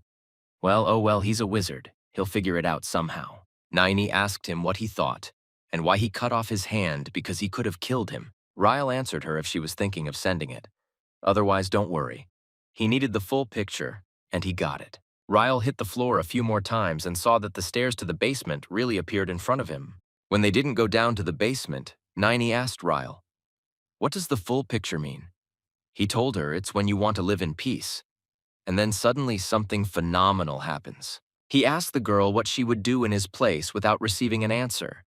He himself answered his own question that in such cases he takes a step back and stays away from everything. Nini still didn't understand that she should take a step back, but she knew that this was the right decision. Ryle. He went up to the big door and said that it was at such a moment that at least the whole world would collapse or Satan himself would rise when something like this happens. And he also added that before someone detonates a bomb, he comes up from behind and lights the fuse himself to speed up the process, and then just watches from the side. Ryle pushed the door and it opened. He turned his head to the girl and said, even if he doesn't know anything, that behind this door he will still go there. Now when they open this door, they do about the same thing as an explosion. They need to get to the end. Nini asked him why he needed all this, and why he decided to help her. She was afraid to cross the threshold of this basement again. Ryle said that in this case he would go there first. Nini stood for some time and could not go inside. Before her eyes was the nightmare that she experienced when she was in this basement. She remembered what they did to her. She closed her eyes and thought that she didn't want to live like this anymore. If this person said that he could help her, then she would follow him. And she decided she wanted to change her life and become the same, so that she would be treated the same as before, not a freak. Ryle asked the girl what medicine was used in the experiment if it was here on the table. She replied that she herself did not know what kind of medicine they used. Ryle asked her yesterday in the square to find out his location. She didn't use magic. Nini replied that it wasn't magic if she imagines clothes or what a person looks like. She can find out his location. Ryle. I realized that her skills were very similar to an ordinary radar, and with the help of her skills, she could perform the same functions. Nini did not know such a word, and did not understand what he meant when he said radar. Ryle laughed and said that he was just talking to himself and came up with such a word. He thought that she was already a black magician, and that she was taught the skills of detecting an enemy right here. These were all the results of an experiment. Somewhere very far away, very faint sounds were heard. Someone was asking for help. Ryle told her that it was very good that he had such skills. Now she just needed to be directed in the right direction. Ryle used his sword to cut through all the locks that were on the bars. This had to be done so that she could feel free. Ryle told her that he had already said that before he detonates a bomb, he sets it on fire. He handed her a coin and said that now it was time for her to step aside and watch. When he tossed the coin up, he said that now it was free. Nini still didn't fully understand what was happening. She asked him what he was talking about and in what sense. She was already free. The coin fell right at her feet. She didn't understand what these words meant. She's free. Is it all because of this coin that just fell? The girl thought. The next day, they sat and watched the tournament as usual. Today, there were two new opponents. Mrs. Iris tried to wake up her son. She wanted to say that the competition was starting and he should wake up. Ryle opened his eyes with difficulty. The mistress said that not everyone gets to see this, so you need to look. Ryle was very interesting to me. He, of course, wanted to be an obedient son and tried to open his eyes. He inquired about whether this member of the Arenzium clan was already performing and was told that this younger son of the Arenzium clan. Apparently, he would be the last to perform. Mr. Yang told Sarah that he heard that this one from the Arenzium family also fought yesterday. The girl replied that it was so. He defeated his opponent. To smithereens, this is the one for whom she was rooting for, the participant with 2 short blades. She is still offended that the fight ended incredibly quickly, and her favorite could not show what he is capable of. Mr. Yang asked the 2 blades. "This is Jenye," she answered yes. Mr. Yang asked Sir. She didn't notice anything strange yesterday. When the youngest son Arenzium was fighting, the girl looked at him and said that she didn't even know. Was there anything strange? And he asked Sir if there was a smell when he performed. She didn't know how to answer because she didn't remember. The judge said that the start would be in 3 seconds. Sen thought a little and said that, by the way, about the smell, it really has changed and now it smells completely different. The judge scolded 3-2. Sarah was very excited about this. She realized that something was happening here at all. The judge said the last number 1. All eyes were focused on the opponent. Now a fight was about to begin between 2 of them. One of them had to win. In fact, this fight was quite short. After the judge allowed them to start the competition, immediately in the first second, one of them had his sword knocked out of his hands, and he fell to the ground face down in disgrace. He did not resist his opponent in any way. The battle was over. After some time, the estate of the aristocratic Arenzium family was very turbulent. Everything that had happened to them recently had a strong impact on their lives. The eldest son of this aristocratic family was sitting in his office and was very indignant. He was indignant at why this could happen. He constantly repeated the same thing, that they should have given it yesterday. Did something really happen? His assistant tried to calm him down. He said that he cannot calm down in this situation. His younger brother lost in the tournament, and this is a great shame for their family. The assistant tried to explain the situation they are in now. She said that this morning they went to Lower Solia, and she also said that the people they met refused to supply them with any more goods. From these words, the elder brother was even more angry. He could not understand how these slugs from Lower Solia could refuse him. They actually betrayed him. The assistant answered him that it seemed to her that this was exactly the case. She tried to blackmail them. However, they did not fall for it. The older brother was in despair. He shouted, "How dare they?" He couldn't even imagine that these little people from Lower Solia could betray him like that in one moment. At that moment, he remembered how at the tournament, when a young gentleman from his family approached him, Ippolita, what he told him to listen to him once and very carefully. This was the first person who said that he stinks for a kilometer. No one had ever said such words to him or humiliated him like that.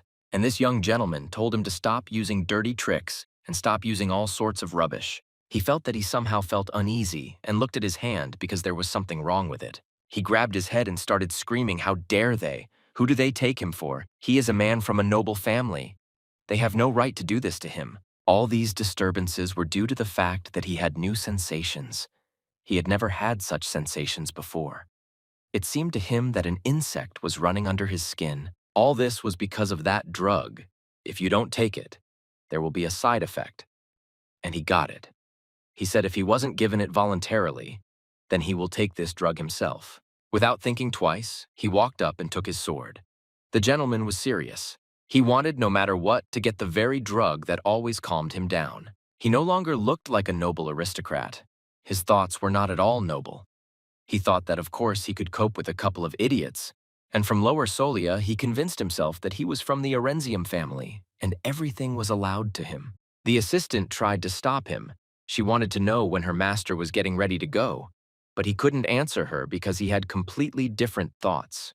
The assistant tried to stop the gentleman and explained to him that his younger brother needed help and support after yesterday's loss. After him master several more times, but he didn't hear her at all.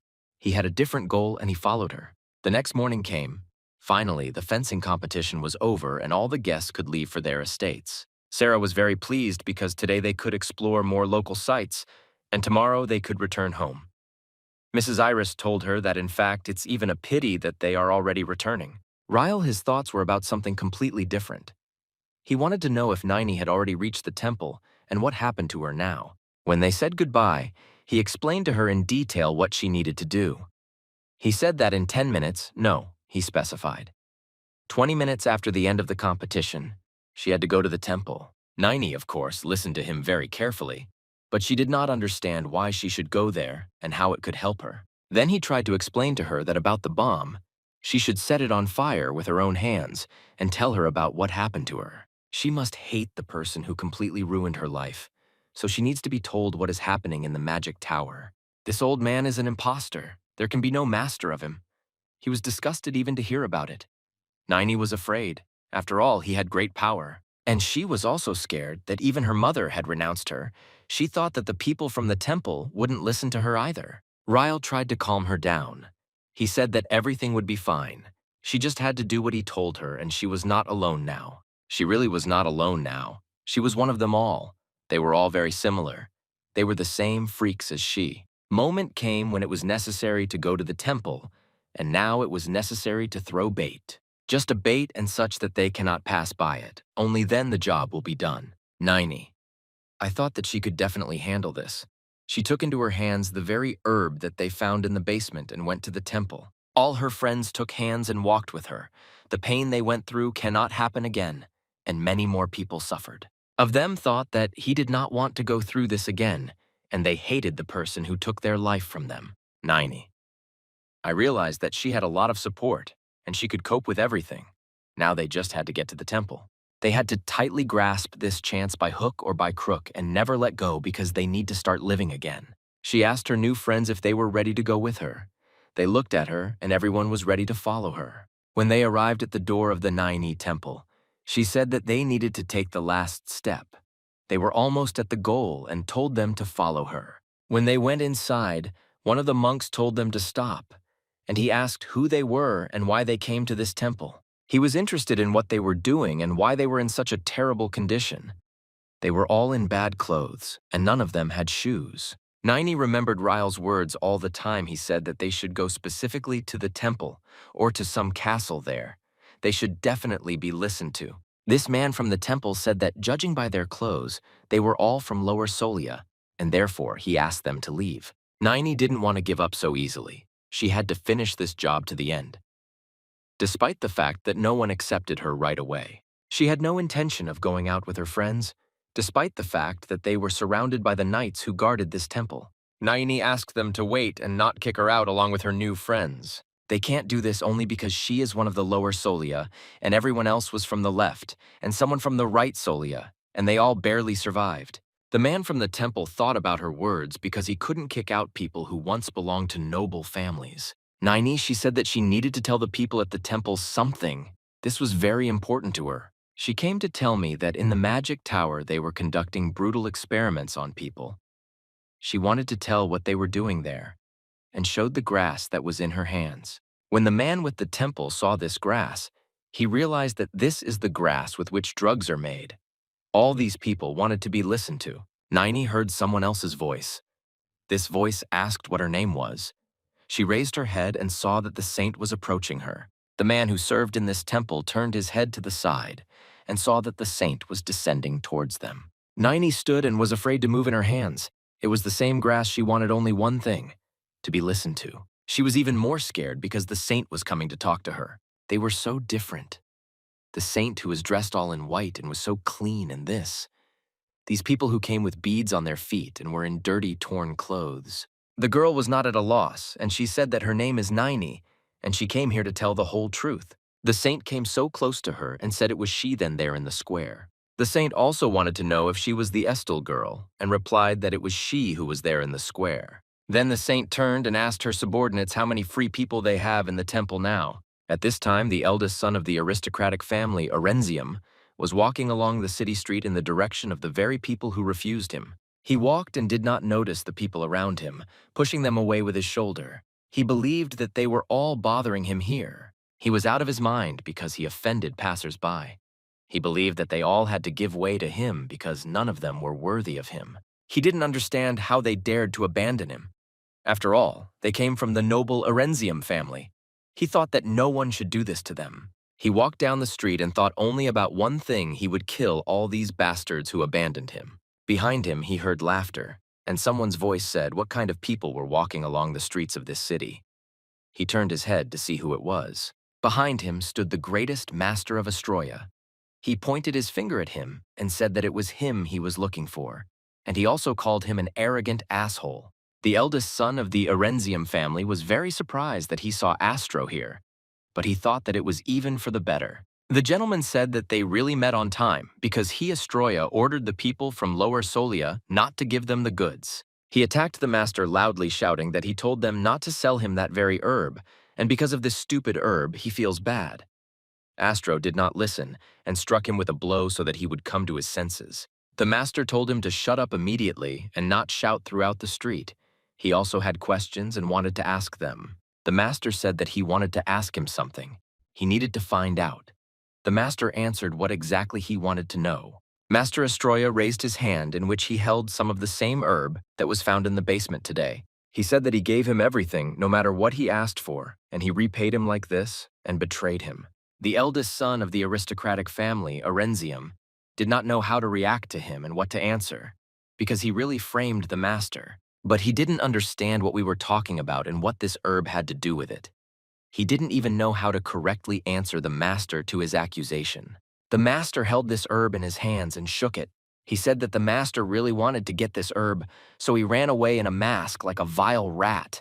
The gentleman could not object to anything because he knew for sure that it was not him, but he did not have a single excuse. The master said if he nods his head, it means that he completely agrees, in which case he has nothing more to say. He clenched his fist and crushed all this grass. However, there was nothing to be done. The master took out the badge of the Erenzium family and said that he had lost it in his basement. The master could not object to anything. Everything that the master was telling him now seemed to him like some kind of madness, because he knew for sure that he was not there. The gentleman looked at his jacket and realized that he really was missing that badge that was always pinned on. But how did he end up there? Master Astroya told the gentleman to stop making a joke. He already understood everything and drew conclusions for himself. And it was still very late. The master decided that with the help of a fireball, he could teach this idiot a lesson. The master burned all the grass that was in his hands and threw the ashes towards the master. When the ashes of this grass fell to the ground, the gentleman fell to his knees and began to collect this grass. He was very upset. He knelt down and cried about the fact that it was not necessary. No, it was not necessary. Please do not destroy it. Magister Astroya looked at him and realized that something was wrong here. This whole situation was very strange. The master even thought that he was most likely going crazy. Was he really so weak that he was holding on to this grass? While Master Astroya was thinking about what happened yesterday and what happened today, people from the temple approached him completely unnoticed. It was the saint with her assistants. She came here to talk with him because they recently received information that he was involved in a crime. The saint said that she came here so that he would answer her a couple of questions. Master Astroya turned his head and asked what the saint was doing here. The saint did not stand on ceremony for long and immediately got down to business. She asked what kind of inhuman experience this was in public. She was also interested in the issue of drug production and their illegal sale. This is all that the greatest master of Astroya did. The saint stood and looked at the master.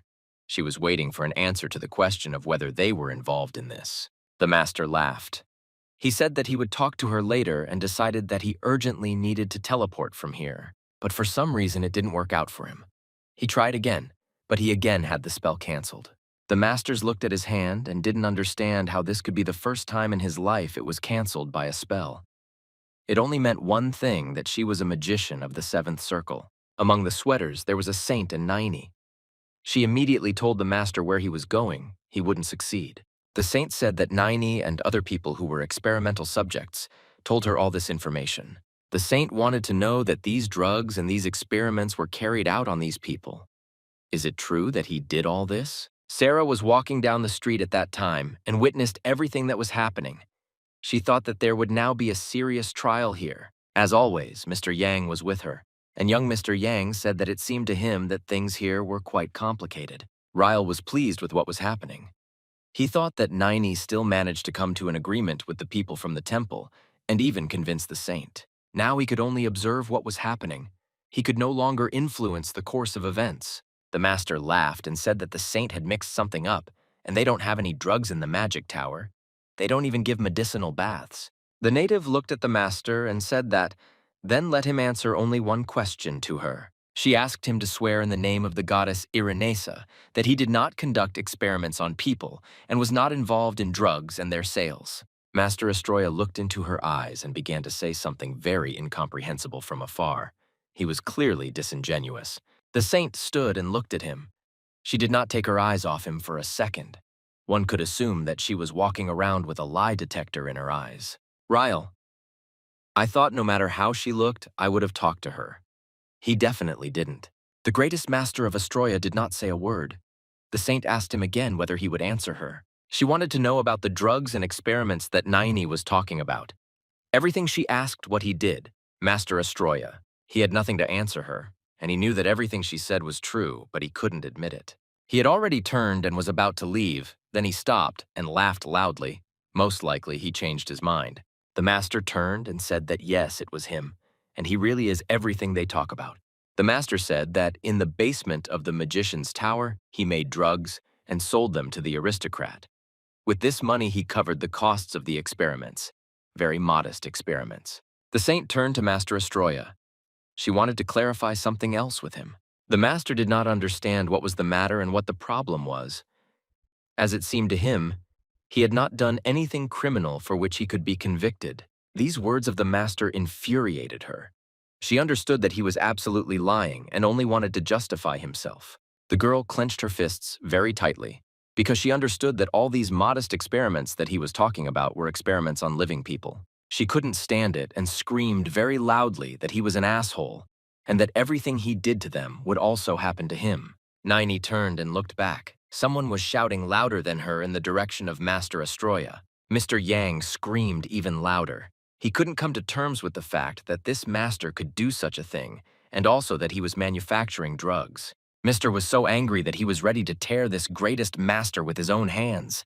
He was burning with anger. Mr. Yang couldn't figure out if he had gone completely crazy, and the Great War had started because of these fucking drugs. He wanted to ask this master if he knew how many tears and blood were shed in this war, and how he dared to do this. Mr. Yang said that for a long time he did not like these wizards who sat in the Tower of Magicians. He clenched his fist and was ready to fight with this master. And Mr. Yang also said that he especially doesn't like assholes like this greatest Master Astroya, who is ready to make money from people's lives. Ryle thought that in this situation, we won't even have to do anything. The saint told the master that while in Solia, he was engaged in the production of drugs there, and he also treated people cruelly. Therefore, she asked him to go with them to the ministry of Solia.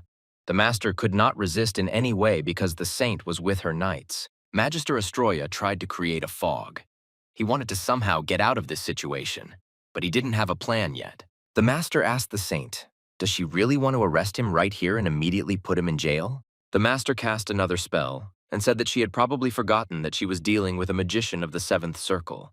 The magistra looked at her and said that she should not become his enemy, and it was better for her not to cross his path. The saint said that she really shouldn't have crossed paths with him. The master thought that she had calmed down and given up. That's why he said that the trash that stands next to the saint is his mistake, and he suggested that he would sort it out himself. Naini was very indignant at his words, but the saint said that God's revelation had recently descended on her, and she would do as she deemed necessary. The master did not understand what she was talking about and what she would do in relation to him now. The saint said that she had a revelation from God, which said that the one who would save them all had arrived in this world.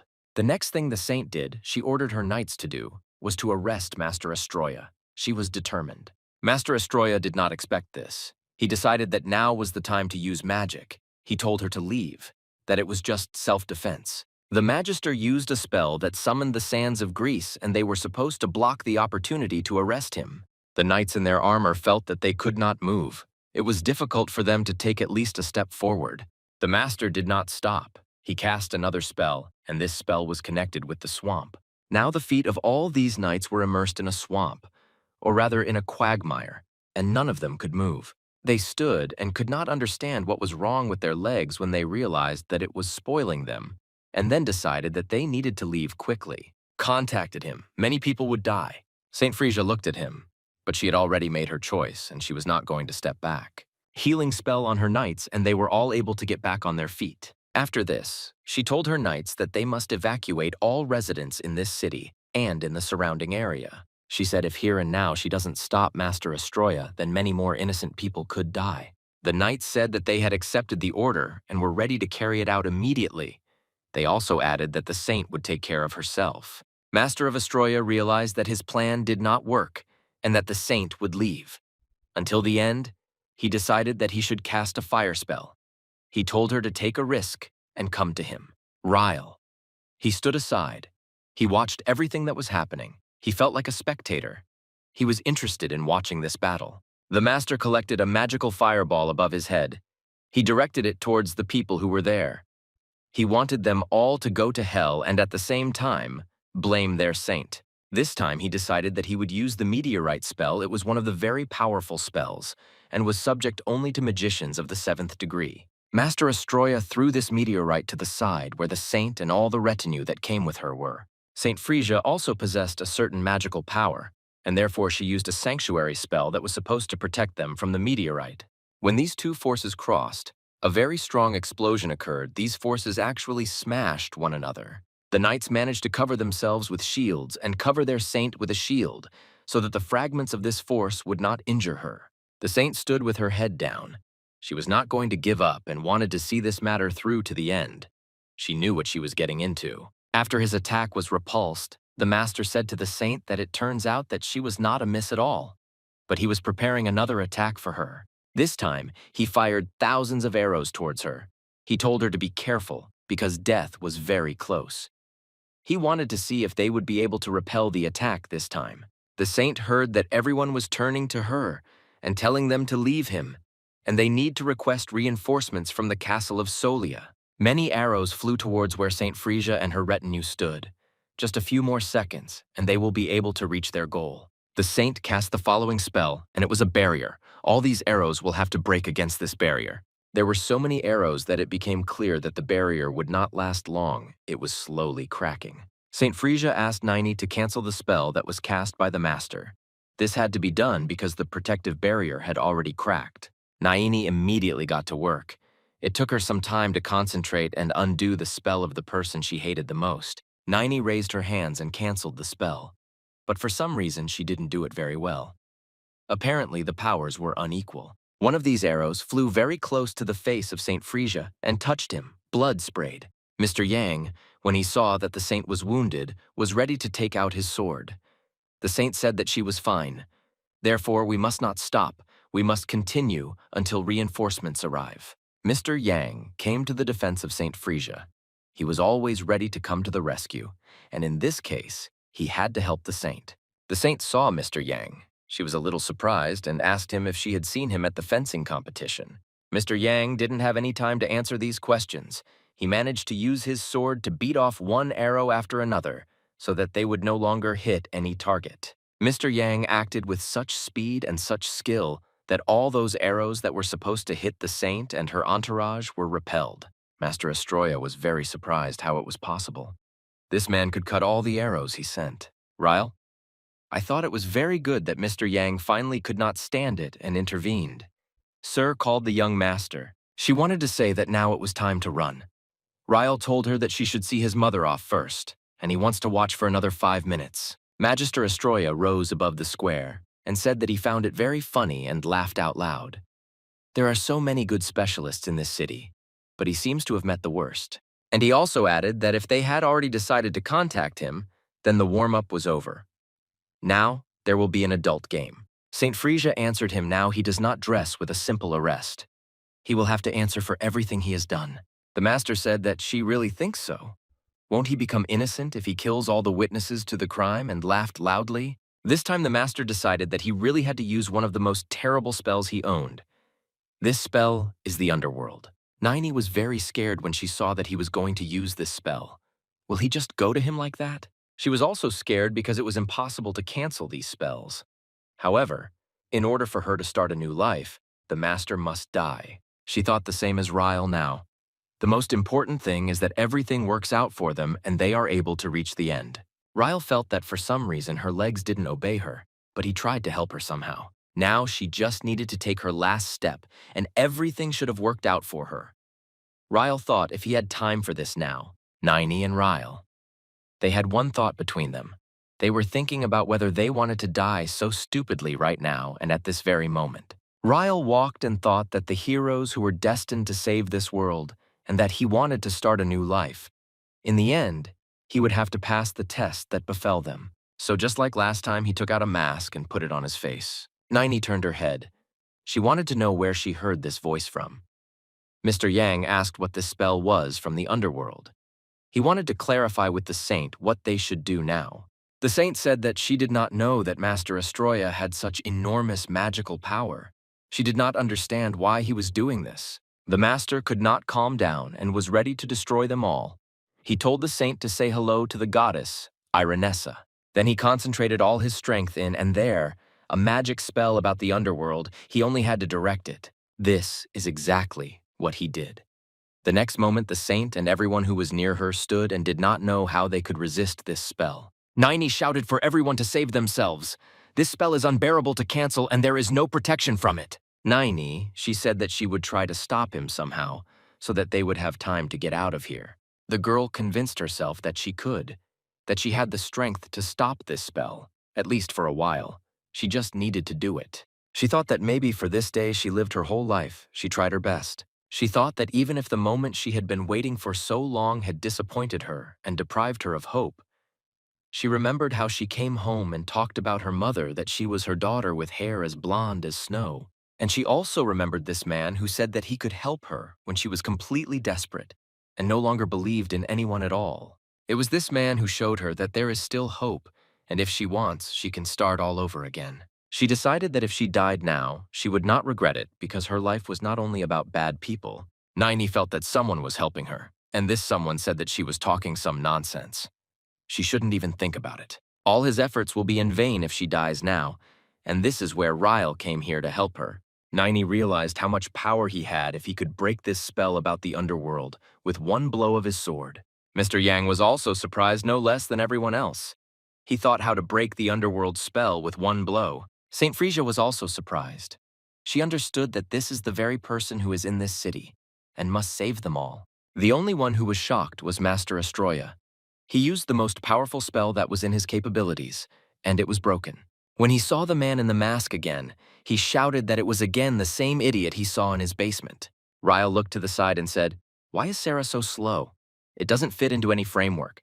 If you're saving yourself, you need to move your legs faster." Ryle told the so-called greatest master that he really pisses him off, and now more than usual. Ryle turned to the saint and asked her that she had some kind of divine power and couldn't she stop. He was actually surprised because it seemed like she didn't have much of this power. So he said that this is a spell about the underworld, or whatever they call it. He removed it. So the saint had to take his assistance and get out as quickly as possible. St. Frisia, on the one hand, was glad that she was alive, and she also understood that most likely this was the very person who should save them. Therefore, she had no choice but to take a break and really get out of here as soon as possible. While she was sitting, she cast a healing spell. This was necessary in order to gain strength again. Niney asked Ryle why he was here and why he helped her. She wanted to know the answers to these questions.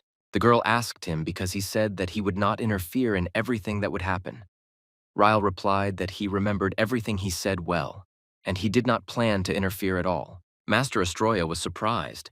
He also wanted to find out from the man in the mask why it was so easy for him to dispel the spell in the underwear. Ryle answered the master that he had been busy for a long time and he was tired of watching all this circus that was happening here. Ryle replied that she was busy for a long time and he was tired of watching all this circus that was happening here. Naini. She was surprised by his answer. What does long mean? After all, she had a strong enough opponent. The master was outraged by the way they talked to him and behaved. He considered himself the master of the seventh circle and believed that there was no one stronger than him. Ryle repeated to him once again that, in his opinion, everything here takes a very long time to be decided. His mother almost got hurt. And now he himself will quickly figure it out completely. The master looked at him and wondered if he was very confident in himself, and whether he really couldn't cope with him. Niney stood silently, She thought that she always knew that he was a completely unusual guy, but if he cast a Astoria's spell in one go, then who is he anyway? He put his hand on her shoulder from behind, and Ryle told her that it was time to finish what they had started, and they couldn't stop. He said that now is the time to finish, and they will think about the rest a little later, when there is time for it. Ryle turned and told Mr. Yang to come too. Mr. Yang said that he understood everything. When they were all standing together and were ready to end it all, Ryle told the girl to take a deep breath now. She didn't understand what he was up to and wanted to know. Ryle wasn't going to explain anything. He said that enough talking and fooling around should be done with this. He ordered Mr. Yang to shoot as many arrows as possible. Mr. Yang said that he understood everything. Master Astroya was completely confident in his abilities and had no intention of giving up. He wanted to show his advantage over everyone. When he saw that the master's attack was starting against him, he laughed and asked if they really decided to go against him. The master said that this was great. He was still going to find this guy in the mask and tear him to pieces. Ryle told him that he should do whatever his heart desires and see if he can do it. Master Astroya did not waste time for a long time and applied the next spell he was capable of. It was Firewall. Ryle told Mr. Yang that he would deal with this spell, and he had to continue to hold it back. They all needed to trust him. Mr. Yang said that he understood and continued to shoot arrows one after another towards the master. One of these arrows hit his face. The master became even more angry. Therefore, the next spell with which the master wanted to inflict damage on his opponent was Poisonous Fog. This poisonous fog fell lower and lower. In addition, it thickened and intensified. A little more and it will fall so low that it can destroy them all. Saint Frisia, she said that she couldn't stay on the sidelines in such a situation and wanted to make her contribution too. Ryle and Mr. Yang turned their heads in her direction. They were a little surprised that she wanted to take part in this too. She only needed to rest and stand aside. But Saint Frisia did not think so. She had done her job and believed that in such cases they should say thank you to her. Master Astroya was very disappointed with everything that happened to him. All his spells that he tried to use in this battle were either dispelled or canceled or stopped. Not one of them was completed. He didn't want to admit defeat and said that he didn't have time for such small sushi as they were. After all, in his eyes, they were only losers. The master thought that in his case, there was now about half of the total mana left, but he thought that this would be enough, and he clenched his fist in order to deliver a fatal blow. The next thing he said was the words that they should all die. He had no choice but to use all his strength in this last blow. His next spell was a blizzard spell. He thought that with this spell he could definitely destroy them all. Ryle said that this Master Astroya is the most ordinary evil old man. You can see it if you look into his eyes. Ryle looked at Nini and asked her if she had caught her breath and if she had enough strength. The girl replied that she was ready. Ryle explained to her that now she needs to hit him once, but Nini said very strongly that she was ready. Ryle was pleased because he had not fought like an adult for a long time. He told the girl to aim for the heart. Now they would need to hit at the same time. Ryle turned to Mr. Yang and said that his task now would be to destroy ice icicles from afar. Mr. Yang did not argue. He completely trusted. Master Astroya was already finishing his spell and sent huge ice icicles towards Ryle. They resembled arrows that were just as strong. The master shouted for these icicles to pierce his enemies through. Ryle told Nini to concentrate on only one blow and not think about anything else. A lot depended on this blow, including her life. Nini was worried that the master's spell might somehow harm her. Ryle told her that Mr. Yang would worry about everything else. Ryle held on. He decided to joke a little. If they don't succeed, then they have an almighty saint. Master Astroya was completely confident that he could defeat a bunch of what seemed to him to be losers.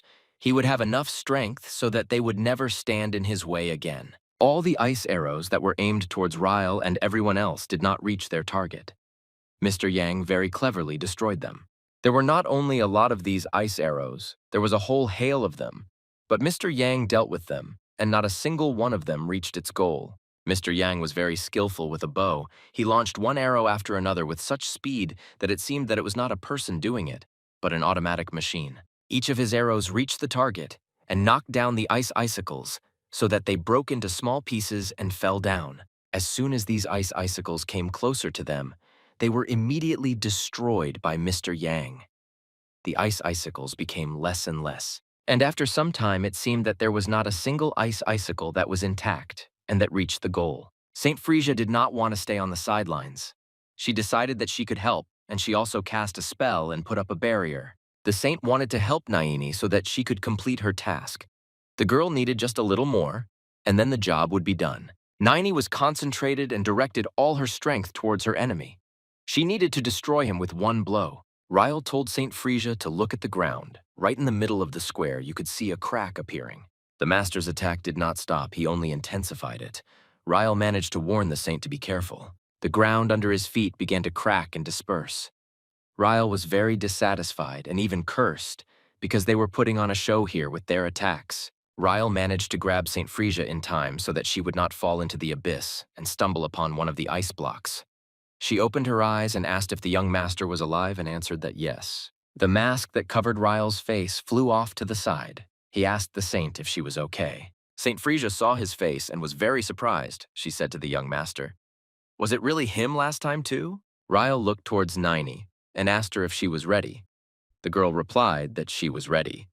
The saint thought that she was sure that she was talking about this guy in the temple of the goddess Irenessa. Naini was ready and she was waiting for the command. The young master said that as soon as he gave the signal, she would have to open fire.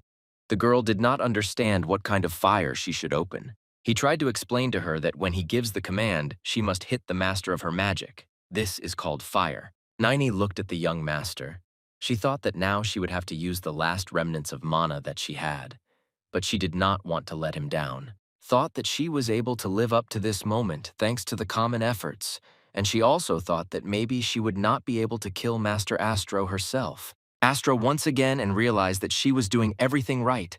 Now the moment of truth had to come for her. She understood that after this blow, she would not have a single drop of regret left, and she gathered all her strength and struck this blow. After Ryle gave the command to fire, they had to act as a team. The result depended on each of them. Naini did not just strike. She dealt a super blow that should have caused maximum damage to Master Astroya. Naini concentrated and held this blow with all her might. Her mana became less and less, but she could not give up. The girl thought that her body could now be torn into pieces. This blow was so hard for her. The master looked at her and laughed. He said that he was not at all afraid of her blow, and all this was for the chickens to laugh. The greatest master immediately cast a spell and tried to parry the blow that Naini was delivering. It was very difficult for her to withstand the blow. At some point, she even despaired. She thought that this was not enough at all, and she would not be able to cope with the enemy. She thought that she didn't have a single drop of regret left, that she was now, do it. But she was hoping for some miracle. Ryle said that everything would work if he launched his sword right now. The master did not expect such a turn of events. He thought that the attack would only come from Naini. The efforts of Ryle and Naini were crowned with success. They achieved their goal when they combined their powers. The master received a very strong blow, right in the heart. The master did not immediately understand what had happened to him. For some time, he tried to resist everything that was happening to him. But the very next moment, his strength was so small, and he had no mana left to recover and resist. Therefore, there was a very loud explosion from the greatest master Astroya. Nothing was left. It was only thanks to the strength and perseverance of Naini, and thanks to Ryle. And you, this greatest master, were left with only snowflakes that fell to the ground. It looked like the snow that fell in the summer. Well, when the sun came out after dark, all these snowflakes melted in the air. Some still fell to the ground. But it was not for long. All this snow. The snowflakes should have melted in a matter of seconds, and not a trace of them should remain. This white snow fell on Naini's head when she was licking on the earth, completely exhausted. She still didn't understand that it was all over, and she won this fight. This snow that was falling now was in honor of her. Naini lay there for some time. She didn't have the strength to even open her eyes and see that it was all over. Naini became the winner in this battle, but she didn't know anything about it yet. She continued to lie exhausted on the earth. To the side, not far from her, there was the body of the master. It was pierced through in the area of the heart. The blood spread in all directions. He was no longer so terrible and majestic. Mr. Yang and St. Frisia walked towards where Naini was. They wanted to find out what was wrong with her. The saint approached the girl and tried to bring her to her senses, but for some reason it didn't work. Mr. Yang asked the saint if she was okay. The saint looked at the girl and cried loudly. She said that she couldn't just die now. Niney was lying on the ground and did not react in any way to her words. The saint asked her to please open her eyes. This went on for some time. The girl lay on the ground and did not react in any way to the fact that her name was Saint. She asked only one thing, that she open her eyes. The saint decided that she should help her somehow, so she moved her body to the temple where she led the service and lived. She laid her on the bed and did not leave her for a single second. The saint hoped for a miracle. She wanted Naini to survive. The saint understood that Naini used all the powers she had to destroy the man who had brought a lot of grief to everyone. The saint also thought about Ryle. She wanted to know where he disappeared. Mr. Yang said that he saw that wizard fall from the tower. And after that, he didn't see this guy anymore. He was far away, so he didn't even notice that he disappeared.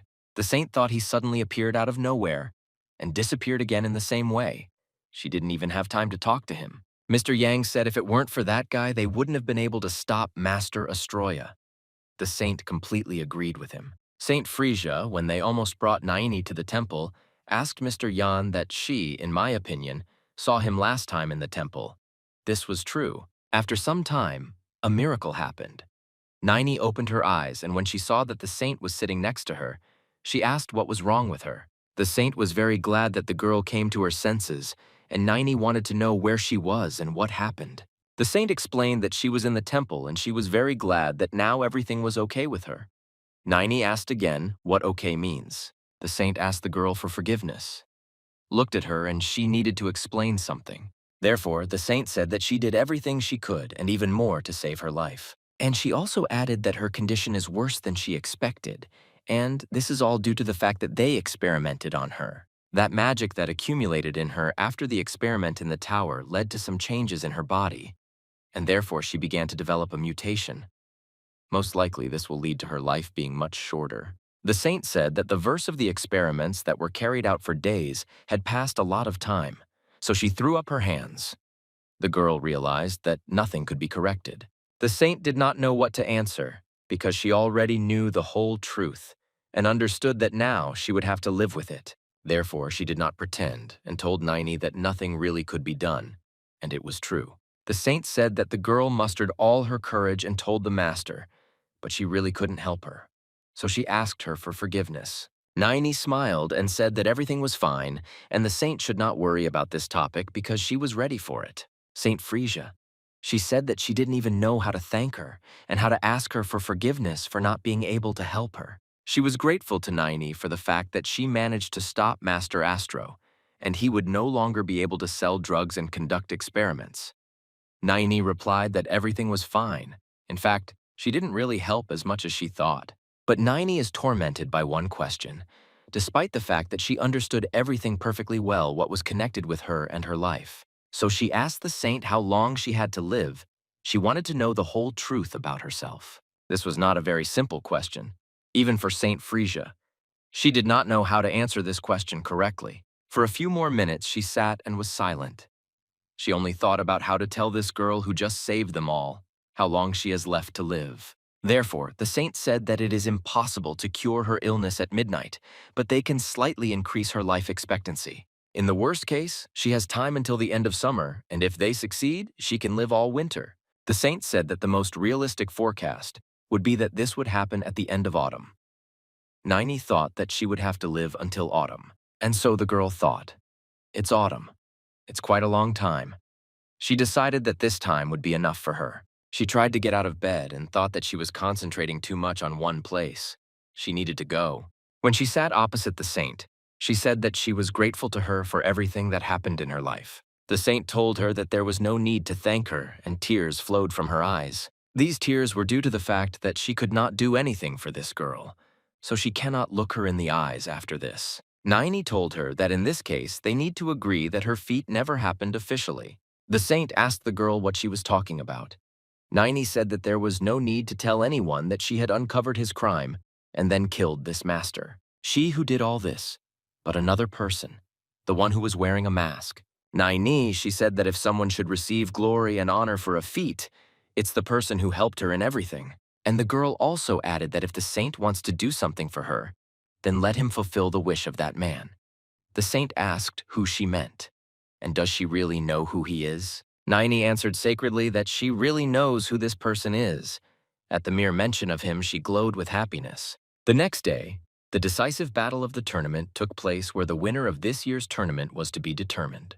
The fighters became finalists, suggested good results in fencing, and each of them hoped that he would become the winner. Ryle watched the fencing competition today and tried to comment on everything that was happening. He said to Sarah if she saw them fighting with swords. Sarah was not in the mood at all today. She answered the young master about what she saw, but all this did not make any impression on her. The young master didn't understand. Did she really not like something? Sarah said that one of the fighters' legs weren't working at all.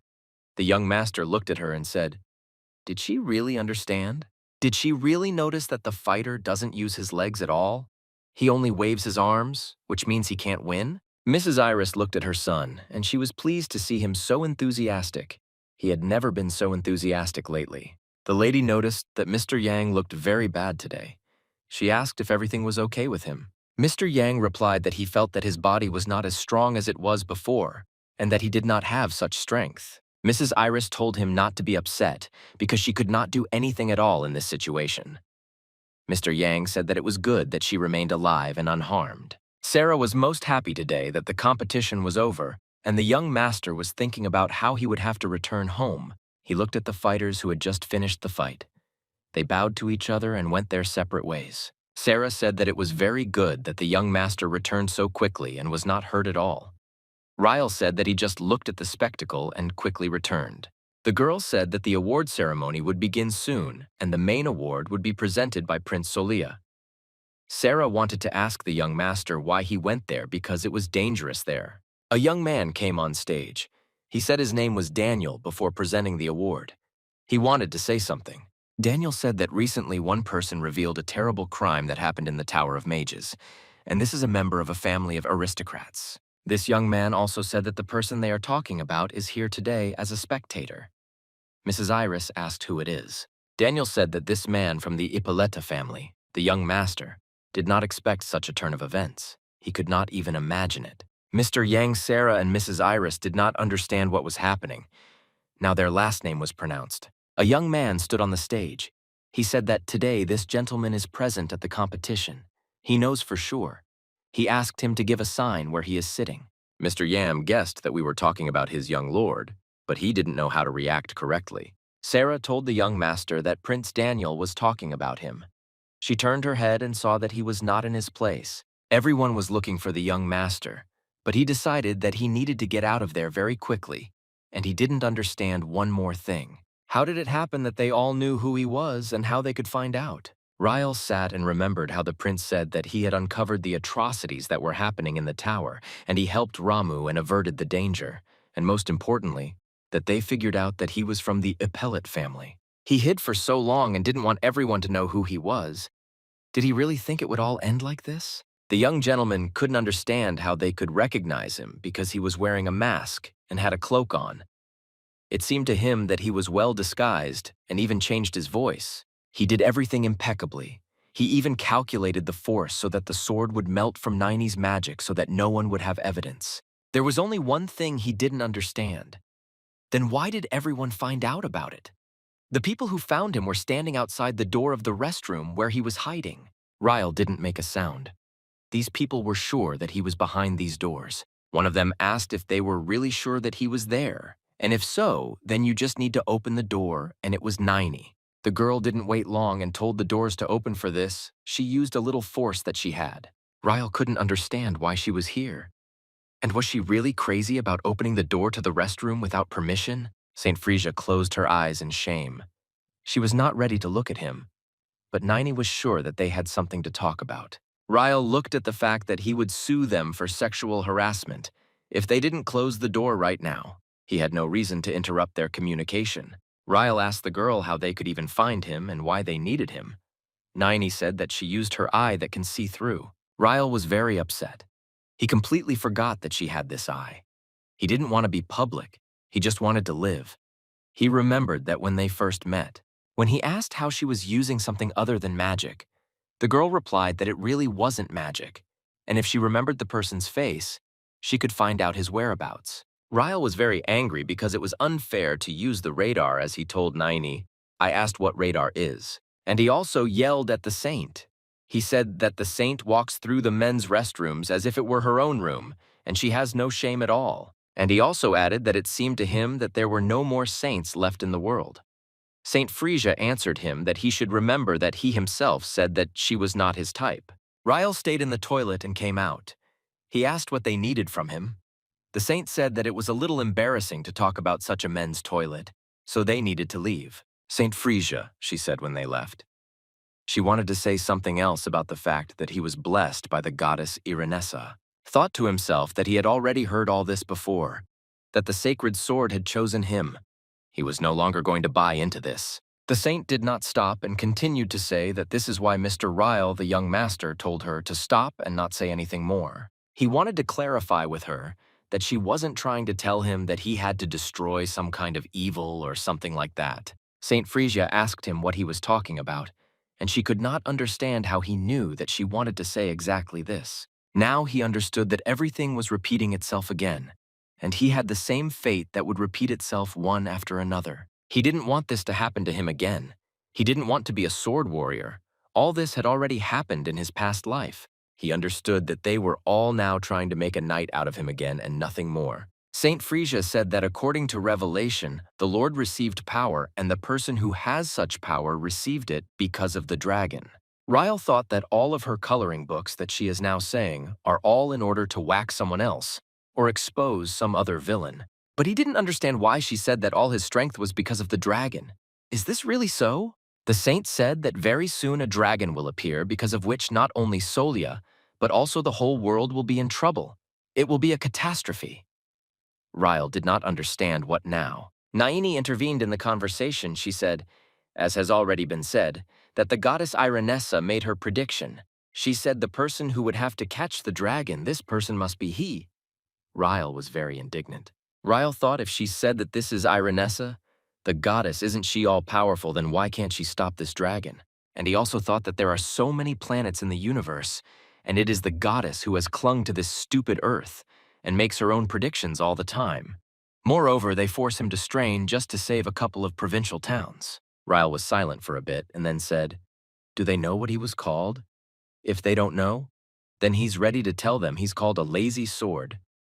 The main word here is lazy. He said that for the rest of his life he planned to live in a high and do nothing. He did not understand why they came to him with this question, asking him to catch some dragon. By the way, he looked at the saint and told her to remember what she told him last time. If she forgot, then he is ready to remind her. She called him gay. Well, just for a second. Naini did not understand how this could be Saint Frisia, who seemed to her to be a very good person, and called him gay. The saint said that it was better for her not to know this. Ryle turned around and began to leave for the last time. He said that after such words he should not cooperate. It's unrealistic. Let her look for another fool. The saint told him to stop because she wasn't finished. But he didn't want to listen to her and hear. He decided that their conversation was already over, and he no longer had anything to do with them. The saint had no chance to stop him, so she decided to try to stop him in any way. She screamed with all her might, Astroya. This name really sobered up the young master a little, and he stopped.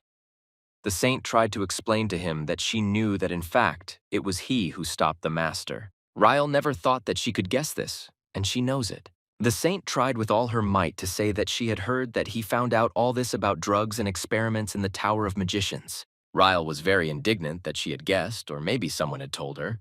So he asked who could have told her that. He was only interested in one question: who told him all this nonsense. He turned and looked towards Naini.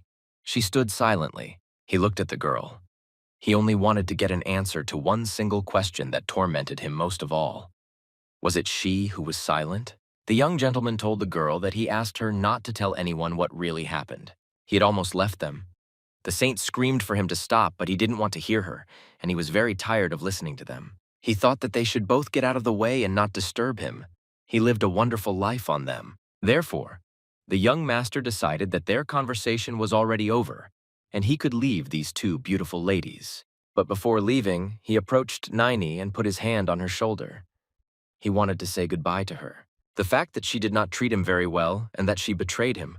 The saint lowered her head down, closed her eyes, and said in a sad voice that there was no need to worry, because Naini only told her about it. Ryle asked in an indignant voice what Prince Daniel was talking about then, and the saint replied that she had not told anyone about his power. Holy, I said that she just mentioned that Ryle made a big contribution to the victory over Astroya and Naini until the last time there was other stuff, and didn't want anyone to tell this secret. The saint said that in any case, only one thing is clear. His strength is simply incredibly great, and Royal proudly raised his head up and asked what to do next. The saint asked him to catch the dragon, as the revelation says. But he put his hands behind his head and said that he did not want to do this. Sveta got angry and said that he had already defeated Astra, and he had the power that would help him kill the dragon. Ryle waved his hand and asked to leave him alone.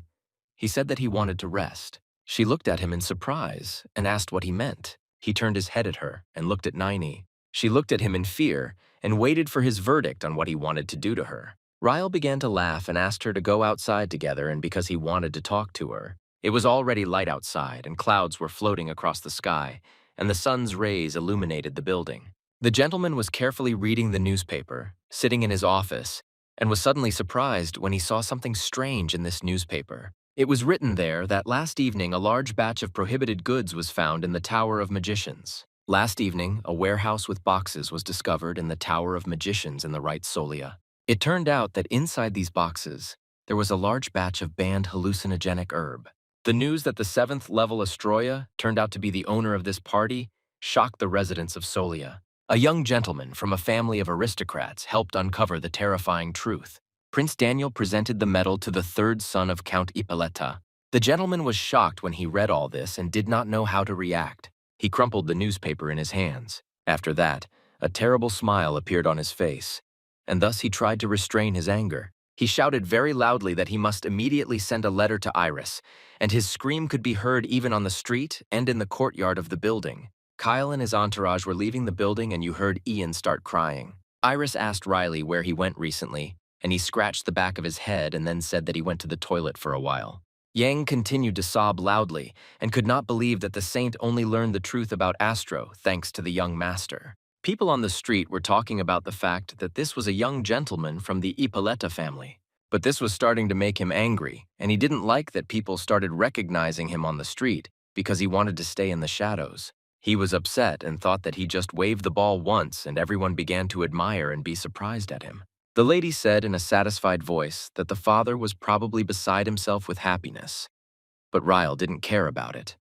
But nevertheless, he said that he just needed to come to terms with it. She smiled and looked at him with an admiring look. She noticed that a girl was walking during the day and decided to ask what kind of girl was walking behind him.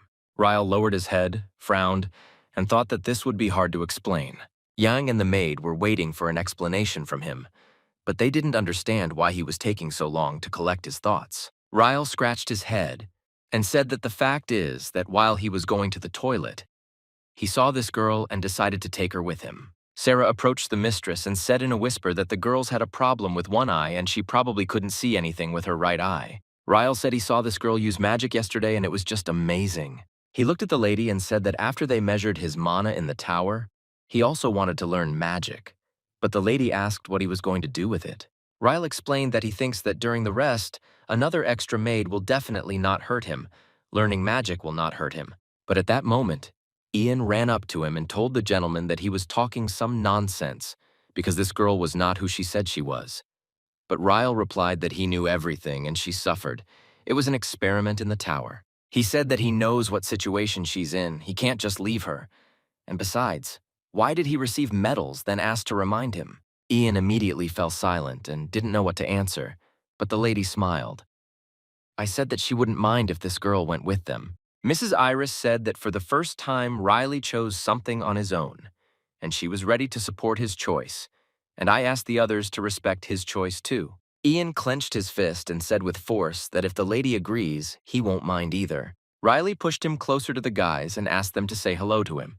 He said that these people serve his family. She bowed and said hello in a submissive voice, then said that her name was Naini. Sarah narrowed her gaze and assumed that Naini was from Lower Solia, because it was not clear that she had no noble manners. Sarah came closer, pointed her finger at her, and said that she had been to Lower Solia, and she knew what she was talking about and would personally take charge of teaching Niney proper manners. Riley watched it all from the side and smiled.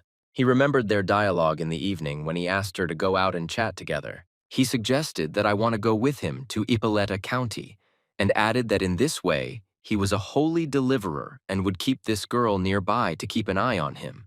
But the saint shielded Naini with her back and said that he was talking some nonsense. Riley raised his hand up and said that if she had kept her mouth shut, he wouldn't have had to take her away, and he didn't need to put on a show here now. Riley looked at this girl again and asked her what she thought about this. If she didn't want to, then they just ended here and now. Naini replied that she would go with him. She still had some matters with him that needed to be settled. She remembered the moment when he extended his hand to her and for the first time decided to help her. She thought that she had not yet heard an answer from him. She said that if she was around, she could find out how I could start living a clean slate, and her path would become at least a little clearer. Sarah happily began to clap her hands and smile. She asked everyone if they were ready to go back to the county. She looked into the distance and said that a letter had recently arrived saying that the Count wanted to see each other as soon as possible. Ian suggested that the Count had probably read the newspaper, and that's why they needed to return. The sun slowly began to slide down and closer to the horizon, and evening came. Naini lowered her head to Misha and asked if she would now have to call him master, but after that she said that in any case she was grateful to him. Riley looked at her in surprise and didn't even know what to answer. Naini smiled in a joyful voice and said that she didn't even imagine that she could leave this terrible place. Riley started laughing and said that she was very funny and he didn't expect her to be so funny. They left the city, and Riley said that if someone heard their dialogue now, this person would think that he was saving her. Suddenly, the whole group stopped when they saw a man in front of them. The lady smiled and greeted Bishop Rivos joyfully. Rivos greeted Mrs. Iris and said that he was pleased to see her again. Iris asked why the bishop showed up here, and he replied that he was looking for something. Ryle and Naini became wary when they heard his words and wondered what he was going to find here. Rivos smiled and said that his search was related to a recent incident that occurred in the city. Rivos said that these two noble people forgot their things in storage, but Ryle and his new companion looked at the bishop incredulously. They extended their hands and greeted them. Naini will also extend my hand to greet them. But at that moment, the services gave them some things, and the bishop said that these were trophies. Ryle took the box and asked why he needed these trophies, why the bishop asked them to give them to him. Ryle looked inside the box and saw purple fabric. He decided to lift it with his hand to see what was there. On the floor of this cloth, there were two objects, a silver ring and a gold hoop. Rivos said in a whisper that these were his things and the staff was unfortunately broken, so he could only give these two items. Naini asked if they had to take these things. She said that for her, he is an insignificant person, and she does not want to take these things. But Rivos smiled when he heard her words and said that he still wants her to accept it, and the Temple of Solia wants to give these things to them. They looked at these objects with dissatisfaction and did not want to accept them. Rivos said he swears to God that these things are clean and they are absolutely safe. The saint watched their reactions all this time, standing behind the bishop. Ryle became interested in such sudden gifts and wondered if the bishop himself had come up with all this. Naini asked the gentlemen if they would accept these gifts. Ryle asked her what she thought if there was something suspicious about these objects, and Naini replied that she had already checked and there was no magic left in them. He looked at the box again and thought that now he needed to make a decision. He smiled and told the bishop that if they give him gifts, it means that they need to be taken, and thanked Rivos. Suddenly, a lady came up to him from behind and said that the Count asked them to hurry up so they couldn't delay any longer. Rivos smiled and replied that in that case, she was probably very proud of her son because he received a medal, and the lady thanked him for taking care of everything himself. They quickly go tonight or leave in order to stop communicating with these saints. But the Holy Lady was dissatisfied with this behavior, and it all irritated her.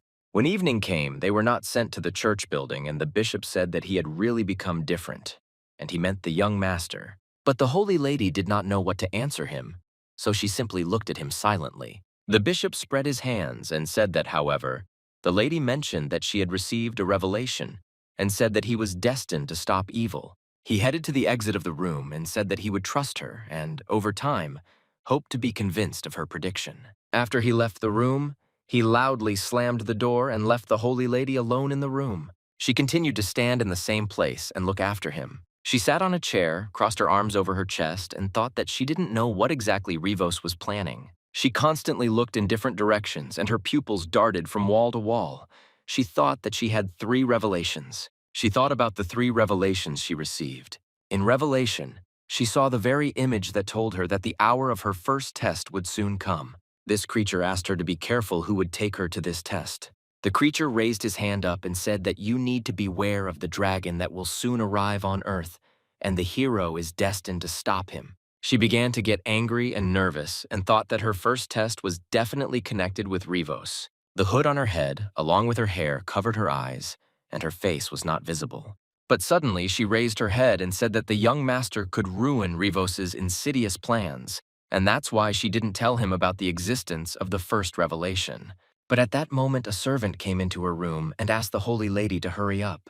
He smiled and said that everyone was already waiting for her. She got up from the chair and headed towards the door. She said that she was already on her way. When the team returned to the county, they were met by a gentleman who was very dissatisfied with something. Ryle looked at his father's appearance and did not understand what was happening to him. He asked why he was still not sleeping. But the count cleared his throat several times and then in an angry voice asked where the medal was now. Ryle immediately took out the gold glowing medal and his shorts and showed it to. This medal glowed very brightly as if it were a new sun. The count could not believe that it was Prince Daniel himself who presented him with the medal. But the lady, at that moment, began to giggle quietly and said that the count was worried whether his son was hurt. And this is his flaw because he is always completely honest with people.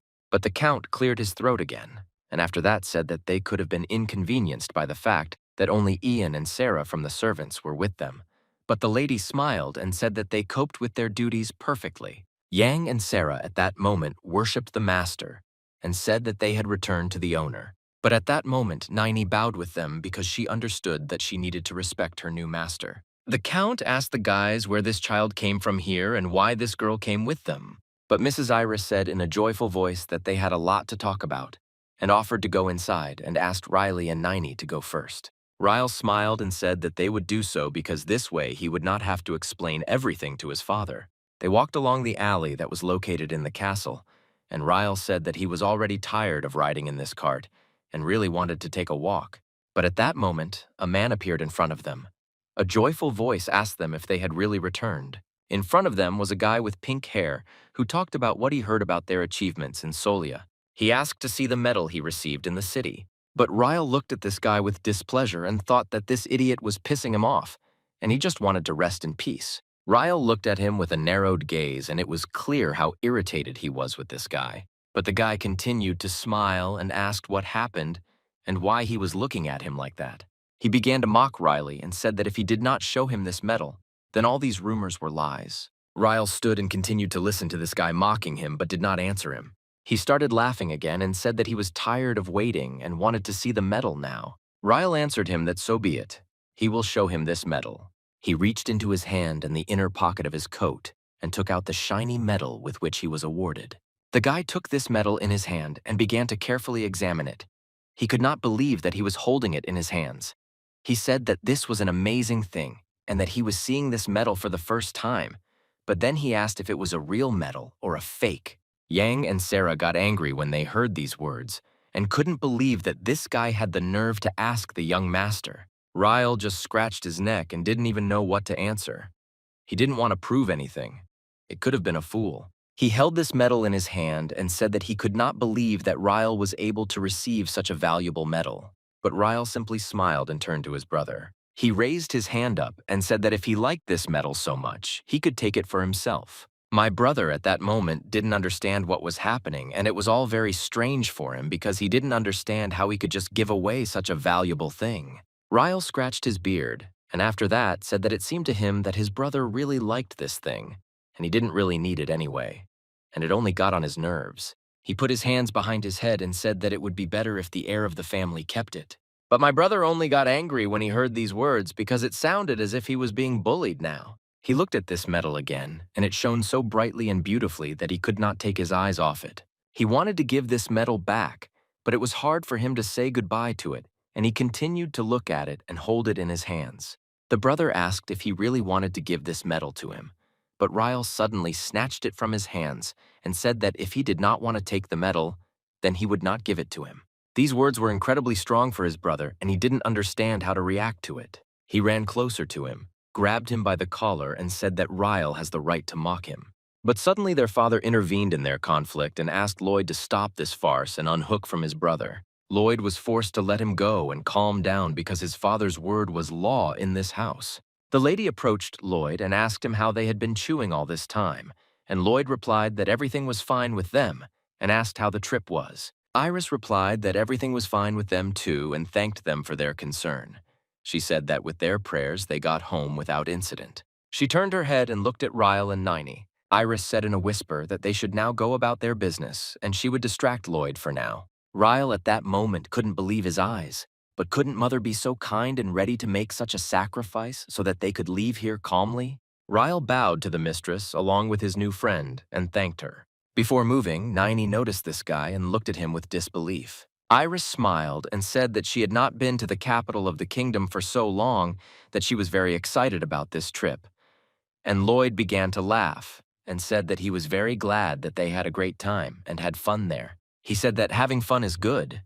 You shouldn't be lazy and skip training, and this especially applies to him and his older brother. And now they need to think about their future. Sarah and Ian couldn't believe that this impudent guy continued to talk about this so calmly.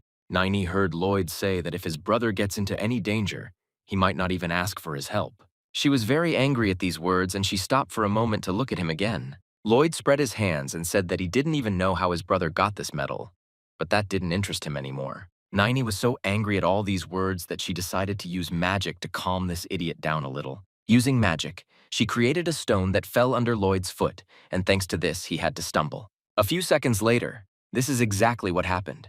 He did not notice this stone and fell after tripping over it. The maids were confused. They did not understand what happened to the master and how they could help him. Niney felt a little better after she saw that you were the idiot who fell to the ground and hit himself. In the evening, he was sitting in his living room, and there was a bandage on his head that covered the wound after the fall. His brother told him that he was very clumsy, but Lloyd defended himself by saying that it wasn't him, and there was something on the floor. He was sure that it happened magically. But my brother didn't believe it and said that he didn't want to listen to all this nonsense any longer. Lloyd was angry and shouted that he didn't understand how it all happened, and the wound on his forehead was starting to irritate him. And even a 10-year-old child wouldn't have hit himself like he did after a fall. But his brother said that at the age of 10, he fell just like now. He scratched his beard and asked in a calm voice what was happening with Riley now. Lloyd said that their brother is still the same as he was, and nothing special has changed about him. Lloyd thought about it after that, and added that his brother brought some strange woman with him and jerked off. He never saw her. He said that Navid, this girl, is very disgusting, and by her gait and manners, you can understand that she is definitely not an aristocrat. At that moment, the brother became wary and thought about it, after which he said that all this was very strangely doubtful. Lloyd said that it was different and not as usual, and he had never seen such a smell, and his brother thought that this asshole was up to something. He crossed his arms over his chest and said that different people come to Solia, and it's surprising. And in any case, it looks like this idiot Riley is planning something evil. He continued to say that he had never seen Riley interested in women, but Lloyd told him that their brother always lies in a tree all day long and looks at the sky. One of them said that we need to pay special attention to this and keep an eye on her in any case. He said that he would also try to find out something about her, but now they had to go to different rooms. When Lloyd left, the older brother was left standing alone in the room. All this time, he was thinking that he couldn't believe that this idiot was able to get that very medal. He looked out the window and thought about what and how it was that their lazy sword even achieved this medal. And he didn't even participate in the competitions. He was just watching them. He opened his mouth and breathed through it, looked out the window. But suddenly he clenched his teeth and got angry. He thought that he didn't know how and why he got this medal. All he wanted was to just ruin his plans and do everything so that this idiot would stop enjoying everyone's love. The next morning, Niney came out of the room and she was dressed in new clothes that Sarah had given her. The maid was pleased with her new appearance. She said that even if she was picked up from the street, in order for you to teach the master magic, in any case, you need to look good. Sarah came closer and said that she had responsibilities and she must fulfill them properly, and asked the girl if she remembered what they told her before coming here. Naini replied that she remembers how Sarah said that she would take good care of her upon arrival. Sarah looked at her, smiled, and said that Naini has a very good memory. She turned in different directions, and after that said that the rules in Ipelit's house are very harsh, so she needs to forget everything that she was taught in Lower Solia. She looked at the girl again, smiled slyly, and said that it was time to work together. Naini shuddered when she heard this, but answered in a submissive voice that she was ready to start work. But unlike Sarah, Naini herself felt very awkward and uncomfortable here, and she thought that she was beginning to fear this campaigner more than Beitu. Ryle at that moment was sitting on an armchair in her room and said that he didn't understand what these two were doing in his room. Ian said that Sarah had not had fun with the newcomers for a long time and was thinking of establishing order and discipline. But Ryle replied that that was why she smiled so maliciously when they arrived home. Ian looked at the guy and said that he wanted to ask him something else. Ian asked what they should do with these things that were given to them before they left the city. Ryle held the purple cloth in Alfie's hand and said that it was a trophy that they gave them. He carefully looked at this fabric and said that I don't even know how to actually use it. Ryle suggested a funny idea to just take and sell all this junk because it was used by a great magician. But Ian said that this was a bad idea and that it shouldn't be done. Ryle looked at this purple fabric again and said that he needed to think about what to do with these things.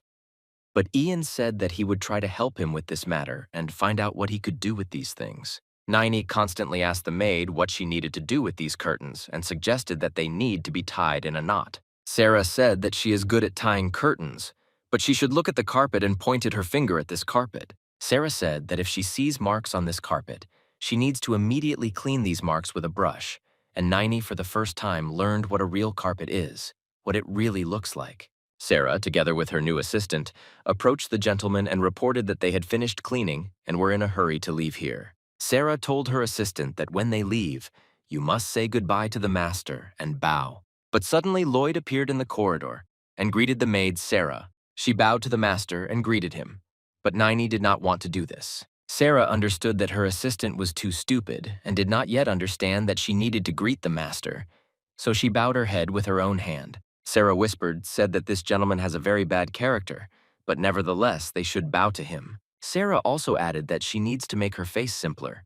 If she looks at the master with such contempt, then she will definitely be given some kind of punishment. Lloyd came closer and noticed the new girl and said that apparently she was the same girl that Ryle brought last time. Naini replied that this is exactly what the sir says, and now they are bringing her up to date and showing her at home and explaining what her responsibilities are. Lloyd stopped laughing and said that this is all very boring and there is nothing special here. But he wanted to ask her something. Naini told him her name so he could address her. Lloyd began to laugh and throw up his hands. He said that he wanted to talk to her because Ryle himself brought a person into the house for the first time, and therefore he was very curious why he chose her. Naini looked at him with a dissatisfied look and understood that this conversation would not make any sense, but she still could not avoid this dialogue. Lloyd crossed his arms and asked her if she knew how this lazy bum got a medal. Naini looked at him and didn't even know what to answer. But what infuriated her most was that he constantly insulted the master. Lloyd continued to look at her smiling. He asked if she was not going to answer his question, but Naini noticed that he had a very small flow of mana. Sarah started laughing and clapping her hands to somehow distract the master, and Naini at that moment realized that this guy is not as strong as the master. He is not even worth one of Riley's little fingers, and his magic is useless. Sarah smiled and said that she had not yet finished training Naini, and they had better move on. Lloyd was very dissatisfied and asked, since when the maid was allowed to ignore the words of the owner and not answer the questions asked by the owner. Lloyd said that if she did not want to be kicked out of this house immediately, she should answer his questions clearly. But Naini was not going to tolerate this. I said that he is not her master, so she will not answer these questions. This behavior almost drove Sarah crazy because she understood that the maid could not answer like that. Lloyd was incredibly shocked when he heard such daring words. These are ordinary maids who recently came to their house. Naini at that moment exploded like a nuclear bomb. She said that Mr. Ryle brought her here and only he is her owner. She showed the weight of her character and her perseverance at that moment. Lloyd started laughing and covered his face with his hand. He said that her behavior was not befitting of a maid of her status. Naini simply continued to stand in place with the cross in her hands on her chest and was not going to give back. But Lloyd at that moment closed his hand, and the ball began to insult him.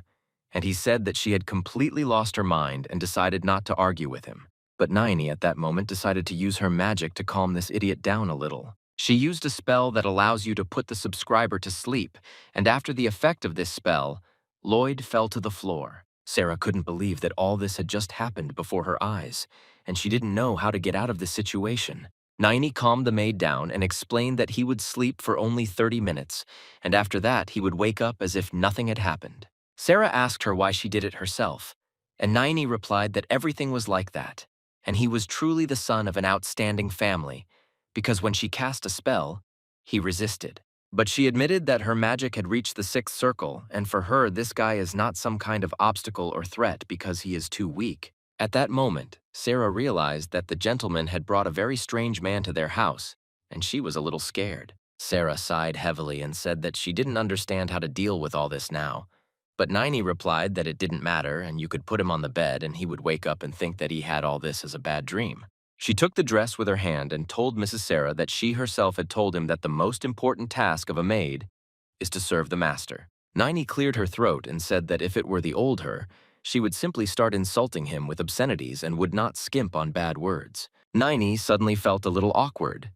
I said that she thought that she would be scolded again because of this situation. She looked at Mrs. Sarah and said that is why you can use magic just a little. At that moment, Mr. Ryle came out of the room and asked why Lloyd was sleeping here on the floor. Sarah didn't know what to answer him and was confused.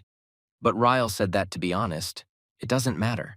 And he asked if they had finished their business and if he could take Naini. Sarah replied that the training was completed and Ryle immediately grabbed the girl and began to drag her along with him. He kept her harnessed and said that he was very glad that I didn't finish because now it's time for magic. Sarah narrowed her eyes and promised herself that this time she would forgive her. But next time, this girl wouldn't get away with it just like that. Riley and Naini went together to the place where they were going to train magic. Naini asked Riley if he wanted her to make him tea, but he replied that he didn't want to. Ryle said that he does not understand why she is offering him tea because she is a sorceress. But Naini reminded him that she is here at the moment in the role of a servant, and he should remember this and called him a fool. But then she hit her lips with her fingers because I insulted Mr. Ryle looked at her with a dissatisfied look and said that someday the impudent sorceresses from Lower Solia will start to make me very angry, and she immediately apologized.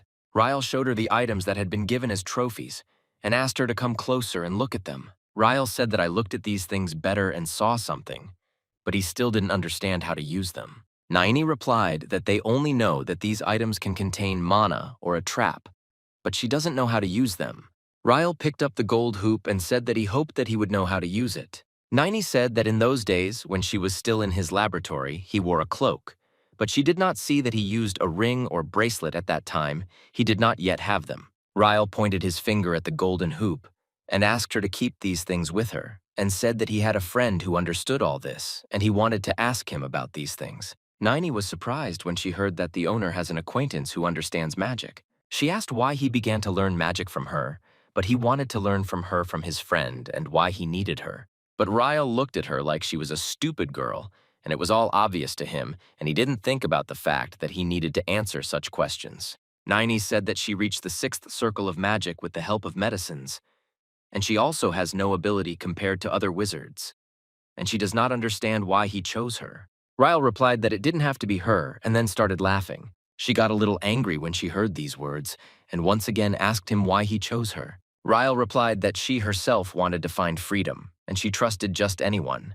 Then she was abandoned every time, and it seemed to him that she should have gotten tired of it by now. He explained what someone thought was actually a magical masterpiece, and someone is a completely useless girl who can be thrown away at any moment like garbage. Ryle said that absolutely none of them thought about her feelings, and no one perceived her as a living person. And the further this happened, the more attached she became to the person. He explained that in order to be around, you don't need a reason, and you don't have to be useful. He said that to be a free person means to do what his heart tells him, and he should know about it too. He said that he wanted her to remember this, and she just reminded him of all this last time. Ryle said that I shouldn't ask questions and try to figure it all out, but should just live and enjoy life, and at that moment I felt incredible lightness. Naini realized that the moment had finally come that allows her to do what her heart tells her. She began to smile, and she felt incredibly warm inside.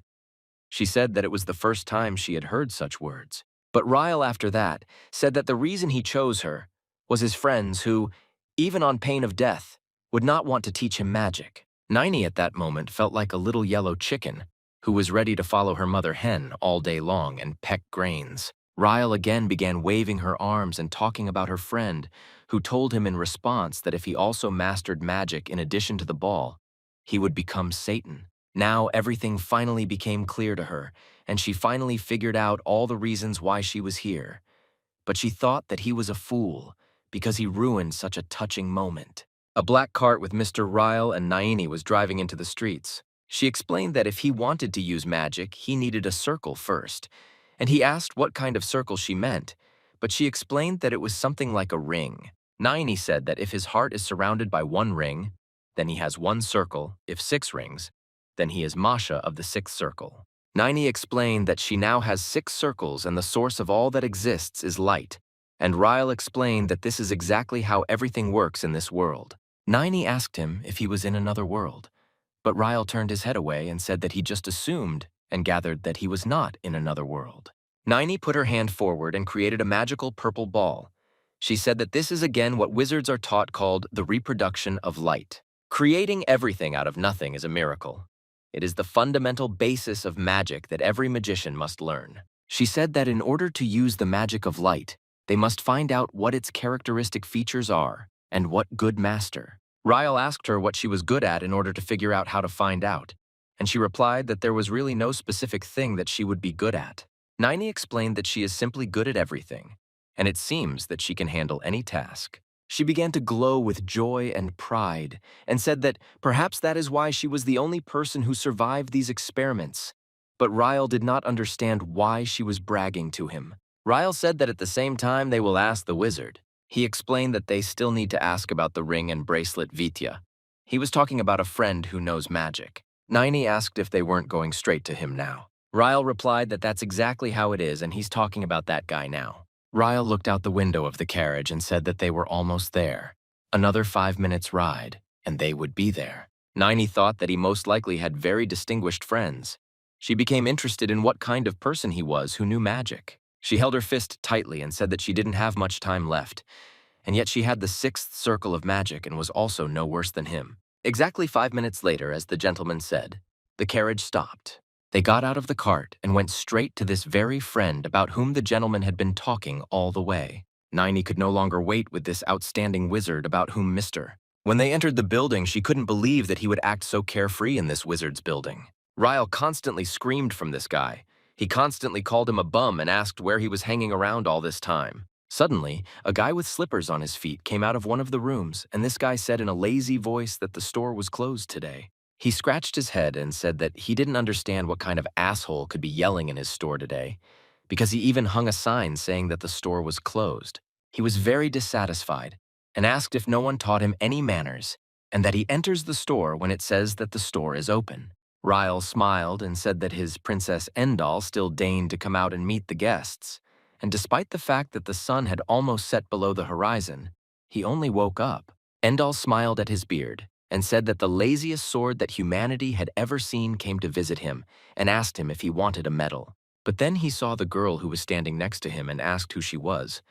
But Ryle replied that I didn't want to ask him something, and that's why we came together. Naini couldn't understand why this creature was here and how he could even walk around the house so calmly. Riley raised his index finger up and said that he recently went to a city, and they whispered very interesting information to him in the temple. Endal poked his little finger in his ear and asked what kind of interesting information this was. Ryle said that when they didn't look at him, they immediately had predictions and he wants to share them. All these monks were talking about how Ryle had to catch a dragon, and this dragon was Endal himself. He smiled and asked him to repeat what he just said. Ryle smiled and said that in Haram Solia he was asked to catch a dragon, and this phrase made them laugh even more. He pointed his finger at his friend and said that besides him he does not know other dragons. Endal smiled with his sharp teeth and began to laugh. He laughed louder and could not stop his laughter. He hit the table with his fists in order to calm down a little, but he could not. Naini, I don't understand why this guy is laughing so loudly and why this whole situation seems so funny to him. He wiped the tears from his eyes and said that he had not heard anything like this for a long time. This was the funniest joke he had ever heard. Ryle waved his hand and said that he, too, was surprised when he heard this, and the dragon replied that they had gone completely crazy there. He scratched his chin and said that he didn't understand why they decided to ask the lazy swordsman for this job. But Ryle himself didn't know why they didn't choose him. Endal asked if he was really going to become a dragon slayer, but Ryle stepped back and said that he under no circumstances wanted to do that, and he didn't like that stupid nickname. Endal said that he knew that they were going to catch the dragon, and apparently he was sitting here too quietly, so I didn't accept his simpleton. Ryle asked him if there were other dragons in these parts besides him, but Endal replied that here in Solia he was the only dragon. Endal replied that he had not seen the rest of the guys for a long time, and did not even remember exactly how much time had passed. Something like 3,000 years had passed, and at that moment he put 2 glasses of drinks on the table for the guests. Endal offered them a drink and said that it was not alcohol, and that these drinks would not interfere with their work. Ryle took a glass of drink and began to drink it and straws and asked the dragon if he was going to go to Solia. Nini also took a glass of drinks and started drinking it. Endal replied that he considers himself an idiot and does not understand why he should do this, because he has no benefit from it. But suddenly, he came closer to the girls and said that she was an ordinary maid. Riley should not keep her mouth shut, despite the fact that she did not say anything. His eyes at that moment began to blaze with fire and turned into the eyes of a dragon. Nini saw for the first time that a person's eyes can turn into the eyes of a dragon. Riley asked him to immediately stop being rich and better look at the things that were not brought. He said that recently he was given these things, but he does not know how to use them and they came to help him. Endal smiled and told him that he himself knows that here an ordinary tavern sells alcohol, but not valuable trinkets. Ryle didn't understand what the idiot was saying and said that everyone knows that this is a paradise for an alcoholic. But the dragon got angry and told him not to talk so rudely to him. Endal said that he would look at these items, but next time he asked to communicate more respectfully and ask about the money.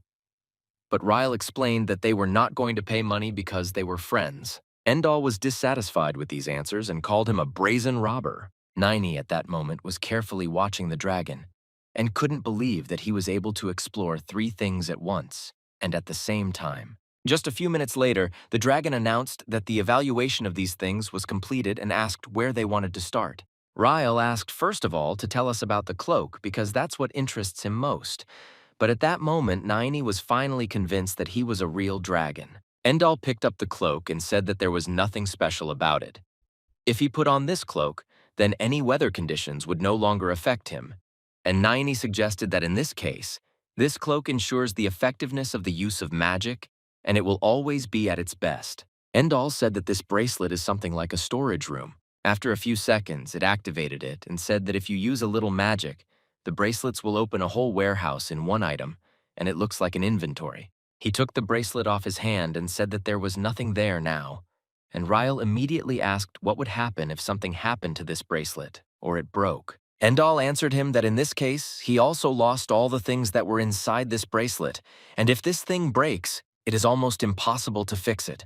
Nini suddenly realized that this was the equipment of a 7th circle magician, and he did not understand how the dragon could understand all this so easily. But Endal, with a lightness of voice and a smile on her face, answered that he was a dragon, so it was not worth anything for him to recognize such trinkets. He threw the last artifacts ring to these girls and asked her to put this ring on her finger. He listened obediently and did what he asked, but did not put a ring on the index finger of his right hand. After the ring was on her finger, magic began to radiate from it. Endal said that when a girl puts a ring on her finger, a person begins to absorb through it all the mana that is in the air around her. And Ryle suggested that this ring is like a vacuum cleaner for magic. Nini looked at him in surprise, that this is definitely how it works, and she is now activated. He sat down at the table and said that he put it on his finger last time and nothing happened. Endal replied that this happened only because Riley is a real monster. But Nini did not understand what he was talking about, and the dragon explained to her that she had been next to him all this time and did not know that her master was a real monster. Riley asked him to stop immediately, said that if he told anyone about this, no one would feel better, and told her that she could take all these things for herself because he didn't need. But Nini just threw up her hands and said that she cannot accept all these things. He scratched his neck and said that in that case she should just keep them because he doesn't want to carry them around all the time. Riley asked the dragon if he could accidentally measure the amount of mana. He scratched his head, thought a little, and said that recently one of the keeper fitted him with a measuring stone, but asked the guy what he was going to put up with. Riley replied that he didn't understand everything correctly, and he would now try to explain everything. Riley said that she needed this fabric first of all, so that she could measure magic. The dragon came closer to her, looked at her eyes, and examined her carefully before answering. After that, he thought for a few more seconds and pressed his lips. He looked at her carefully and said that he was really an unusual girl. He would look at her right eye and say that especially in this place, it looks like there was a lot of things mixed in it. Riley asked the dragon if this was the reason why she had such a strange color of magic, and the dragon replied that it could be connected. He explained that it will be fire or ice. All her magic becomes some kind of brown, dark purple. Endall said that his friend found some very interesting ones, and he rarely met such wizards. After that, he looked at her carefully again. And you and I wonder if Riley knows that this girl didn't have long to live. She seemed to understand what he was thinking about now, and because of this, she began to feel sad. She lowered her head down and sighed heavily. Riley said that at the same time he wanted to measure his magic with her, but the dragon asked him why he needed it. He explained that last time he said that he does not need to study magic. This is contraindicated, because if he studies magic, he can conquer the whole world. Ryle hit the table with his fist and said that he was not interested at all, but the dragon had a question. Why should he measure his magic? Ryle explained that the reasons are quite banal, and he just needs to pick apples himself and do stupid things. He would like to learn magic to do this without his participation. This answer actually surprised them both, and they didn't understand if anyone was ready to learn magic for such a stupid reason. They went outside and approached a large stone that stood in the yard. Ryle, with his hand to this stone, asked what it was and why he reacted so late. Endall said that he had not seen this for a long time, and it all seemed very strange to him. Ryle said that the dragon has some kind of very low-quality magic meter, but Endall got angry and said that this is a high-quality meter. He takes care of it every day. Niney was thinking about something and suddenly said the word time. Ryle asked what she meant and why she just said that word. Niney explained that his superpower is connected with time, and at that moment some strange magic appeared that raised stones up. Niney said that the stone cracks and breaks down over time, and that is why it collapsed under its influence. Endall explained that Ryle can only use time magic but cannot use other magic. Ryle got angry when he heard because he wanted to study a completely different magic. Endall said that instead of explaining, he could better show him this with a visual example, and fire appeared in his hand. He said that this, of course, is not his element, but here in front of him is a fireball that an ordinary average wizard can use.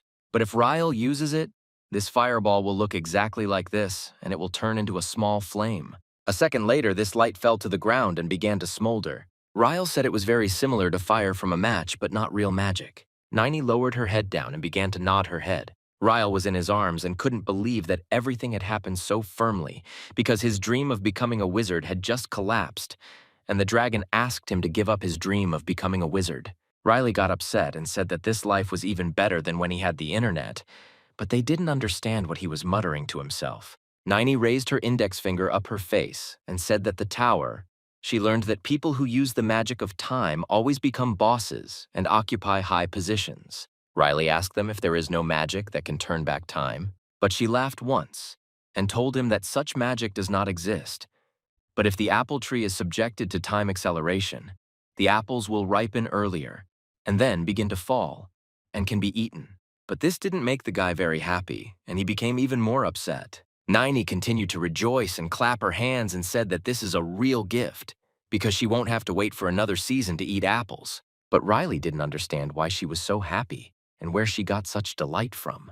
Riley scratched his head and said that in that case, she would pick all these apples because he was not going to do that. And they went back to the palace, and by this time evening had come and it was dark. Riley used his magic and looked carefully, and he was very upset and thought that he did not have anything outstanding. Niney the head is very pleased with the progress of his student and said that he is already able to create light. Riley clenched his hand into a fist and the light disappeared. He said that this color lasts only half a second. Niney explained that it didn't matter to her at all, that they couldn't identify her special features. She was glad that she would no longer have to use such a large amount of magic as before. Suddenly, two brothers appeared in the corridor and slowly walked towards this room. They said that they did not expect these guys to return and back so quickly. They looked at their brother and asked what he was doing here at such a time. Riley greeted his brothers, and the maid also bowed to them as a sign of greeting. And the brothers said that they finally saw his face because he had stayed somewhere all day and no one could find him. Lloyd asked where I went, suggested that they were traveling to some interesting place, and Ryle replied that they stopped briefly at the Leaf Village. Lloyd said that Ian and Sarah were at home all this time, and he doesn't understand why he went to such a place without security. Ryle pointed his finger at his new maid and said that everything was fine because he rode with her. Lloyd could not believe that he was traveling only accompanied by this one maid. But suddenly the lady came into the room and said that she was very glad that everyone was here. The lady reported that while they were away, a guest came to see them. Riley and Niney were surprised when they heard that some guest had arrived. They wondered who it was. But when this man entered the room, they saw him and realized that this was the same Mr. Ravosa. Riley didn't understand what this man was doing here and why he came to his house. Ravosa smiled and said that he had not seen Mr. Riley for a long time. After that, he approached the maid and bowed to her. He said that he was glad to see Mrs. Niney. After this gentleman greeted Mrs. Niney as if she were a real mistress. They were not surprised and did not understand what was happening here and who this girl really was. Ravosa continued to smile and look at this maid. He acted as if he had known her all his life. Niney bowed to him and put his dinnerware on the table and said that dinner would be served soon. Lloyd scratched the back of his head and turned to Mr. Ravosa. He asked why he addressed the maid like that, as if she were some kind of mistress. But Ravosa explained that the guys probably just didn't know. He looked at Riley and assumed that this young master had not told his brothers anything about this girl. Lloyd asked him what exactly he meant and what he had to say. Ravosa didn't really want to tell the guy all this, but he had no choice but to tell it from afar. He looked at how Mrs. Niney nodded her head and allowed him to tell it. He caught fire and very actively told the story of how last time Mr. Riley together caught the great magician Astra and burned him to the ground. The brothers at that moment were shocked and couldn't believe that this maid was actually Masha of the Sixth Circle. But they still couldn't understand why this girl works for them as a maid. Riley looked at her and thought that it didn't matter that her identity had just been revealed. He was interested in why the bishop decided to come here and pay them such an unexpected visit. Riley understood that this person looks very friendly in the end, turns out to be the final boss or villain, and it always works like that. Riley understood that this man had no special reasons for showing up at their house, and most likely he had some kind of plan. The brothers at this moment continued to feel awkward because they could not believe that the real Mrs. Niney was sitting in front of them, who owned the magic of the Sixth Circle. Riley continued to watch this man and wanted to see in his eyes and the answer to his question why he came here and what he was planning. The next morning, the bishop was already getting ready to leave, and as he said goodbye, he asked them to come and visit him and said that he would always be glad to see them. Ryle casually waved his hand and said that he would definitely stop by. Ravosa smiled and said that the character of the young gentleman was the same as it was and thanked everyone for hosting him in the evening. The lady smiled and said that she was also always glad to see the Reverend as a guest. He bowed before them and said that he would pray for their health, and after that he ordered the carriage and coachman to leave. A few seconds after he got inside the carriage and it took off and drove towards the big city. They looked at this priest and waited for this moment when the carriage would go as far as possible. This is their estate. Ryle said he sees right through this fake lighting guy and hates his nasty smile. Niney sat down and said, "Oh my God, can she really see right through him?" Riley turned to look at her and said that formally he came to check on how his mother was doing with a clinical illness, but he talked to them almost all the time, which means that he had another goal.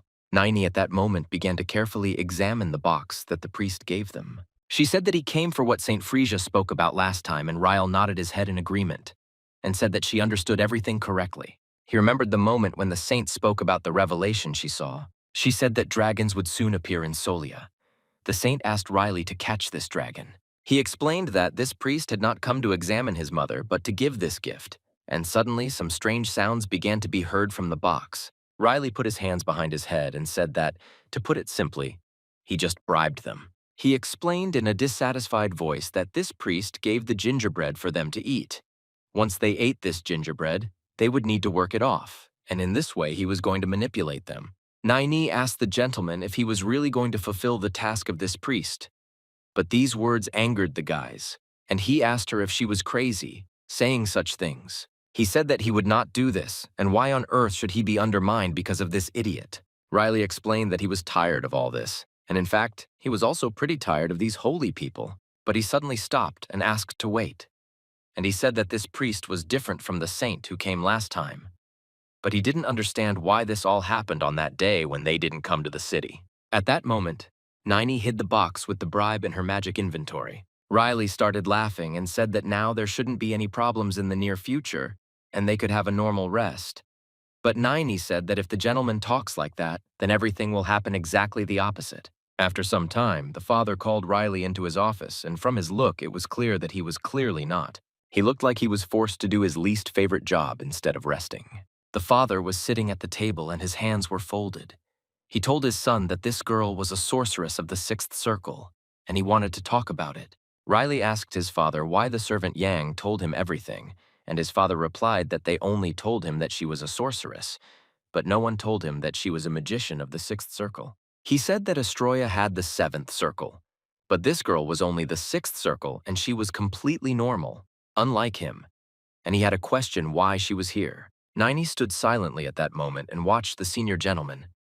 I don't know what to answer him. The father continued to ask why the sorceress of the sixth circle would work as a maid on their estate. He began to get angry and said that an outstanding wizard who managed to stop Astra with his level of magic, why did you decide to work for them as an ordinary servant? But she could get a job anywhere. Naini was simply silent and didn't know what to answer. Lord, after some time, she said that she liked living in this mansion, and she faithfully serves the master, and this is the answer to why she got a job as a maid. Naini looked at the elder gentleman and said that here she found what she lost in the magic tower. They looked at each other and tried to figure out which of them was lying and which was telling the truth. The father clenched his fist tightly and sat silently for several seconds, and after that he said that he would pretend to believe her. He asked if she had been following his son Riley from the very beginning, and she replied that it was exactly like that. He asked what she thought about his son Riley and asked her to be as honest as possible. Riley looked at his father in surprise and asked why he was interested in all this. Do your questions make them feel awkward? Naini smiled and put her hands to her heart and said that she thought Riley was a good person. She continued to smile and giggle, and her words embarrassed even her father. But Riley was not happy with these answers and asked them what they were even talking about and what this strange atmosphere was here. She bowed and said that the sixth circle is just the result of her past, but she wants to change her life and live in the present. Naini remembered that the saint told her that she could only live until the fall, and perhaps she wouldn't even be able to survive the summer. She looked at the young master and thought that in the time that I had left to live, she wanted to live a calm, ordinary life. Naini explained that now she lives happier than the wizard in the past. The father asked the young girl if there was something in this house that did not suit her. But Naini replied that everything suited her and everyone treated her well in this house. He smiled and said that in that case everything is fine, and this answer suits him and asked him to continue to help his son Riley. She bowed and said that she would try her best to teach him magic. He smiled again and said that he couldn't believe that a wizard of the sixth circle of magic was now happily working as a servant in his house. Riley raised his hand and turned to the caller, saying that since then he wanted to tell him something. Riley explained that summer would soon begin, and a lot of things would change during this time. He scratched the back of his head with his left hand and said that this year he wanted to go to Rhinefield again and asked his father for permission. At that moment, in another office where two brothers were, they were discussing how it was even possible that a girl magician of the sixth circle ended up in their house. They were interested in how their klutz brother could make friends with such an important person, and they suggested that this might somehow be connected with the medal that he was awarded. Lloyd said that he could no longer sit idly by. They too would not even be able to accomplish any feat and would be able to win the battle for the inheritance. The brother began to read the document and said that now, because of Solia, Riley had definitely become one of the contenders for the inheritance. He carefully read the document, trying to make out this incomprehensible handwriting. He saw an advertisement that said that the dark magician was last seen in the city of Rhinefield. Lloyd said that people are saying that there is a wanted dark magician in this city who could threaten this city. Lloyd suggested that his brother go and destroy this magician themselves, and in this case, everyone will begin to respect them. The elder brother smiled and said that summer would come soon, and in a few days everyone would feel hot. He began to think and compare all the facts in his head. He realized that their brother was leaving for Rhinefield as soon as summer came. Instead, the action is again transferred to the father's office, who tells his son that he allows him to go to this city. He smiled and said that after he found out everything, he was ready to let his son and this girl go to Rhinefield. Riley was incredibly happy when he heard this, otherwise, I have to thank my father. Yang met his young master and asked how long he was going to leave for this city. Riley sometimes shook his chin and didn't even know how to respond to his favor, and suggested that he could leave for a week or even 3 weeks. These new ones shocked the poor old man, and he didn't know how to react to this because the young gentlemen were leaving for such a long time. Riley put his hand on the old man's shoulder, smiled, and said that he had nothing to worry about because he wouldn't return safe and sound. Niney said that she installed a communication channel on Mrs. Iris's hand mirror using magic. She doesn't often communicate with them, so don't worry so much. Iris thanked the young sorceress and said that she was not worried because Naini would be next to him, which meant that everything would be okay with him. Naini was ready to arrange herself like an ice statue in the hot sun. She had never heard such pleasant words and was captured by a wave of emotion. Riley took the first step into the carriage and said that it was time to leave, and there was no more time to talk. Ian wished the gentleman a successful trip and said that he was waiting for them to return back. Before leaving, Sarah asked the girl to act as she taught her, and Niney replied that she would do everything in the best possible way. But suddenly the mistress took off and asked the sorceress to wait. She handed her some kind of black package, and Niney asked what it was. The lady smiled and said that she didn't know if she would like it, but she did it, and once again asked her to take care of her son during the vacation. Iris said that her son Riley used to use it and tweaked it a little and remade it for her, but doesn't know if it will fit. Niney fully understood what was inside this package, but nevertheless bowed, thanked the lady, and said that in return for this, she promises to take good care of the Lord. Riley, with his hand on his chest, said in a joyful voice that they were finally leaving. He shouted very loudly that they were finally able to escape away from this unbearable summer. The dragon at that moment hit himself in the face with his palm and said that he had never met such an idiot before. Riley said in a joyful voice that he was very happy to see Endel and asked him to use teleport once. It costs him nothing. Endal and used fire magic. He said that such vile behavior towards him makes him feel like a beast. But Riley easily returned from this fireball and didn't even blink an eye. The fireball hit the tree behind him and a small fire started. Endal told him that he could teleport him wherever he wanted, but for this service he would have to give him something. At that moment, Niney was petting the horses and communicating with them. Riley told the dragon in a loud voice that a person is not a thing, and he should be easier with his desires, and he will never give him Niney, because she is somewhat similar to him. At that moment, they didn't start laughing, and Riley looked like a boy who fell in love with her. Riley said that he had one reason why he couldn't give it to anyone, but the dragon didn't insist on it. He just wanted to laugh at the words. Endal said that in any case, if they appear out of nowhere in the middle of Rhinefield, they will immediately be arrested as illegal wizards, so he will send them somewhere into the forest. Riley smiled and said that he was happy with it. He was ready to go right now without any problems. But suddenly the dragon raised his hand up and asked him to stop and wait a little. He said that he still wants to say something about his maid Niney. He felt very awkward and had a hard time saying these words. At some point, he even moved his head to the side and tightly pressed his lips. Riley asked the dragon why he wanted to talk about the fact that this girl had very little time left to live. Endal was surprised that the guy knew that she would not live long, but suddenly realized that it would be strange if he did not know this. The dragon asked the guy what he was going to do with all this. Niney was already sitting in the carriage and getting ready to leave. She didn't understand why she wasn't talking for so long.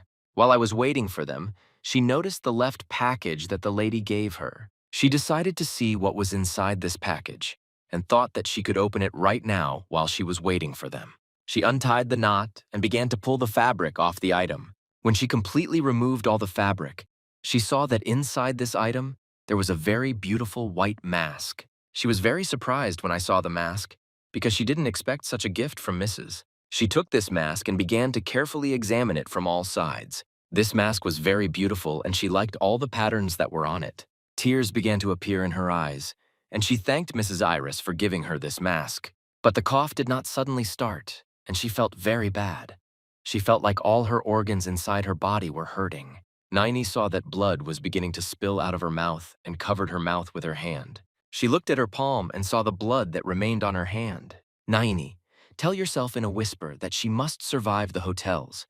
If she is lucky, she will also have time to see Autumn. She also remembered a conversation with the saint who told her that most likely this would happen somewhere in the early autumn. Nini smiled despite the fact that drops of blood were dripping from her mouth. She took this mask and said that despite the fact that her life was very short, she was still very happy about it and everything that was happening to her now. Ryle raised his hand, smiled, and told her that if she was ready, she could come to them. Riley told the dragon that they were counting on him and hoped that everything would go well. The dragon said that if they are ready to leave, he will immediately use teleport to move them. A few seconds later, a very heavy downpour began, and the weather immediately turned bad. Riley was very angry, and I don't understand why this idiotic dragon decided to move them here. He saw a huge monster in front of him and asked Nini if this was the law.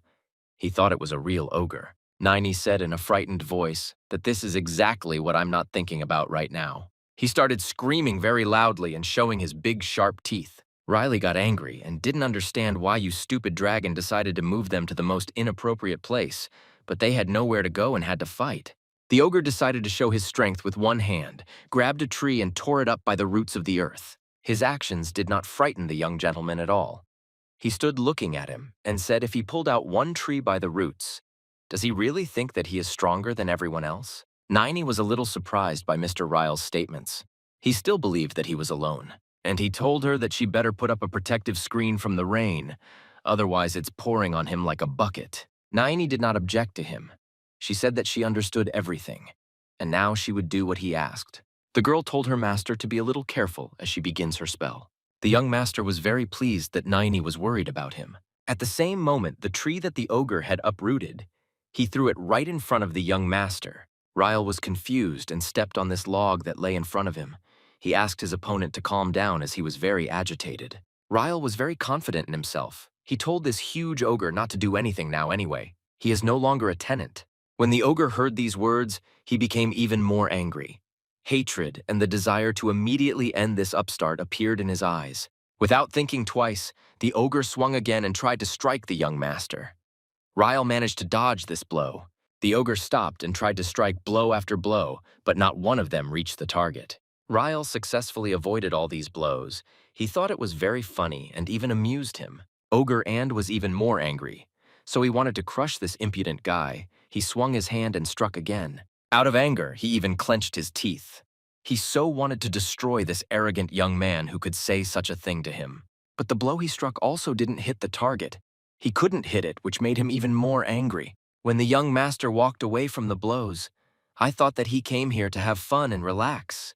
But what is happening to him now is too much. Walking away from the next blow, he thought that he didn't see any point in using teleportation if everything worked out this way. Ryle thought if he had already used teleportation, then he needed to finish off this giant.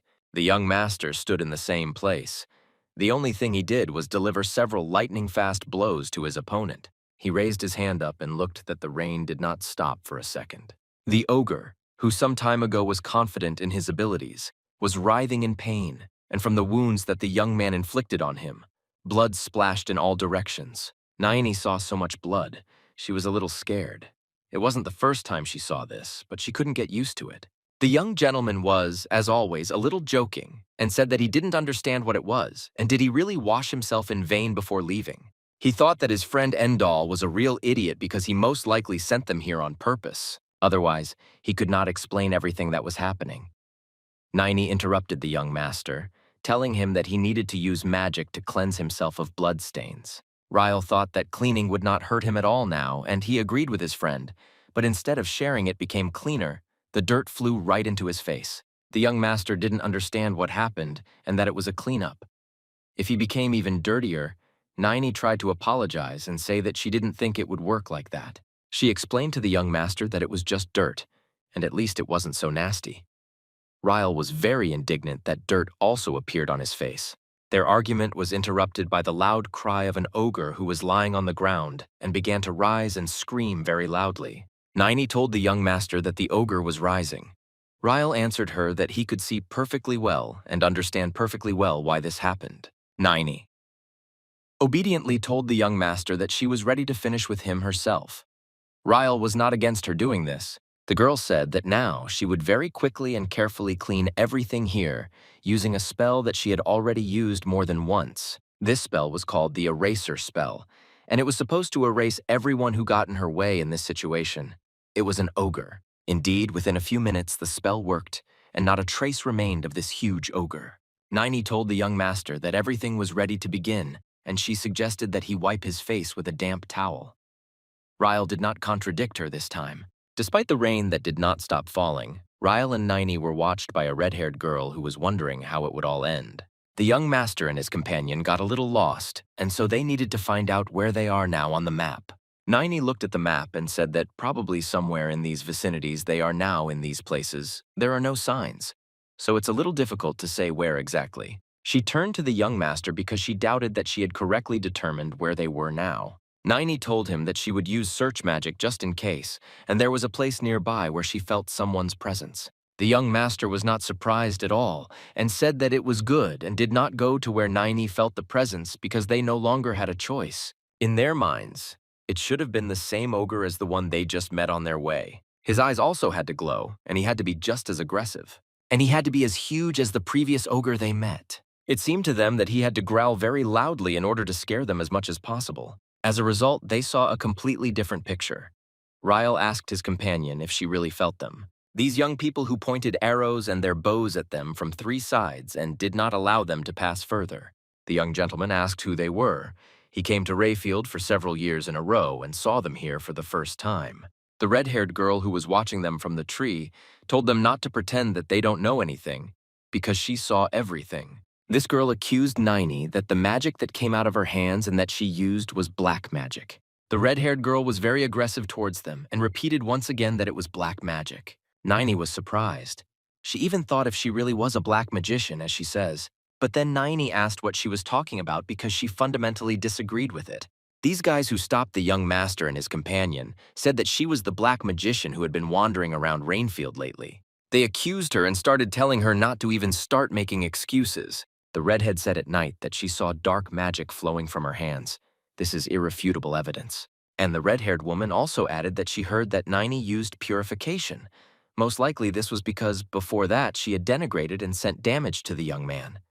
Ryle was very surprised. Then he pulled himself together and realized that this couldn't have happened, and these guys got everything very mixed up because they remembered it wrong. The young master could not understand what they were all talking about and what kind of dark magician they were talking about. The guy with green hair said that they would stop making excuses. He knows perfectly well that they are at the same time. These words angered the young master even more. He did not understand what they were talking about and why he was accused of magic. The next moment, he said that they should not dare point weapons at him. At that moment, the aura behind him turned red. When the red-haired woman saw this, she was a little in a hurry and scared.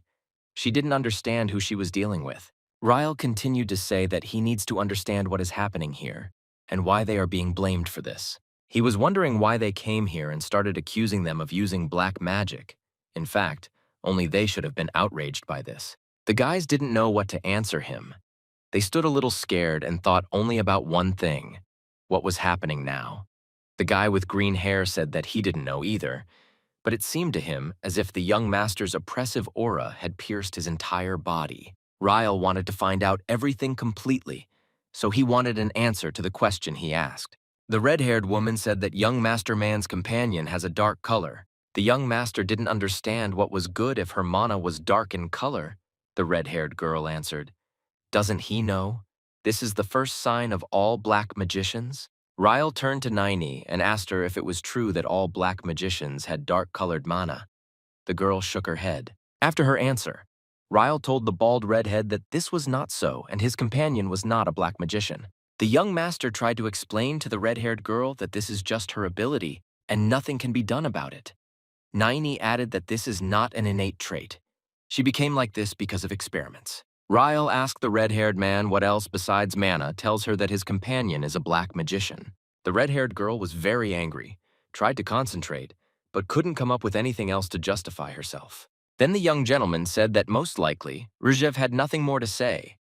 He also added that he was ready to tell them something and should not think carefully and answer. The young master said that he could swear on the name of his family, namely the Ippolita family, that his companion was not a black magician and asked them what they could swear on. The guys looked at him and didn't understand what to do because, in fact, it was a hopeless situation for them since this guy who stood in front of them was of noble blood. The red-haired woman was not at a loss and asked what such an aristocrat as he was doing in their area. The young gentleman answered her that he didn't know how it was in Rhinefield, but in Solly you know for an insult, and at least they would have been arrested. And he also added that he was on vacation and he wanted to relax quietly, and for some reason they started pestering them. I don't know who they are and why they came. The red-haired woman was very indignant, but she was silent. The young master took out his sword and then said if they were so hostile towards them, then he should agree and act according to them. And then he added that he was ready to act like a real black magician, kill all the witnesses, and move on with his path. And when the young gentleman was already ready to enter into battle with them, Niney asked the gentleman to wait. The girl said that these young people will be able to understand everything if they tell them their story. The guys didn't understand what was happening and wanted to know what was wrong with this girl's face. Why is it like that? They all thought that Niney was like them only because half of her face was a different color. Niney looked at them with her own eyes and was ready to tell them her story. She hoped that they would understand it, so she asked them to listen to her until the end. In fact, she had something to say. The red-haired girl closed her eyes and face so that it would not be visible how she was crying. This story could not leave her indifferent, and she now understood everything that it meant and how it all happened. And now she understood about the Tower of Magicians in Solly. She understood that Astro was complete shit, and if she were in her place, she would have been able to undress with him. She was very sorry that she didn't know and accused them of this, so she asked for forgiveness. The redhead couldn't come to her senses. She cried and asked the same question all the time. How could this happen? She cried and repeated the same thing so that she would be forgiven because she was wrong in her accusations. Niney gave her a handkerchief and told her to use it. When the young master saw this, he said that the red-haired woman was just about to kill them. Ryle added that what irritates him most is that her crying reminds him of a certain person. Niney immediately guessed who he meant. It was Mr. Yang who kept saying how much pain and sadness he experienced while in Solly. The young gentleman added that, in any case, now they understand that they were mistaken. The guys told him that they were ready to ask him for forgiveness for his rudeness and ignorance. Ryle understood, because 5 minutes ago he had told them the same thing. The guy with green hair replied that their commander had never made a mistake. It was a feature of their commander. Her intuition was excellent. These guys said that the young master and his companion can be calm because they no longer suspect them of anything. Ryle asked these guys about which black magician they were talking about. The guys answered that this black one had long since acquired notoriety, and they recently discovered traces of him in the vicinity of Rhinefield, and therefore their team is one of the victims of this villain. The red-haired girl thought for a while and said nothing more. Then, the guys said that they had a leaflet with his description and the amount of reward for his capture. They showed this leaflet to Mr. Ryle read it. He was outraged that it was written there that the peculiarity of this black magician is dark mana, and he can also control the body of a dead person or other creature. These guys said that they were actually trying to catch up with him, but this black magician can control corpses. The red-haired girl said that everything they say is absolutely true, and he can really control corpses. The girl said that her father became a victim of this criminal. Ryle asked them if he really hadn't heard, and this black mock can control corpses. The red-haired woman continued to say that this was really so, and because of him, her father interrupted her at that moment. One of the guys said, "Can't they hear anything?" As if someone huge was walking towards them. The young master heard a very loud roar behind him, and the guys who stood opposite him began to shout that someone was approaching from behind. Ryle pulled in the sword, said that since they were all screaming and he would not be deaf for long, he had no choice but to deal with the one approaching him from behind. The young master turned around very quickly, swung his hand, and with one blow cut the throat of the ogre approaching him from behind. The redhead didn't even have time to react and didn't immediately understand what happened. The guys who were with her opened their mouths and stood watching everything that was happening. They were also interested to know what happened now. The silhouette in a black cloak went into the depths of the forest. He wanted to remain unnoticed. This man in a black cloak did not understand whether this ogre had also died, And how it happened that this was the second one today, it was not clear to him because it was an ogre, and it was not so easy to deal with him. He thought that lately it was becoming more and more difficult to find a good carcass that could be used effectively because before it was a completely different matter. He thought that he should look for a creature similar to the basilisk. With these words, he went into the depths of the forest. Ryle under the umbrella thought that he felt very fresh. Niney asked the young gentleman if he could conjure a protective screen from the rain. The young gentleman replied that there was no need. It was so romantic to take shelter under an umbrella in the pouring water. The red-haired one said that it was very good that they were not saying goodbye now, and that they would be with them all the time. And she also added that she was a little surprised that her Uncle Hero was now working for the young master as a butler.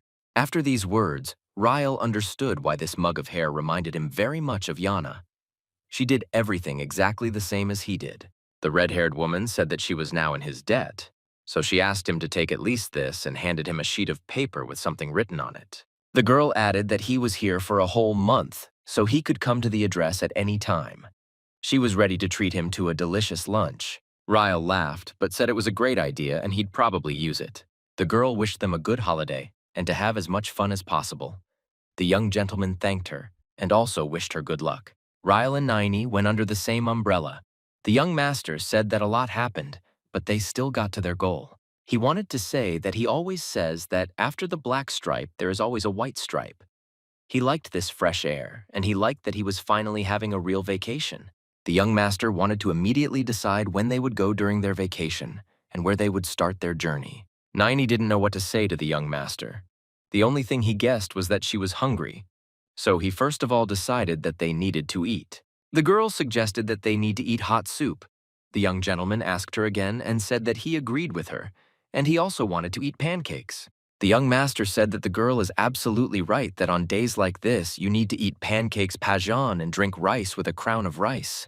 In fact, it's very wonderful. He was sure that it was time to go and try local traditional dishes. Niney was a little surprised by the way he behaved, and she also didn't understand why his choice fell on pajon pancakes. She didn't like them at all. Within a few minutes, the waiter brought out their order. The girl sat and looked at the dish that was brought, and it was clear from her face that she didn't like it. The young master was glad that finally everything was ready, and now he would eat properly. Niney said to this dish, "Is this vomit oil really called food?" The young master didn't understand why she said that. Ryle ordered her to quickly apologize to the pancake eater on a rainy day. He didn't understand why she would say such a thing.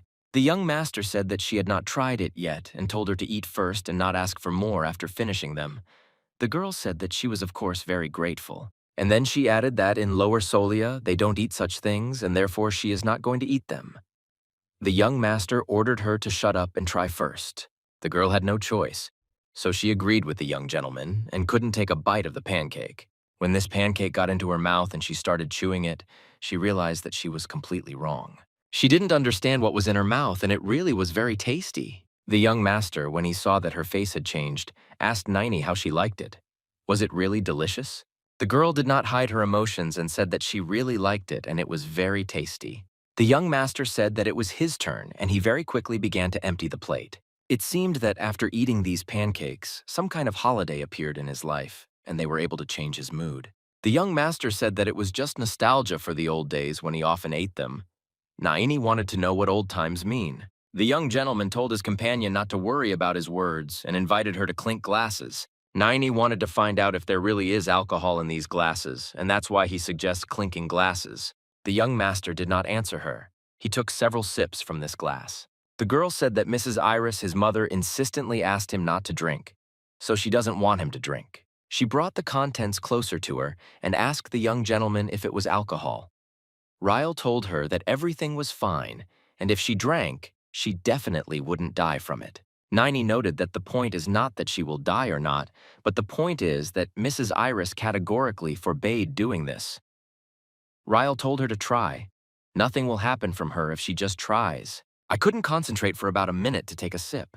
Then she made up her mind and brought the glass closer to her mouth and took a sip, after which she exclaimed how delicious it was. The young master told her that she really liked it. The girl drank everything that was in this glass in one gulp. She had never really tried anything like this before. The young master could only watch as she drank all the contents in one gulp, finish it to the very end, put the dishes on the table. Her mood immediately changed. She became much more cheerful. She realized that it was all really very, very tasty. Ryle looked at her and doubted whether it was right that he offered her a drink, but it was too late to retreat. The young master decided to support Naini because he decided to feed her very tasty. Naini was not so constrained and felt free at the table. She liked absolutely everything. The only thing that started to irritate the young gentleman was the loudness at the next table. The man who was sitting in a hood at the next table was chewing very loudly and irritating everyone present. Ryle looked at him. This man in a dark robe and a deep hood sat so that his face was not visible. Ryle thought that this gentleman was eating a lot of thunder and was ruining the whole atmosphere that he was trying to create. The capuchon man was chewing so loudly and muttering something to himself on the tray. You could just hear him saying more, even more. He must do even more. This gentleman began to irritate Riley very much, so he got up and headed towards the exit, told his companion if she was tired of her, then she needed to leave. Naini followed him. When Ryle passed by a man in a hood, he caught himself thinking that he would never again have to meet this man who ruined his evening. The young master and his companion approached the door, and, despite the fact that it was raining there, they left the room. The man in the hood whined very loudly at that moment, so he attracted the attention of the waiter. The waiter approached him and asked if the gentleman wanted food and how he would pay for it. The gentleman replied that he really should pay. Of course, he had to pay the waiter, and in no case could he act ungrateful by giving him the money. The waiter asked if everything worked out for the gentleman. At that moment, the man in the hood raised his hand and hit the waiter with the club. At the same time, he said that he was very sorry because he only managed to catch one. That is, make only one puppet. The payment for the food was really peculiar, and the waiter in no way expected this. The man in black raised the waiter and said that this was his payment, so he should accept it. The next moment, it splashed in all directions. This gentleman's payment was indeed peculiar. While the young gentleman and his companion were walking under an umbrella, hiding from the pouring rain, Mandu, the gentleman, asked how she liked the food. The girl replied that the drink she drank was definitely alcohol, and it was not at all like the one they drank downstairs, solely so she was a little surprised. The young master asked her because this drink that she drank today was tastier than theirs. The girl did not argue and replied that of course it was really tastier. She had never tried anything like it. Ryle told her that in this case, she now knows him, so she shouldn't tell his mom what they were drinking. It will be their secret. Naini said that she understood. The rain continued to pour like buckets. There was such a sign that if you are going to Rhinefield, it is best to wear a raincoat and not walk under an umbrella. Mr. Lotta said that it's really better for them to buy a raincoat, and even most likely two, because the second one is for her. Naini listened attentively to the young master and did not interrupt him. She agreed with everything he said. The girl said that she really likes to walk with him under the same umbrella, despite the fact that it is raining.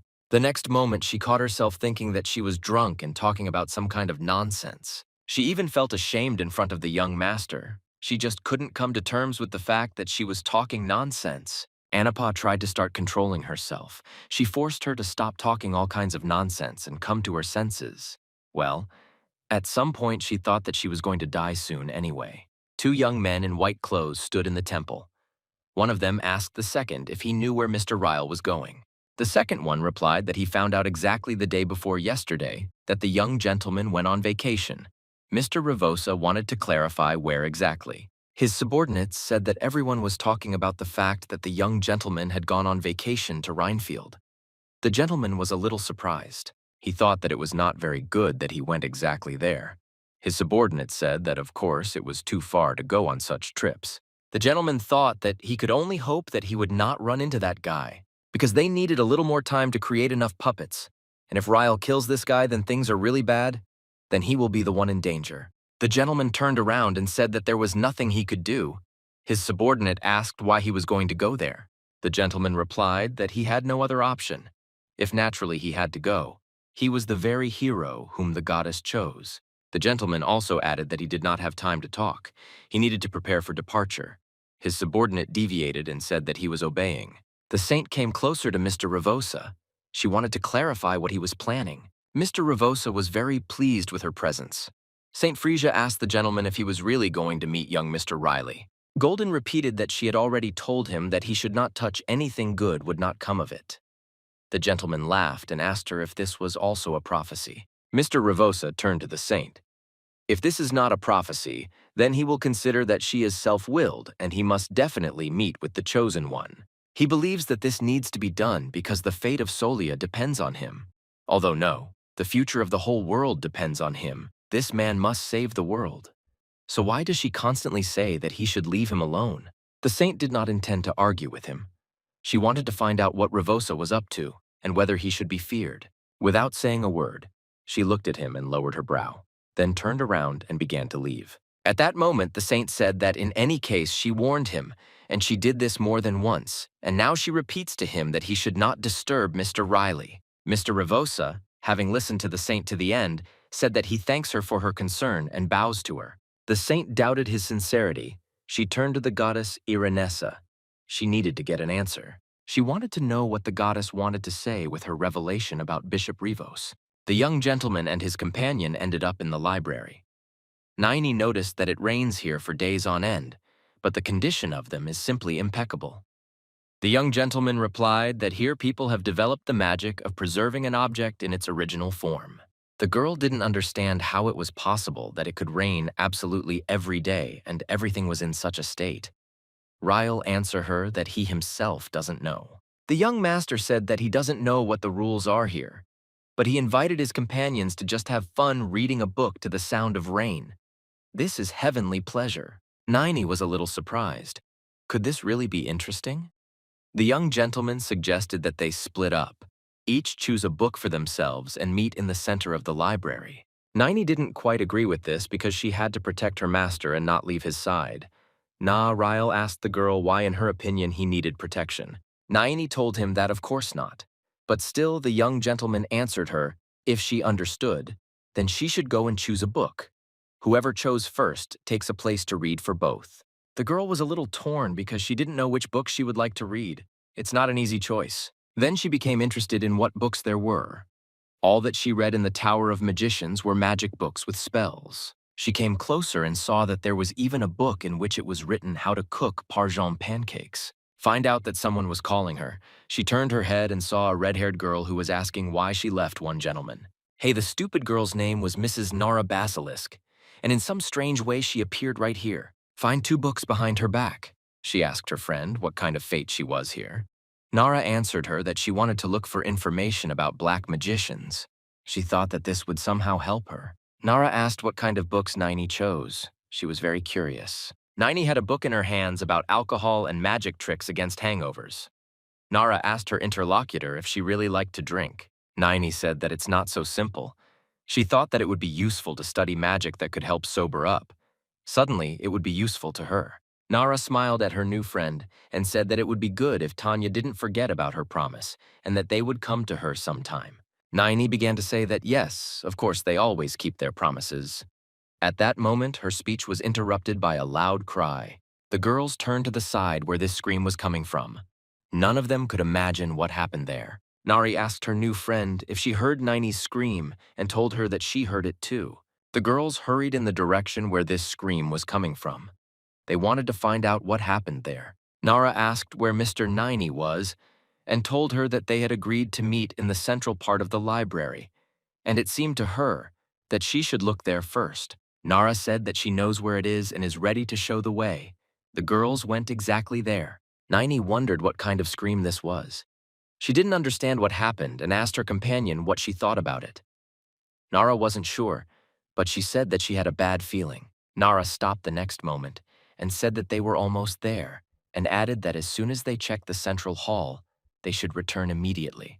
When they entered the central hall, they saw a picture that they completely understood, but there were many young people lying on the floor, motionless, and their bodies were bleeding. Blood was everywhere. Nara asked Gaini that none of the girls could understand who could do this. Naini examined each of those young people who were lying on the floor and bleeding very carefully. She understood only one thing.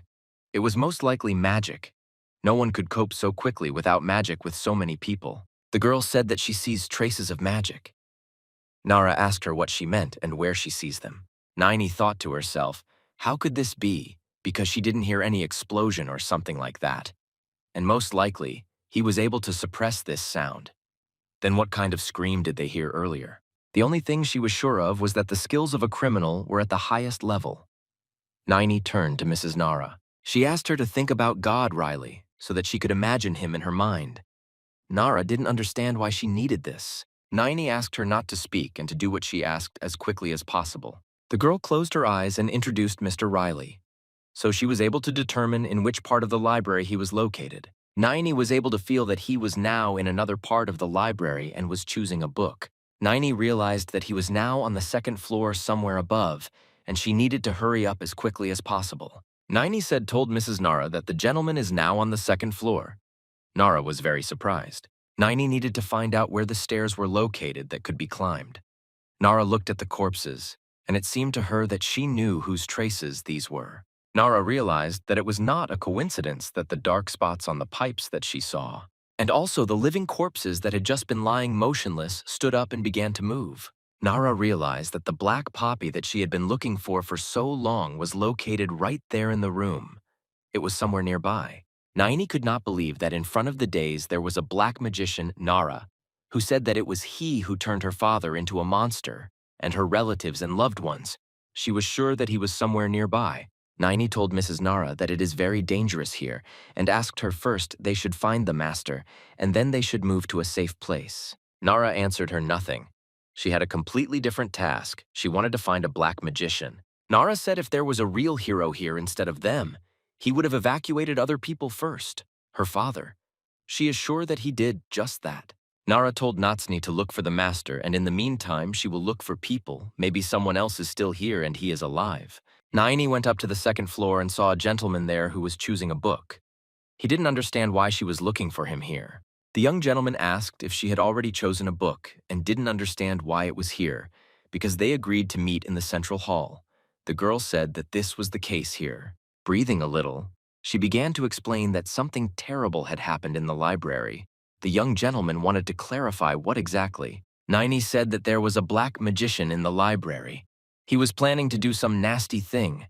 The young master did not understand what she was talking about, and what kind of black magician.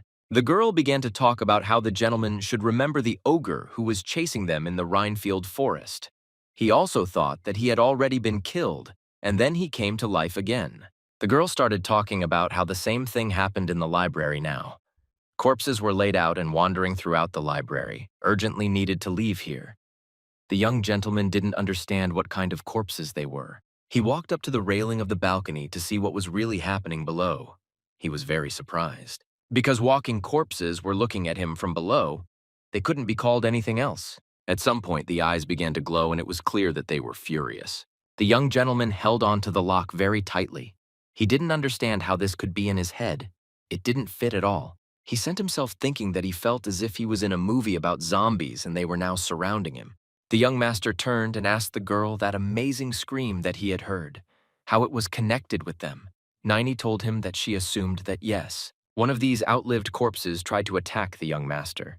When he approached and was at arm's length, the young gentleman hit him with a book on his head with all his might. Ryle said that in general he understood what had happened. Only one of these zombies behaved aggressively at that moment, and the rest were in place. Ryle said that he does not think that this situation is so terrible and does not see the fact that she was running towards him as fast as she could. Mrs. Nara, you even saw how the young master dealt with one of the zombies. She came a little closer to them because she wanted to understand in which direction she should move next. She had only one task. She needed to find a black magician. A picture from her childhood kept popping up in front of her. She remembered how her father tried to resist this black magician and called him a brat. I don't understand why he does this to them. This black magician believed that he was saving them from suffering and wanted to make them part of his army. She remembers how she told her father that they needed to run away from there as soon as she was very scared. Nara understood that he killed Uncle Theo and Sister Lana, and he would never spare anyone. She was very scared at that moment, and she only thought about the fact that she couldn't just die like that. It was at that moment that her father threw her hand. He said that someone must stop this monster. Her father looked at her again and told her to run as quickly as possible.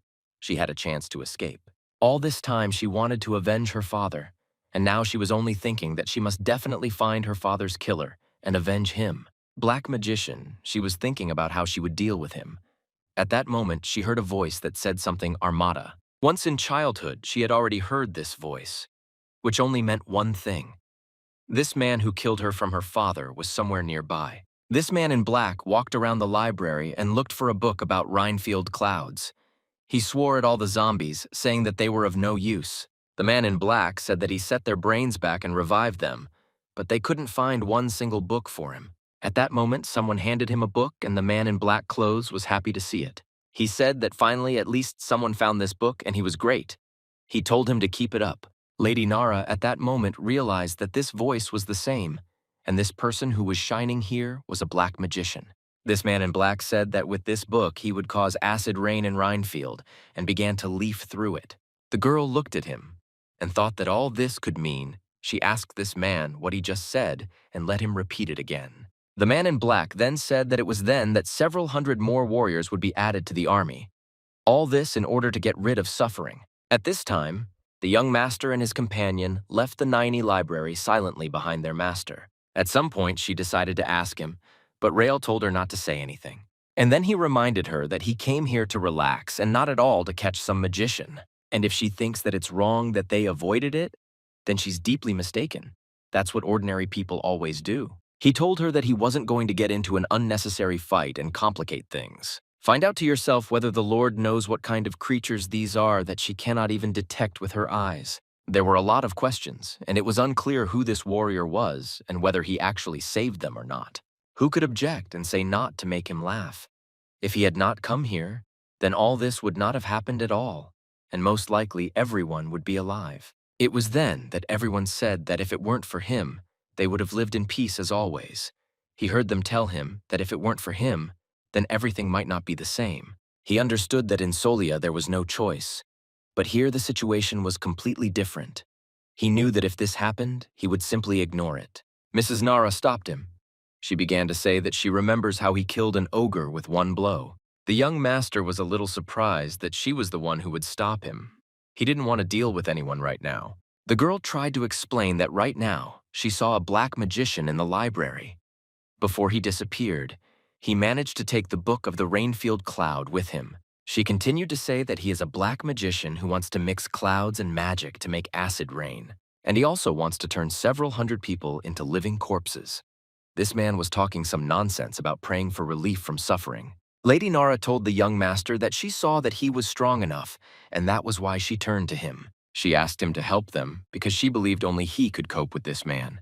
Mrs. Nara tried to explain if the black magician manages to do his plan and acid rain comes to Rhinefield, then the end will come and all people will become like those in the library. Ryle interrupted her and said that she thought that all people would become puppets, which is exactly what she wanted to say. He thought that wherever he went and wherever he was, there were bastards who were ready to ruin the lives of others. At first, he tried to brush it off and say that not even a week had passed since the start of his vacation, so he wanted to rest and could not help them with anything. Mrs. Nara said that this was a black magician, and it was he who killed her father. The young master told her that he was very sorry, but he was on vacation, and therefore she must deal with her problems herself. Immediately after these words, the young gentleman turned around and walked on. Niney tried to stop him. In spite of everything, wherever the young gentleman was with his companion, he caught himself thinking that he would not think about it. It was none of his business. At the same time, Nara tried to notify everyone about the danger that was approaching. The young master persuaded himself that he barely vomited on vacation, and for the first time in a long time he could rest. Even he came across a leaflet with a black magician, and that he was dangerous. The young gentleman thought that he did not want to get involved in a murky and tedious story. He just wanted to enjoy his vacation and have fun, so he had no intention of helping Nara in any way. The next day, when they were walking in the rain again, Niney asked the gentleman how he was having fun and whether he was having a good time. Ryle didn't want to answer her. He tried to convince himself that he was doing absolutely the right thing, and it wasn't his problem. Nara was not going to sit still. She tried to tell everyone what the black magician was going to do, and her people handed out leaflets to everyone who wanted them. She tried to find this black magician and stop him. Of course, she needed revenge for her entire family, so she looked for him during the day. And she was looking for alone, And at night, her search did not stop for a moment. At some point, she realized that she had finally found him, and now she could deal with him. The man in black could not understand who this girl was and why she was looking for him. When Nara saw him first, what she asked was apparently he had not yet finished his preparation for acid rain, and if this is so, then it's okay. She's still ready to cut off his head before he even has time to do anything. The man in black smiled.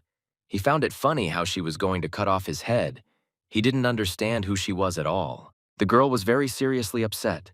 She said that she came here to avenge the murder of her entire family.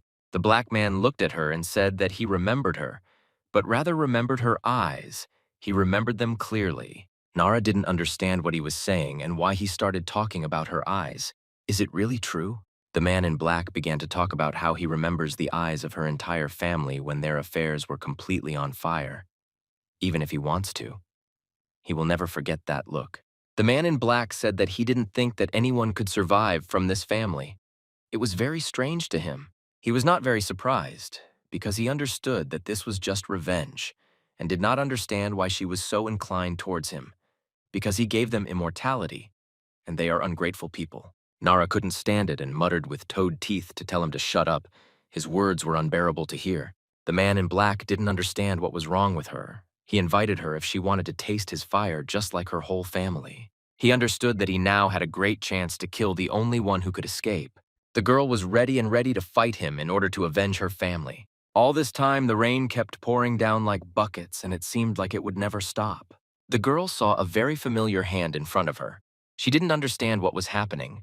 Then the silhouette of a man appeared whom she knew very well, but he was not at all the same as she remembered him. This man did not utter a single word. He only made some sounds. Nara was very surprised. She didn't expect to see this.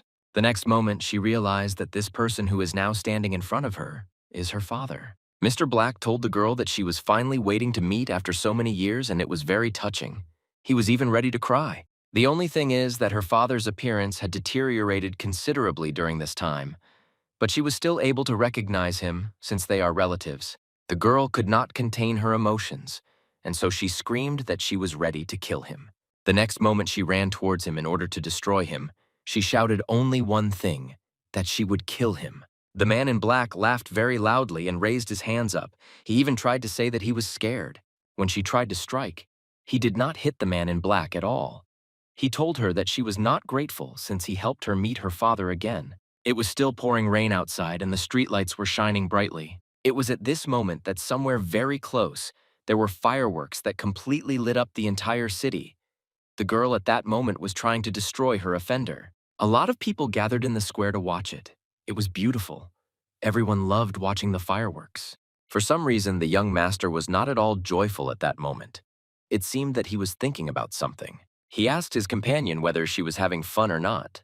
The girl could not give him any answer. Ryle that he probably expected too much from this, and that's why Pavel had a feeling of disappointment.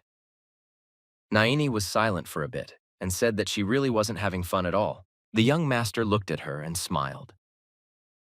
At that moment, he was wondering why his companion answered him. Doesn't he know Ryle said that it was time for them to go after all? Because insects loom before his eyes and it is not clear whether one of these insects will bite him or not. Lady Nara tried to strike with her blow. She did not stop for a second. The man in black said that he thought so. She was simply excellent, like her whole family. He wanted to look at her after adding people. Nara no longer noticed anything. She tried to move forward in order to achieve her goal and destroy the main one. For this, she removed everyone who stood in her way. She knew that the man in black was an insignificant bastard and wanted him to die as soon as possible. When she came very close, the man in black said whether she would regret it when she did it. When she swung, she saw in front of her that same zombie who looked very much like her father. The girl did not stop and struck the next blow at the last moment.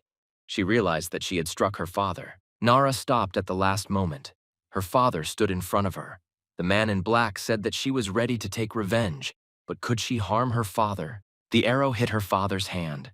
Her assistant told the man in black not to talk nonsense. The guy came out of his hiding place and told the commander to come to her senses since her father had long since died. The man in black was happy because he now understood where her assistant was hiding.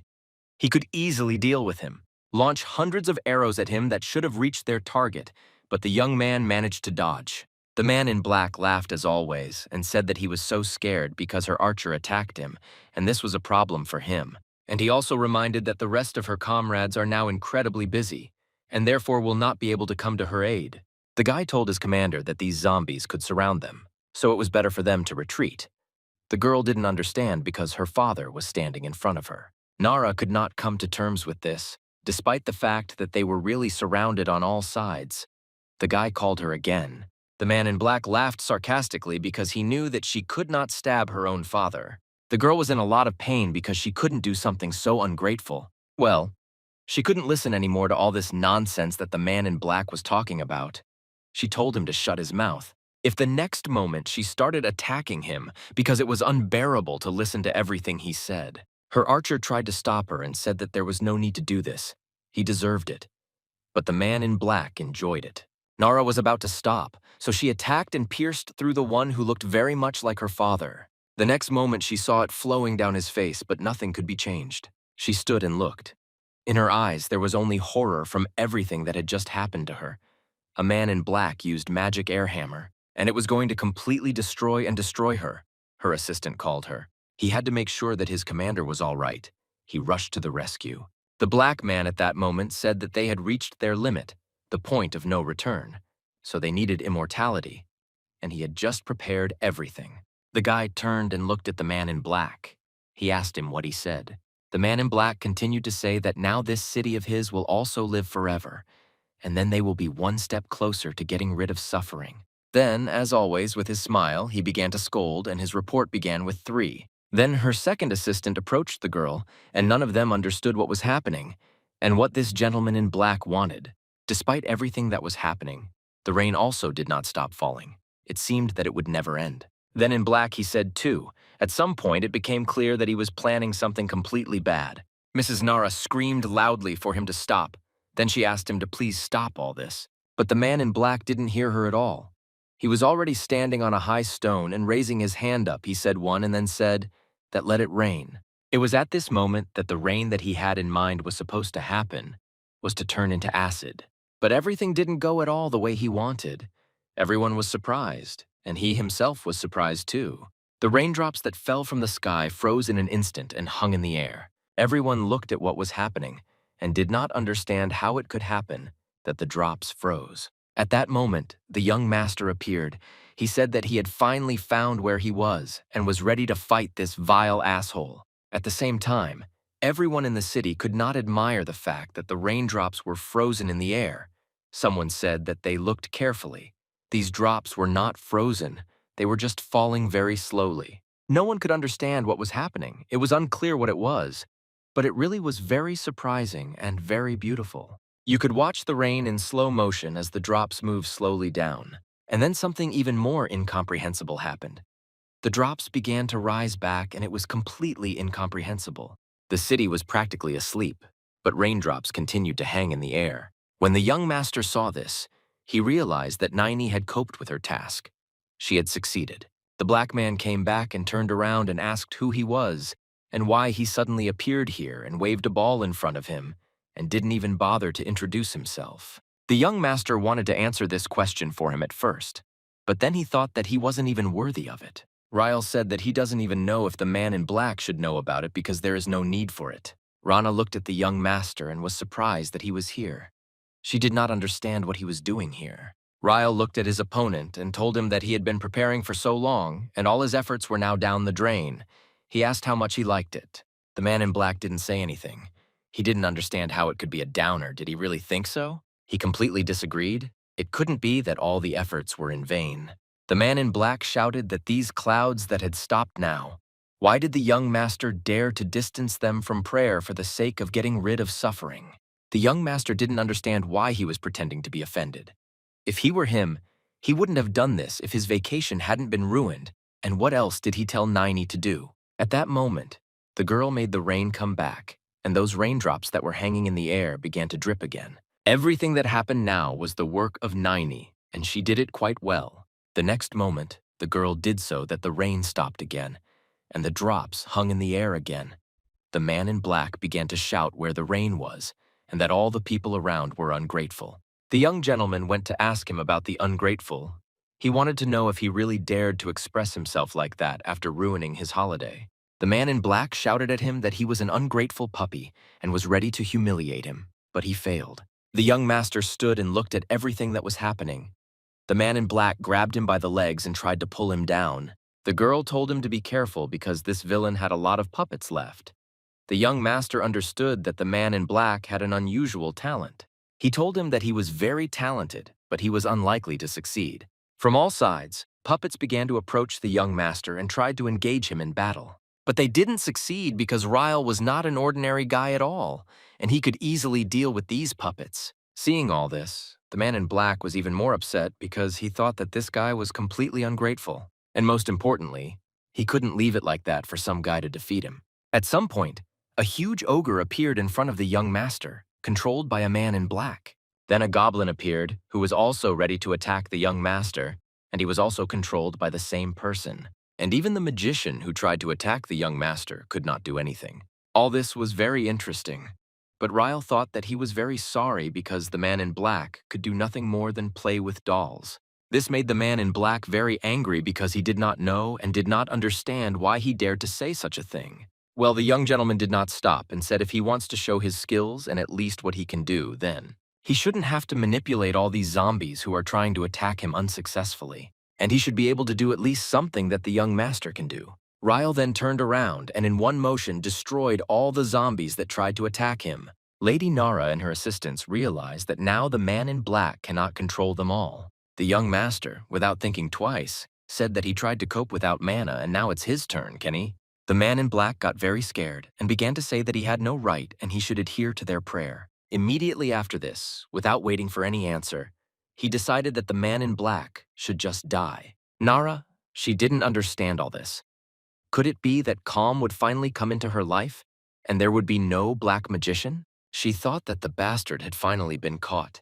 He would no longer be able to harm anyone. At some point, his zombies began to dissolve into the abyss and become just fog. Nara saw her father again. She knelt and hoped that now his soul would rest in peace. Ryle from above the city, he understood that now everything had to end. He was only worried so that Nini could cope. Nini tried her best. She thought that everything should work out for her if she held them quietly like that. She found herself thinking that she had used too much cleansing magic. The girl saw how blood began to drip from her.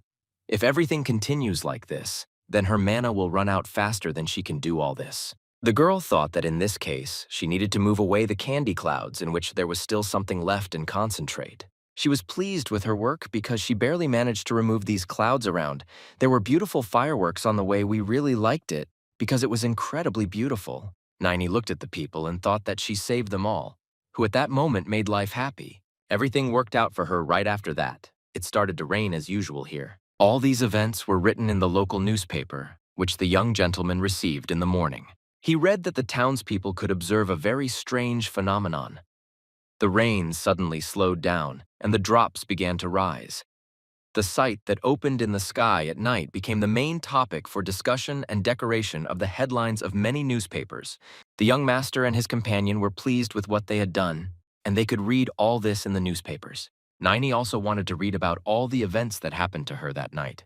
This newspaper reported that in the end they could not find the trace of the black magician, but still believe that they will soon catch him. Ryle told his companion that the basilisk team seemed to have followed him, and it was a good job. The girl said that he should report that this was his merit. The young master did not agree with her because he was tired of it all. That's exactly what Yang did at the last moment. She fell silent and said that she would not insist. Nini said that she feels in seventh heaven after they saved people. She is very happy, and it would be nice if he could feel this joy too. Ryle told her to come as close to him as possible. The girl was a little scared. She thought that he would start scolding her again because she said something wrong, and began to ask him for forgiveness in advance. She thought that she would have to listen to her being scolded again, but the young master touched her shoulder, and without saying a word, he looked at her and smiled. He started talking somehow from afar. He said what it seemed to him, but he hadn't told her that yet.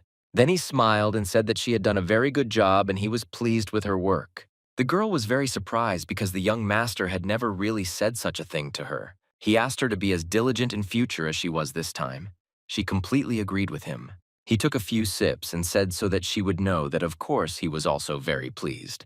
Well, the only thing that embarrassed him, and it seemed to him that she enjoyed this vacation more than he did, the girl lowered her head and asked him for forgiveness. The young master again noticed that she apologized every time, and he liked that too. He also added that, by the way, they will have to go back soon because most likely everyone is worried. Find your eyes and look up. She stood there for a while. The young master did not understand what was happening and asked the girl what happened to her. The girl laughed and told him that they had completely forgotten. The young gentleman did not understand what she was talking about and that they had forgotten. He tried to remember everything he promised her, but nothing worked for him. At some point, he said that they had not forgotten anything and everything was going according to plan. Suddenly, the girl said that there was something that they really forgot, and they forgot to call. The young master didn't understand where they didn't call and why. Nini told him that they did not call home from the moment they arrived. They never contacted the house or called them. This moment, the young master realized that he really never called. He completely forgot about it. In fact, they agreed to communicate through this thing that was in his hands and resembled a mirror. For some time, we didn't think about how to act and what to do, but nothing came to mind. The young gentleman began to shout at his companion that everything was her fault. She should have contacted the girl again and began to ask for forgiveness. The young master thought that he really should contact his mother. Therefore, he ordered to stop apologizing first and turn on this thing. The girl agreed with him. On the screen, they saw the face of Mrs. Iris Ryle. She wanted to find out who was calling. Of course, she was waiting for a call from Ryle. When they were tied up, the mistress wanted to know why her son had not tied up with them for so long. He tried to explain to her what happened to him. He was thinking about telling or not. He didn't know what to do. Then the mistress asked the girl if she had problems with communication. The girl replied that everything was fine. The young master again yelled at her and said that she was completely out of her mind. He told her that she had read so many books and still hadn't gained any brain power. She only wanted to tell Mrs. Iris so that Tanya would be upset. The next moment, the lady asked if everything was fine with them, and nothing happened. The girl replied that everything was fine with them, and she guaranteed it. The lady exhaled and said that the girl calmed her down a little. At that moment, Yang appeared on the screen. He wanted to ask the gentleman if everything was okay with him. The young gentleman replied that everything was fine with them, and they were returning soon. The mistress said that if everything is fine, then she accepts their apology and hopes that her son understands what needs to be done. After the apology, the young master replied that of course this will not happen again. Mistress Iris said it's great that he remembers they will be waiting for him at home when he returns. Sarah asked the lady for 1 minute. She wanted to talk a little with Nini. Nini was ready to listen to Sir. The young master realized that the girls were about to get. That's exactly what happened. Sarah said even if the gentleman forgot completely, she had to contact the house. The girl again began to apologize. Sarah reminded her that it was Mr. Ryle who went on vacation, and not she. Nini began to make excuses, saying that she was very sorry. Sarah calmed down a little and was interested in the question of whether they had seen fireworks. The girl replied that of course they had seen him. Sarah wanted to know how handsome he was. Nini said that she cannot describe him because she doesn't even have such words. And she added that this was the most beautiful thing she had seen in her life. Her face began to shine. You even had the same gentleman appear in the city who was worried that he would not be able to complete his work. When he arrived here, he told Uriah that he had warned him, that he shouldn't have poked his nose where he wasn't asked. He should have only done what he was told. Because this is all for the sake of prayer, for deliverance from suffering, and all this for the sake of a high goal. He realized that now he needs to act much more carefully so that his plans are not destroyed like this time. The door was slightly open and a bright light was falling from there. It was here. Nara went inside, looked around, and took a few steps forward. She was surprised and had enough questions to which she did not know the answer. The girl came closer to the young master and said that they had not seen each other for a long time, and she was very happy about this meeting. She came here because she needed to talk to him. The young master, as always, didn't understand why this was happening all of a sudden. The girl started talking about how she looks like an ordinary person, but in fact she is something else. She said that she was the only one left, and a kind of Vasilikov. The girl said that her family was greatly helped during the Great War by a famous mercenary named Yang. The young master didn't understand why she was telling all this and what had Yang and her family to do with it. He wanted to find out what she needed from him. After waiting a little, the girl said if the gentleman would not mind, then she would like to go with him. The young gentleman said a categorical no. The girl did not stop, and she began to beg him because she wanted one rose to meet Mr. Yang. Ryle understood why she needed this. Then the girl replied that this was her father's request before he died. He always said that he would like to see Mr. Yang again. Only after this meeting she will be able to scatter her father's ashes. The girl fell to her knees in front of the young master and began to beg him for permission to travel. She cried and asked him to take her with him to Solia, and she succeeded. After some time, the carriage of the young gentleman and the two girls accompanying him was driving home. Nara was happy because she was allowed to go with them, and she would be able to see Mr. Yang again. The young master looked at Nara and thought that they definitely needed to meet because they were two boots in a pair. They cried absolutely the same way, and not only these emotions were the same. Nini sat on Lucky's ass. She said that she was very glad that the young gentleman's mood was at least a little better. The young master did not understand where this daughter who accompanied them came from. The girl thought that it was most likely due to the fact that she had recently used too much power. Ryle looked at Nini. He asked if she was really unwell. The girl replied that no, everything was fine, and reminded him of yesterday's conversation with Nara. The girl said that Nara talked about her family yesterday and he just wanted to ask her about it. He wondered if it really turns out that her mouth can recognize what kind of abilities a person has and what kind of energy he has. Most likely they determine the nature of mana or something like that. Nara heard their conversation and said that they judge a person not by his appearance, but by his inner energy. And I should also add that energy can be red, blue, and white, and there is also dark purple. That black magician had just that. At this moment, the light started to break sharply. No one understood what happened. The horses remained rooted to the spot and did not move further. No one understood what was happening. The thug saw the people in the carts and said that he was glad to see them. It was Captain Thunderrock. The captain took a few steps towards him and said that you could go crazy. How small the world is. 6 months later, they met again. Nara asked him where he was going. The captain replied that they said his old friend had come to the city, and that's why he was rushing there. The girl said that she knows there is a suspicious priest wandering around there. Maybe this is his friend whom he is looking for. The captain said, "What other priest? Is she really out of her mind?"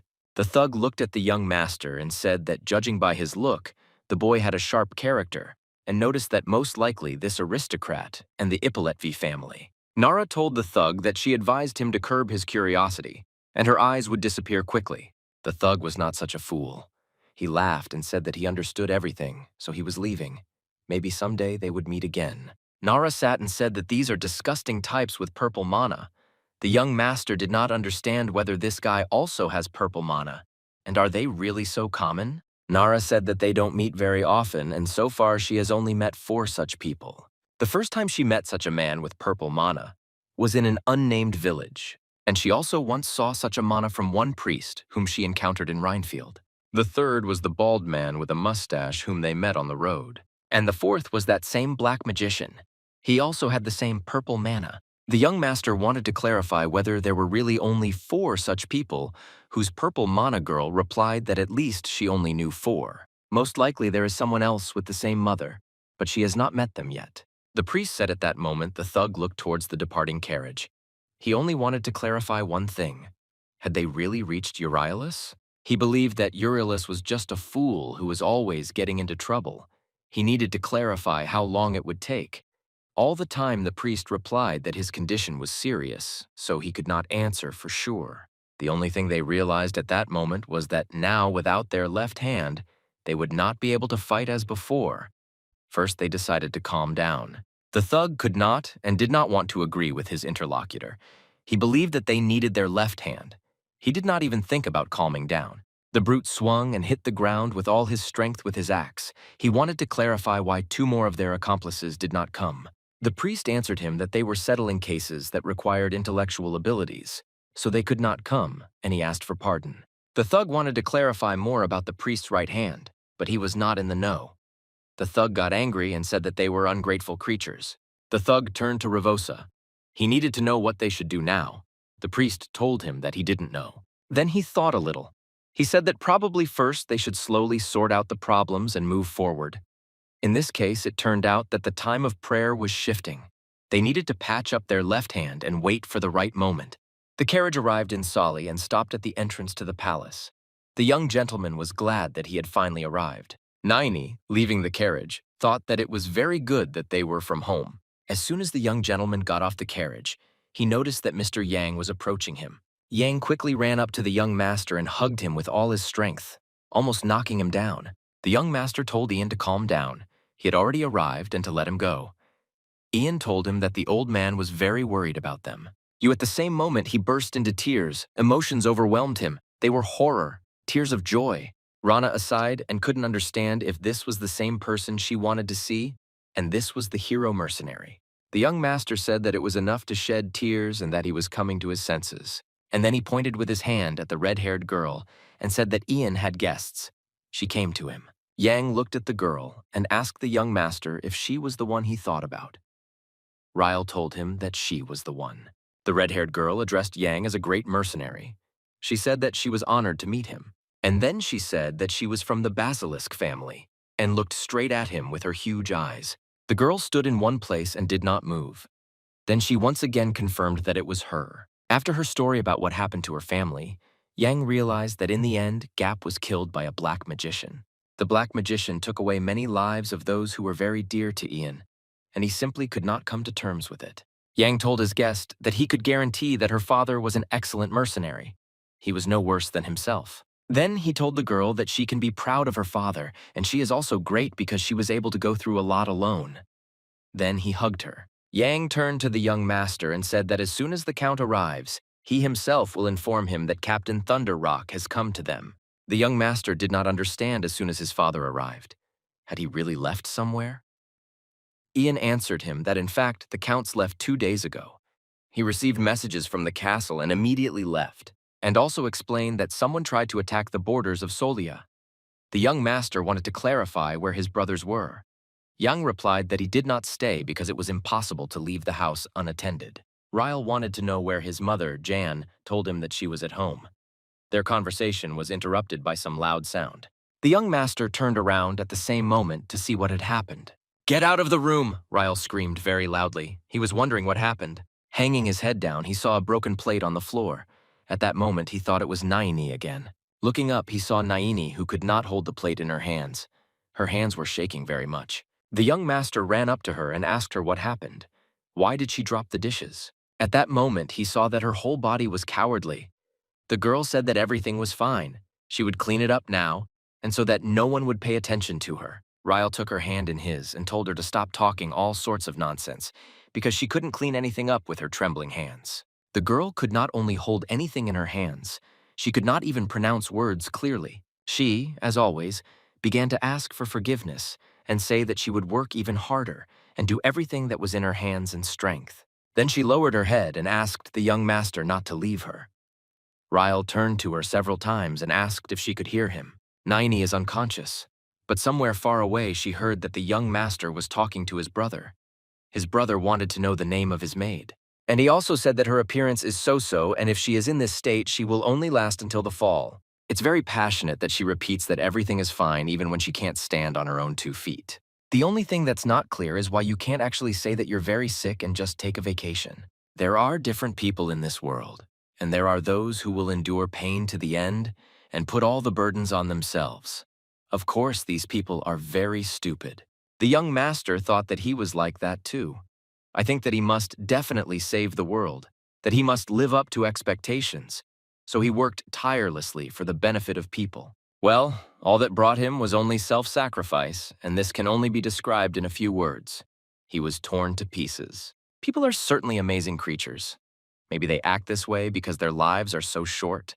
Most likely, this is exactly the case. Naini about how she would be happy if they could also feel this joy. The young master thought that she had spent too much mana in Rhinefield, so the time allotted to her became even shorter, he asked. Endel, does he remember what he wanted to give him, Naini? He then said that he was ready to teleport once, in exchange for the fact that he would give him this girl. Endal answered him that he remembered it well, and what he was ready to give. The young master answered him that in no case was that what he wanted to say. He wanted to ask him to just save her. Time passed and huge red apples appeared on the tree. A little more and they would have started to fall. The girl watched everything that happened in the garden through the window of the room where she was now. The young gentleman sat under the tree as usual. It was one of his favorite places where no one touched him. She looked at him and thought that it was already starting to get colder, and she could catch a cold if she slept on the street like that. Niney couldn't help herself and wanted to call the young master to wake him up, but she couldn't do it at all. She couldn't understand what was happening to her, and she had such a strange feeling. She definitely had never experienced anything like this before. It seemed to her that she was in an unfamiliar place where she had never been before. Everything was very strange. For the first time she saw the road along which the car was driving, she didn't know how to feel about it. These buildings that surrounded her from different sides were so high that she had never seen them before, and she also saw a plane in the sky. She thought it was a huge bird. It was all made of metal.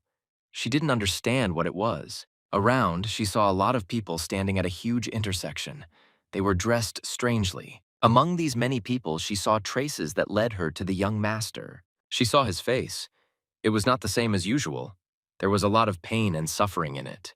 The young gentleman roared very loudly in his sleep while sitting near a tree. Niney could not stay in her room, and when she heard Ryle screaming so loudly, she hurried to find out what was wrong. She ran sharply, but at some point her whole body seemed to be pierced by fiery arrows, and she was unable to move further. Mr. Yang approached the girl and said that she had better rest today, took her by the shoulder, and led her back into the house. He said that Sarah said that she was feeling very bad today, so she should stay in the house. Niney didn't want to agree with him and said that everything was fine and she was completely fine.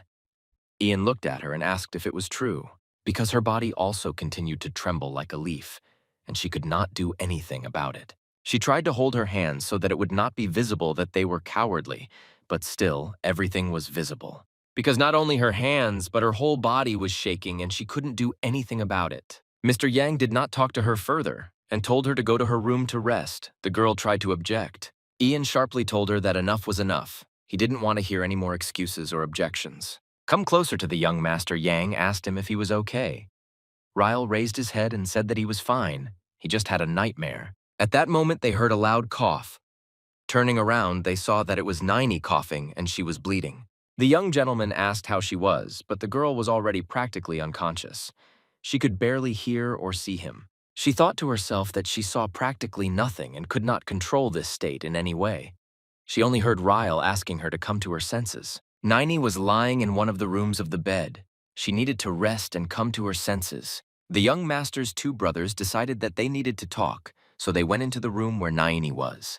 They saw a girl lying on the bed, coughing up blood. They were a little surprised. One of them brought such a picture and was very upset because he didn't understand what was happening. He even grabbed his brother Lloyd's hand because he was scared. The girl was unconscious and constantly coughing up blood. The entire bed was practically covered in blood. Lloyd said that they need to leave her alone and they need to get out of this room as quickly as possible. One of the brothers said that he did not agree because his father would not leave it just like that. At that moment, he pulled out his hand and hit him in the face so that he came to his senses. Then the brother told Lloyd to wake up and stop talking nonsense. He believed that this girl was not a tenant anyway because the whole bed was already covered in blood. He suggested leaving her and leaving here so that she could just die. At that moment, the door of the room opened and a man in a white coat walked in. He shouted loudly that he had finally found her and headed towards the bed where she was lying. The man in the white coat, when he came closer, said that he would look now and then said that the condition was simply terrible. Then he turned and looked at the two brothers, asking them what they had been doing all this time. The young people did not understand who it was. Therefore, they wanted to get an answer to who he was. The man in the white coat looked at the girl and said that things were very bad. One of the brothers asked again who he was and why he was here. The man in the white coat did not pay attention to them. He said that her powers do not contradict her character traits. If so, then something needs to be rearranged. Her spirit will strengthen and she will become even stronger. Interesting, very interesting. The young people were very angry because this man in a white coat did not pay any attention to them and did not want to answer who he was.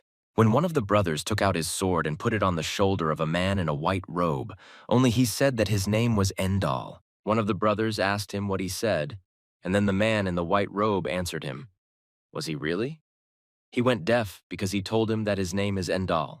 The brothers did not understand Endal and had not heard such a name and therefore were surprised. Endal explained to them once again that this was his name, and then he turned and asked if they were really interested in him. He clarified that his name is Endal. Well, now he wanted to understand what would happen next. The brothers wanted to understand who he was and what he had forgotten here, why he was in this room. Endall told them that he was a doctor and did not understand what the problems were. The brothers had only questions, and it was unclear where the doctor could come from here. The brothers were ready to accuse him of joking when Ryle entered the room and turned to Endall. He said that it was good that he had found him. He then looked at his brothers and asked for forgiveness for not introducing this doctor. But he is ready to do it immediately, so he said that this is the doctor whom he brought with him from Rheinfeld. The two brothers stood and listened to him.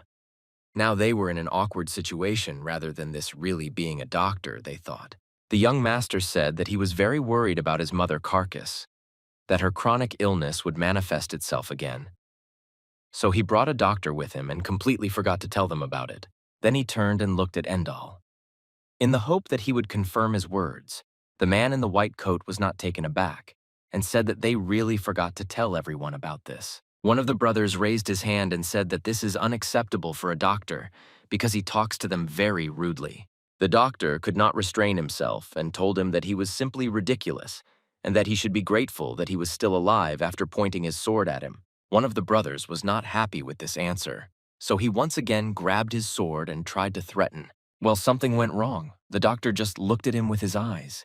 He didn't even need to take out a weapon. The gentleman froze in this position with his ball, which he was trying to get in order to threaten. He could not move his body. He thought that his body did not move at all and he could not control it. He felt some kind of tension, as if he was being crushed from all sides. Nine's voice, she begged them to stop and not continue their argument. The young gentleman came closer to her and asked her how she was feeling at that moment. The girl pestered her. She asked the young master where she was and how long she slept. Ryle answered her that she slept for half a day. Nine lowered her legs and said that she had been resting for a very long time, so it was time to get up. Work was not waiting. When she got up, she headed towards the exit from this room, but her head and her body continued to be afraid. She found and heard a voice. What was her name? This voice told her that she could no longer stay here. It was time for her to leave. Everyone who wanted to say goodbye to the girl gathered in one of the rooms of the castle. Absolutely all the servants stood and cried just because Naini decided to leave them. They were already accustomed to her. Naini became part of them all. No one wanted to part with her despite the fact that she was very unusual. But Naini is adamant that she should leave this house with the doctor, the only way she can have a chance to survive. 2 hours before Naini's departure, Sarah was in a tense mood. She scolded herself for not knowing that the girl was so sick and she was always tormenting her. So Sarah asked her forgiveness for all this time and then hugged Naini tightly. They could have stood like that for a very long time. In fact, they had already stood for 30 minutes. Then, Mr. Yang came up to them. He hugged them, and they stood like that for an hour. This could have lasted forever, but a young gentleman came into the room and said that it was enough to cry and turned to Sarah because she wanted to give her something. Sarah, without thinking twice, said that she was ready to give her her most favorite scarf, with which she always wiped away her tears. And now it was a little wet, but she still handed this girl's scarf as a gift. She loved this gift, thanked her, and said that she would take care of it. Mr. Yang approached the girl and said that he also had a gift for her. He handed her his sword and told her to always remember that she is now part of the Ippolet family. The girl was holding gifts in her hands, and she was pleased to hear that they told her that they would be waiting for her. Mr. Yang told her not for his sake, but for Mr. Ryle's sake, to definitely come back when she can do it. At this time, the door creaked. Then Mrs. Iris burst into the room. She was glad that the girl was still here because she had something for her in her hand. She was holding a blue ribbon that she wanted to give to her. Naini was very surprised by so many gifts and asked the gas lady to wait a little because her hands were full. Mrs. Iris was not taken aback and said that her gift did not need her hands, and she weaved this ribbon into her hair. She tied her a huge bow from this ribbon.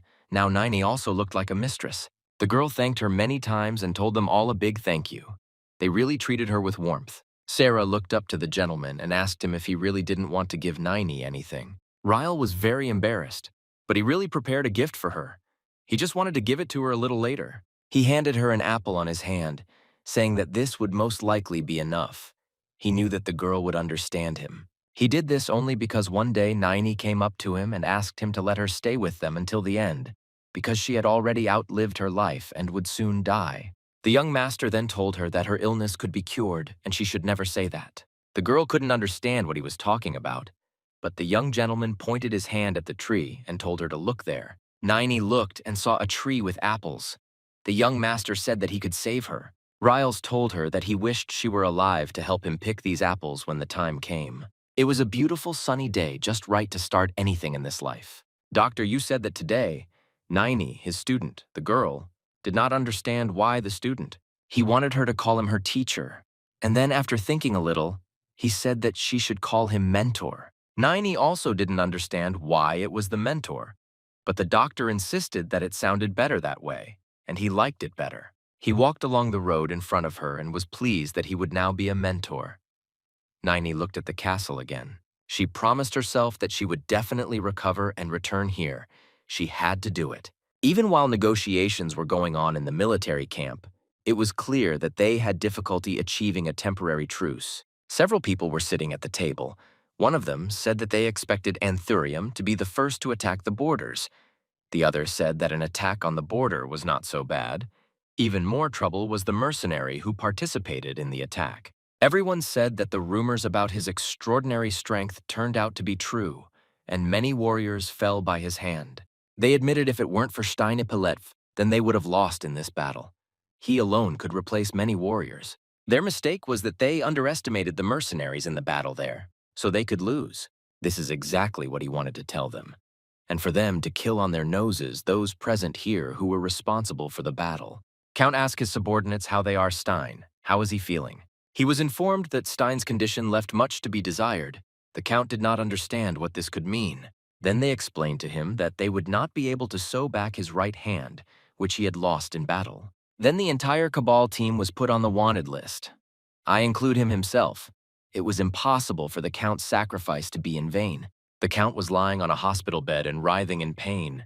He did not fully understand that he no longer had one arm. The nurse talked about the fact that it is worth informing the county about the Count's condition because he has not yet chosen an heir. At the same time, the castle lived its own life, despite the fact that it was already deep night outside. Lloyd walked along a long corridor, and the events that happened to him today were constantly repeated in his head. He could not forget the words of his brother who shouted at him to wake up and talked about this girl, that she would die anyway. Lloyd couldn't understand why his brother, whose friend he loved so much, had changed so much. He thought that if it were his father, he would certainly reprimand him and not let him talk like that. Because their father, brother, and mother always did what was necessary, and it was always right. Lloyd stopped and caught himself thinking that he shouldn't think about it. These thoughts made him feel even worse. Lloyd. He decided to go to the window and see what was happening on the street, and he needed to calm down. Right in front of his window, he saw Mr. Yang and Riley standing on the street. Then he heard the voice of a servant shouting to all the gentlemen in the castle that the Count had arrived. When they heard this news, all three of the Count's sons rushed to meet him. Absolutely everyone went out into the street to meet the Count after his departure. Rana felt something was wrong. It seemed to her that the situation was not entirely good. When she watched the Count's arrival, she saw that one of the Count's accompanying persons had a violet aura. When the girl concentrated and tried to see if it seemed to her, she was very surprised, because the person accompanying the Count really had a violet aura. And when they came even closer, she was even more surprised because the same priest was next to the Count. She did not understand that he had forgotten here. When the Count came closer, his sons were very surprised by what they saw. One of them shouted who dared to do this to their father. The second was so stunned that he could only ask his father if he was okay. Only Ryle didn't say anything. He had a lot of questions, but he didn't want to show his emotions. Their father showed a leaflet on which a mercenary was drawn. He said that on the battlefield, he encountered exactly this mercenary. And he also added that this mercenary was known for his extraordinary strength. Then he said that this mercenary's name is Cabal, and he has his own gang which he leads. Ryle thought that he was completely sure that this was the same one they had met on the road from Rhinefield. The Count tried to tell that the abilities of this thug as a mercenary are quite unusual. They consist in the fact that in battle, when swinging a weapon, he immediately rises into a whirlwind, fighting with him one-on-one. The Count tried to fight back. Well, this mercenary has quite a lot of strength, and his ability led to what happened. At some point, the Count could not resist him, and that is why he deprived him of his hand. What happened was irreparable, and unfortunately what happened was that the Count lost his hand. Ryle listened carefully to every word of his father. He understood perfectly well that his loved one had suffered up to that moment. No matter what happened, he tried not to notice it under any circumstances. He did not interfere in other people's affairs. This is exactly how he wanted to live until this moment. And even in this life, he promised himself that he would not allow any of his family members to die, and he never thought that this could happen to his father. The Count said that his body is no longer the same as before, so it's time for him to make his choice. Namely, choose an heir among the three of them, and this person will be the heir of the Hippolyte family. After some time, the carriage was taking the young gentleman to a new place. He lay on the seat and didn't understand why he needed all this, but he decided to submit to fate. He could not but obey his father, who said that in order to become heir, his three sons would have to complete only one task. He explained that because of the Anthurium gang that attacked on the border, many villages in Solia are in decline. They need to go there and help people. This was their task. The young master was leaving the castle. He was stopped by Rana. She needed to tell him something very important. The girl told him that he should remember that priest who stood next to the Count. It was this priest who had a purple aura, the same as that of this scumbag Cabal. Ryle was driving and thought that Nara's words had alerted him. He was sure that something was wrong with this divine priest and also thought that now was not the right time to choose an heir. In the village where they were heading, there were no 100 inhabitants. It was called Aliva, and its surroundings were surrounded by thickets of dense forest.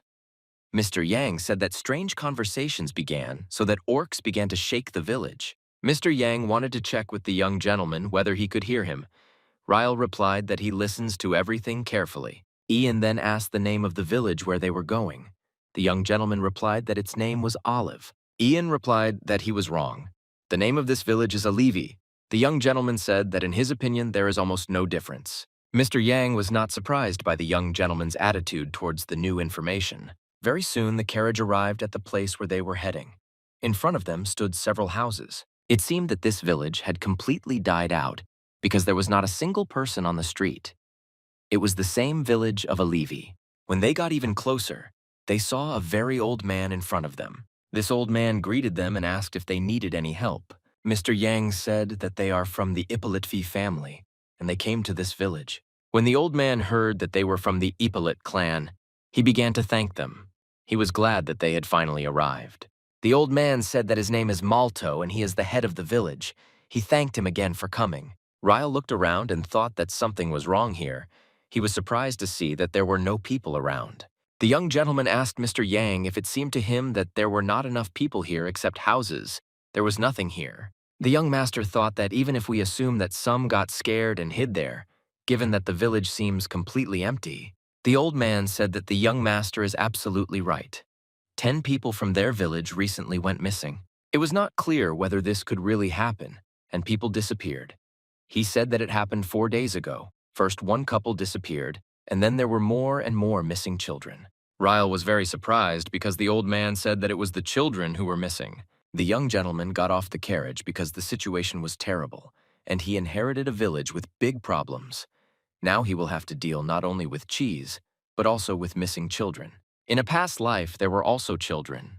They were in the very center of the city, and he could not do anything. These children then lost their minds and were covered in blood. When he appeared in that place, the children reacted very strangely to him.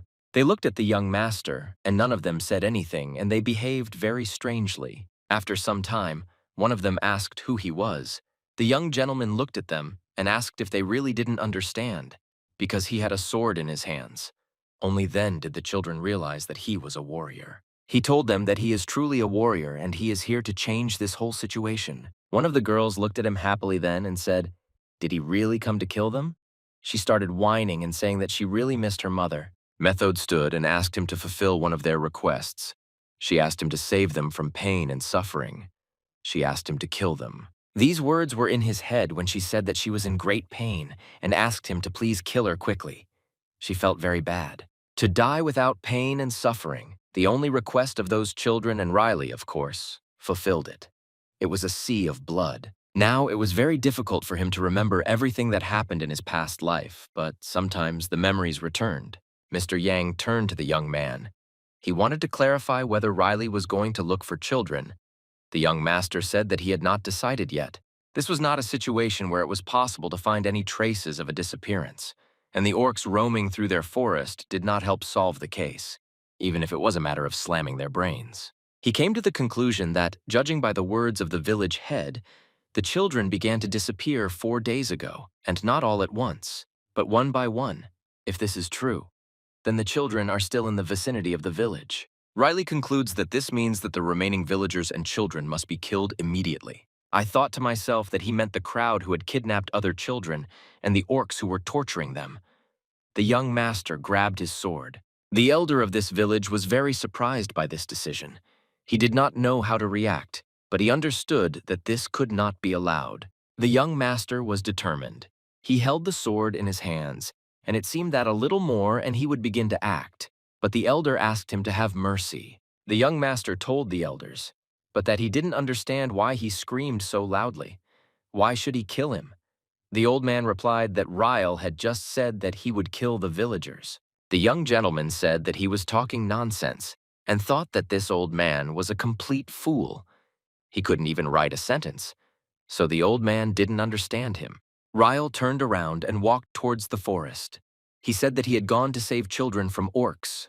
Mr. Yang asked if everything was okay with the young master. Ryle. I asked him what he was talking about. Mr. Yang said that the young gentleman took the sword in his hands. Ryle told him that he himself told him that one day he would start using it. Mr. Yang said that it's all true. It's just very dangerous. So the young gentleman replied, if he doesn't succeed, then he should just be there and help him at the right time. The young master and Mr. Yang went in search of the children. The old man remained standing in the same place. He wished them luck and told them to be careful. Ryle began to move very quickly into the forest. He told Ian to keep up with him. Mr. Yang asked to be waited because he did not have time in the next moments. Ryle was already on the tree. He needed to see the situation. From above, he could see all the orcs. He thought that he should finish them off, and they should not even blink their eyes. They should not have time to understand what happened to them. Jan shouted at home, Mr. Well, this is very dangerous. But he didn't hear him anymore because he jumped to go into battle with the orcs. Everything happened very quickly in an instant. All the orcs that were on this lawn lay dead. Mr. Yang looked at everything that was happening in front and realized that the young master is very fast. No one in the Appellate family moves like this. Yang froze. It seemed like there was some kind of vision in his eyes. In fact, he didn't understand how his young master could master the art of telepathy like a fly. He looked at the young master and only had time to count 33, 34, and Ryle destroyed these orcs with very high speed. Ryle asked Ian. He said that there were only 150 orcs, but another whole crowd came out to him. Young replied that this is exactly what the head of the village said, that there are about 150 orcs. He asked the young gentleman what was wrong. He answered him that several creatures were missing. Ian thought that this couldn't happen. And then he realized that these several creatures were behind him. And one of these orcs tried to say that he would take revenge for the fact that the humans killed his comrades. 2 orcs were shooting and guarding the huge doors. Others ran up to them and said that they were attacked and that they needed to call more comrades and have them open the doors. At this moment, the young master already counted 90 orcs with which he was able to deal. The young master caught himself thinking that his sword would not last long and he needed to find the children as quickly as possible. When he was at these metal doors, the 2 orcs who guarded these doors did not understand how he could get here so quickly. Ryle at that moment realized that there were no children here. He thought that he should try to look for traces of energy around the area. He felt some kind of energy, and it was coming from one of the sides of about 14 children. At least he would have felt that way in that direction. And he also felt that this energy was slowly disappearing. Something was wrong here. He threw himself in the direction where, in his opinion, the children were. He caught himself thinking that he should be in time. When he ran up, he saw that it was a huge cave, and it was from there that the children's energy was coming. Riley didn't understand what was happening and why the energy was coming from this particular cave. The next moment, he caught himself thinking that now the energy he felt had become much less. He thought that maybe those 2 who disappeared first and about whom the old man spoke are no longer there. He thought that it was impossible to say for sure, but he had great doubts. At the entrance to this cave, he discovered strange spots on the ground. They reminded him of clay, but in fact, it was not clay. The young master only understood this because she had a very unpleasant smell and it was impossible to breathe. When he went further, he saw the corpses of orcs that lay on opposite sides in this cave. It was not clear who killed them. A light was burning in the cave, and somewhere far, far away he saw the shadow of a man. Did he really think it was a man? When he came closer, he saw two children whose hands were tied. The boy told his little sister that they would die here. She tried to calm him down and told him that adults would come and save them so that he would not worry. Then there were children who were very much afraid that the orcs would eat them, and then they would definitely die head over heels and saw the young master. He asked who he was, railed to them that he is a man who came to save them, and he is here specifically to return them back to the village. The boy was very happy that this man. The children began to shout that they were now saved. He came to save them. Ryle asked the kids if there was anyone else among them. In fact, they couldn't just get here, much less have their hands tied. Everyone shouted with one voice that Epidemic was with them. It was such a poor guy that he hid them in a cave and left something at the exit. Ryle wondered why exactly at the exit, but he had no choice but to check what he was setting. Written there that the person who would come to the aid of the children should understand him because he could only help them with this. Some children have very weak immune systems and they most likely could have suffered from the plague, so they need to see a doctor as soon as possible. The boy told his sister that his leg was very itchy. She replied that she had it too. He asked her to scratch him. The girl told him to be patient. All this was very strange. These words where the person wrote that children could become infected with the plague could not be checked in any way. But they kept saying that they were all itching and needed to get out of here as soon as possible. When they went outside, the young gentleman counted them all. All the children were there. Yang saw the young master and hurried towards them. Rail told him to go faster because all the children were talking about some guy who brought them there. The children began to tell me that they and this guy agreed to be friends, and he was very kind and had long hair right down to his navel. Rail wanted to find out if there was anything unusual about him. One of the children said that this guy really was unusual. He wasn't breathing at all. Then this boy burst into tears. He said that the young master was so scary, and why was he talking to him like that? Ryle asked him for forgiveness and said if he could tell him more about it. The boy whined and said that this guy wasn't breathing at all, and when he noticed this and asked him out of curiosity why the guy wasn't breathing, then he answered him, if he breathes, then all the children will be in danger. He did this only because he cared about them. Now it was clear that all these orcs who were lying at the entrance to the cave died only because he breathed a little. It was clearly visible that the remains of the rotten orcs were purple in color. All this was very mysterious and incomprehensible. This man who stole the children very quickly left the city when he followed him. There was an unpleasant smell, and this smell was purple. He stopped and thought if everything was okay with these children he brought into the cave. He didn't bother too much about this topic. He decided for himself that everything was fine with the children. At least he hoped so. In fact, it was the left leg. It was one of the body parts, and he was also on their team. The thug looked at him. He didn't understand why he was here now and why he came to him. Told him that he didn't even think about the fact that he was in Solia. If he had known, he would have entrusted this matter to Rivosa. He stopped the thug and said that he was carrying anything. He probably forgot what Rivosa was doing now. And she also added that he should make his face simpler. She actually looked for his anthurium and searched every crevice. This man asked Cabal to step back. If this air overtook him, no Rivosa would help him. Cabal told him to stop because he is one of the 6 parts of the body and he is a leg. Why act like a beast when he is their ally? This man replied that he was not interested in their affairs with prayer or anything else, so he asked not to interfere with him in their affairs anymore. He bonded his mouth and nose so as not to breathe this air. He said that from the very beginning he did not like this leg. So he took the axe in his hand and swung it. He wanted to deal with it. At the same time, the children came back to the village. The elder thanked the young master and said a big thank you to him for saving and bringing the children safe and sound. The young master said that they should quickly take the children to the temple. They need to be checked and cured there. The elder said that they would immediately move to the temple. He stood near the cart and shouted to the children to sit down because they were going to the temple. For the children, it was an adventure, so they hurried to ensure that everyone took their place, but still they were jostling. Mr. Yang and Ryle stayed in the village.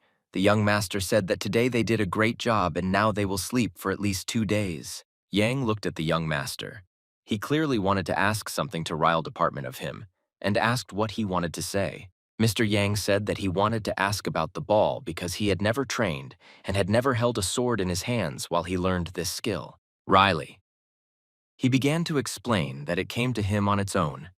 He imagined in his head how it should be done and how it should be moved, and everything worked out for him. Ian couldn't imagine how it was possible to learn like that. And he also wanted to know about mana, because just recently he had sent him a vision. The young master did not want to admit it and asked what kind of conduct was this, which upset Mr. Yang very much. That's why he didn't get angry with him any further. He understood that he was hiding something, but he always believed him. Ryle couldn't understand why he was attached to him. In his opinion, he did everything as it should have been. A huge black eagle flew over this small village and could cover half the village with one of its wings. It was a postal eagle. Most likely it appeared here because some news was sent to them. Mr. Yan raised his hand, and the postal eagle landed right on his hands. This letter was sent by Nara. The letter said that the enemies were approaching, and then the black mock from Rhinefield survived. When the young gentleman gave this message to the doctor, he thought about it. Ian didn't understand what it all meant. The young master thought that all this was very suspicious, especially this guy Ravoso. Recently, he asked Naru to drop under him to find out something, and then this note came. This was not a very good message, and what especially upset him was that the black magician survived. Mr. Yang wanted to know what happened in Rhinefield. He asked if he was hiding something from him again. The young gentleman pretended that he did not understand what he was talking about, but Mr. Yang said that he understood everything perfectly well, and he wanted an explanation. The next moment he grabbed the young master and began to coward him. Riley told him if he didn't stop, his head would fall off. The young master said that there was nothing serious and he shouldn't worry. But Yang still demanded that the young master tell him everything in detail. It took about an hour to explain to Mr. Yang everything that happened in Rhinefield. The young master said that it was up to him to believe it or not. Mr. Yang said that he absolutely believed him and he never doubted his veracity. That is why he now has to make a decision. The young master did not understand what else he wanted from him. Mr. Yang said what he thinks about returning back to the center of Solia. What is written in the note really needs to be on the road urgently. Ryle answered him that his father has not yet decided who will be the heir. Does he really think that he can suddenly leave like that when the fate of the family is being decided? Mr. Yam was smoking all over with anger. He understood that he needed to find this man in a black cloak now and kill him. Wasn't that the most important thing? The young master did not argue and said that he agreed, and they would immediately set off on the road. For a very long time, he had hoped and expected that he would become the official heir of the family. And now, without blinking an eye, he refuses the most desired thing and now rushes in a completely different direction. He believes that there is nothing more important than stopping this black magician. Mr. Yang believed that human life is above all, and the young master completely agreed with him. However, he thought that if he was now among his family enjoying their company, they were again trying to take away from him this precious time that he so missed. At the same time, in another part, in one of the establishments, those who had not seen each other for a long time were supposed to gather. When they were sitting at the table, they realized that there had been no meeting for so many years, and suddenly they were all together again. The last meeting was 1,000 years ago, and they thought that they were flying very quickly. One of them asked where Endal was. The girl who was sitting next to her replied that he had not arrived yet. He said that he needed to pick up a student, so they should wait for him. They all became interested in who a student is. The girl explained that this is what people call those who learn something, education and all that. At that moment, the door opened and Endal came in. He said that he himself was a weirdo and didn't understand many things. Endal caught himself thinking that he still couldn't get used to Rhinefield, this terrible, humid air. He didn't like it very much. Endal. I wondered why they called him and were they really all gathered here. But in fact, one thing was missing. He wondered why he wasn't here. The girl replied that she couldn't contact him and Leo wasn't there either. Everyone looked at Naini. They were wondering if she was the one he was talking about. They were interested to know if this was the so-called student. He answered them that yes, it was she. One of those sitting at the table said that he would like to watch the fight of his guard. And this girl, the girl told him to stop. She can't even walk normally. She's completely weak. Endal told him not to make fun of his knees. His guards won't even be able to touch her little finger. Vaughn told him that it looks like he's been learning to lie all these 1,000 years. Endel said if he doesn't believe it, then let him bring 5 high elves here. One of those sitting at the table told them to stop scratching their tongues because she called them for a completely different reason. And this reason was that she felt some strange energy in this place. Everyone was surprised what the strange energy meant and why there was such a noise. She began to explain that this happened a couple of days ago. She felt a very vile energy. It was something similar to Manu, but it was not her at all. It was the same as Mano, but it was something else. She was sure that it was not Mana. Compared to Mana, it was very dark and negative energy, and with this energy there were only 3 of them. They were all in Rayfield. If, with the help of spiritual forces, she had not seen it with her own eyes, she would not have believed it either. One of those sitting at the table said that it was really only because of this that she had gathered them together. The other didn't understand. Is it really a big deal? Just think about 3 people wandering back and forth. The girl insisted that it seemed to her that these people were threatening the balance, which is why she gathered them here. She explained that these people interfere in matters of life and death, so they themselves make the destinies of people. When everyone sitting at the table heard about this, they were furious and did not understand how this could happen. Endal said that now Naini, the human child, must tell everything she knows because one of those sitting at the table said that with the help of spiritual powers, she saw the past. And there she was. They all needed to know what happened that day. Naini thought a little. She didn't understand where to start to explain everything correctly. She began to say that on this day there was very heavy rain, and it was on this day that they did not meet the black magician. Naini, she said that on this particular day they did not meet a black magician, and he had the same dark purple mana as she did. She said that this man in black, with the help of this mana, revives corpses and controls them like puppets. One of those sitting at the table said that there was nothing unusual in this. Their dragon could do this too. For him, it's a piece of cake. The girl sitting at the table said that this is of course true, but the problem here is completely different. The problem is in the human soul. Everyone wondered if she really meant that this man is black. He doesn't just control bodies, but completely restores them. The man stopped her and told her to calm down and listen to the end. Naini. She said that Mr. Riley was able to kill the black magician, and when this happened at that moment, all the bodies disappeared. The girl sitting at the table, when she looked at Naini, she noticed that her eye, with its help, can determine the location of a person. Naini replied that this is so. Then she suggested that Gaini, with her abilities, find one dead person. She asked if she could find him. Naini understood what she was talking about. Then she was given a slightly different task. That black magician whom the young master killed. Where could he be now? Naini. She understood the task and focused on it. She wanted to find out where this man in black could really be. Naini, she saw that he was alive, and that now he was in the city. But she understood that this could not happen. The girl grabbed her face with her hand and covered her eye. She was afraid that something was wrong with him. She didn't understand how this could be.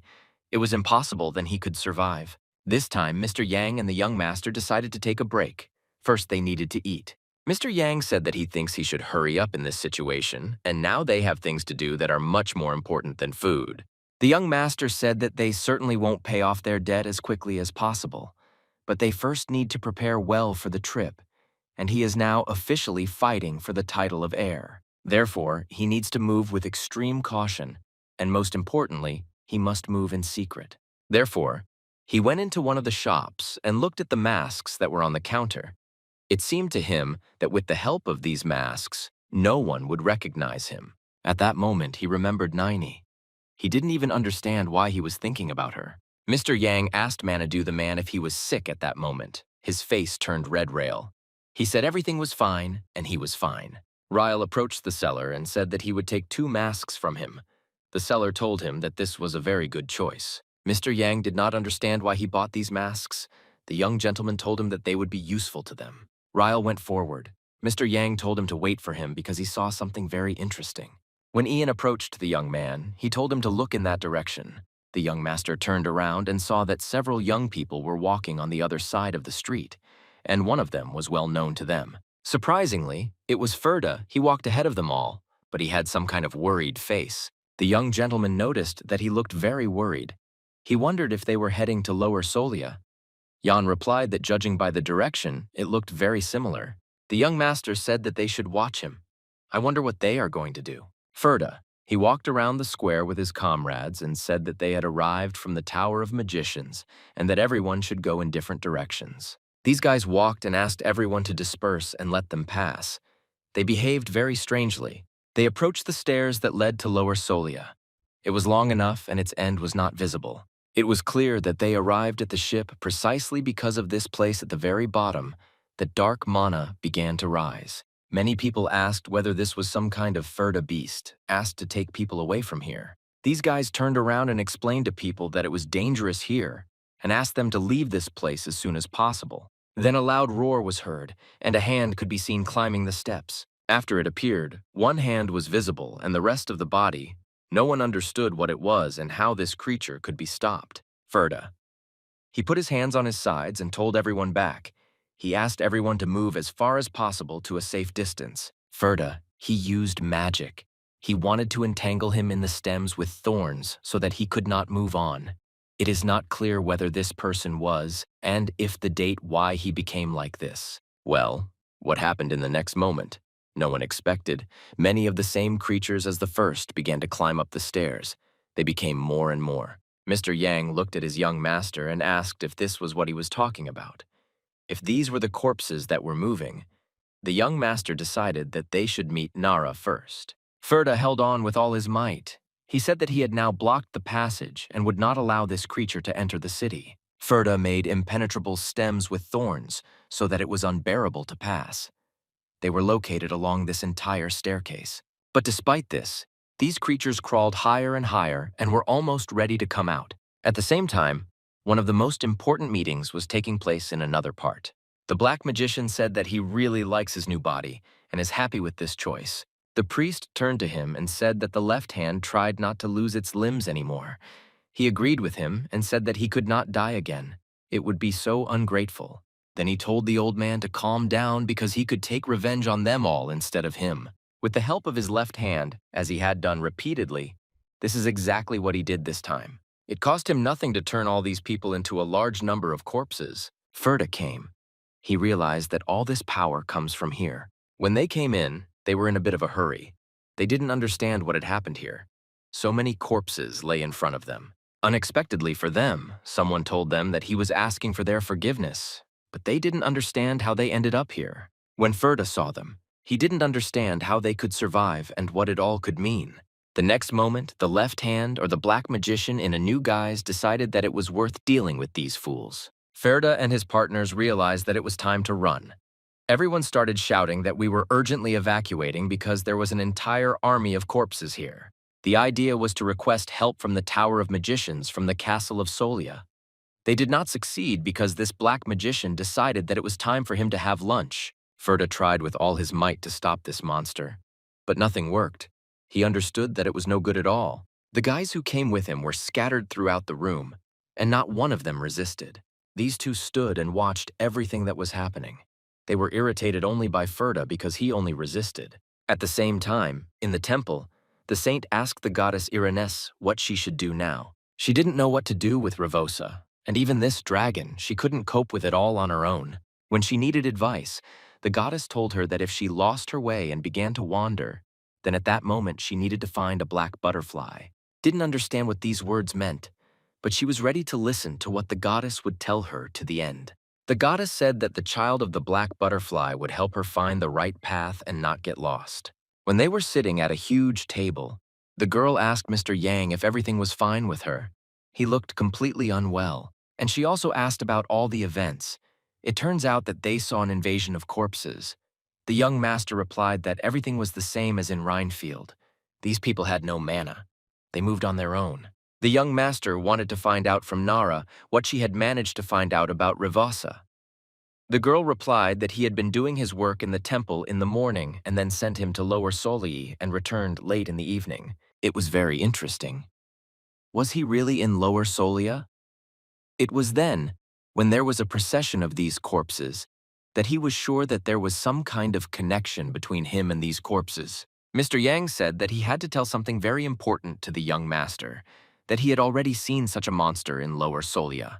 The young master wanted to know where he could see. Yang replied that, to be more precise, he saw not the corpses themselves, but their eyes. He saw those black, empty eyes. The young master wondered when it was. Mr. Yang said that it was 26 years ago and he still regrets it. One day, he went as a mercenary to one of the villages. There was nothing reprehensible about that. In this village, there lived a certain witch girl who was condemned by society. This girl, like those corpses from Lower Solia, had completely black eyes. He then thought that it was because of this that she was nicknamed a witch. When he met her, he realized that it was all just absurd rumors. This was a girl. She mastered the ball. Surprisingly, the girl with black eyes mastered the ball. And it was she who taught him the art of the ball. She became a mentor for him. One day, he asked her what happened to her eyes, why they darkened. Everyone was interested in what she answered. Mr. Yang continued that the girl said that she was given a blessing, and this answer was very unexpected for him. She did not need this blessing, according to her. She did not want any blessing. She did not need such eyes. It was then that the girl said that this force was from another world. Ryle was very surprised and a little scared.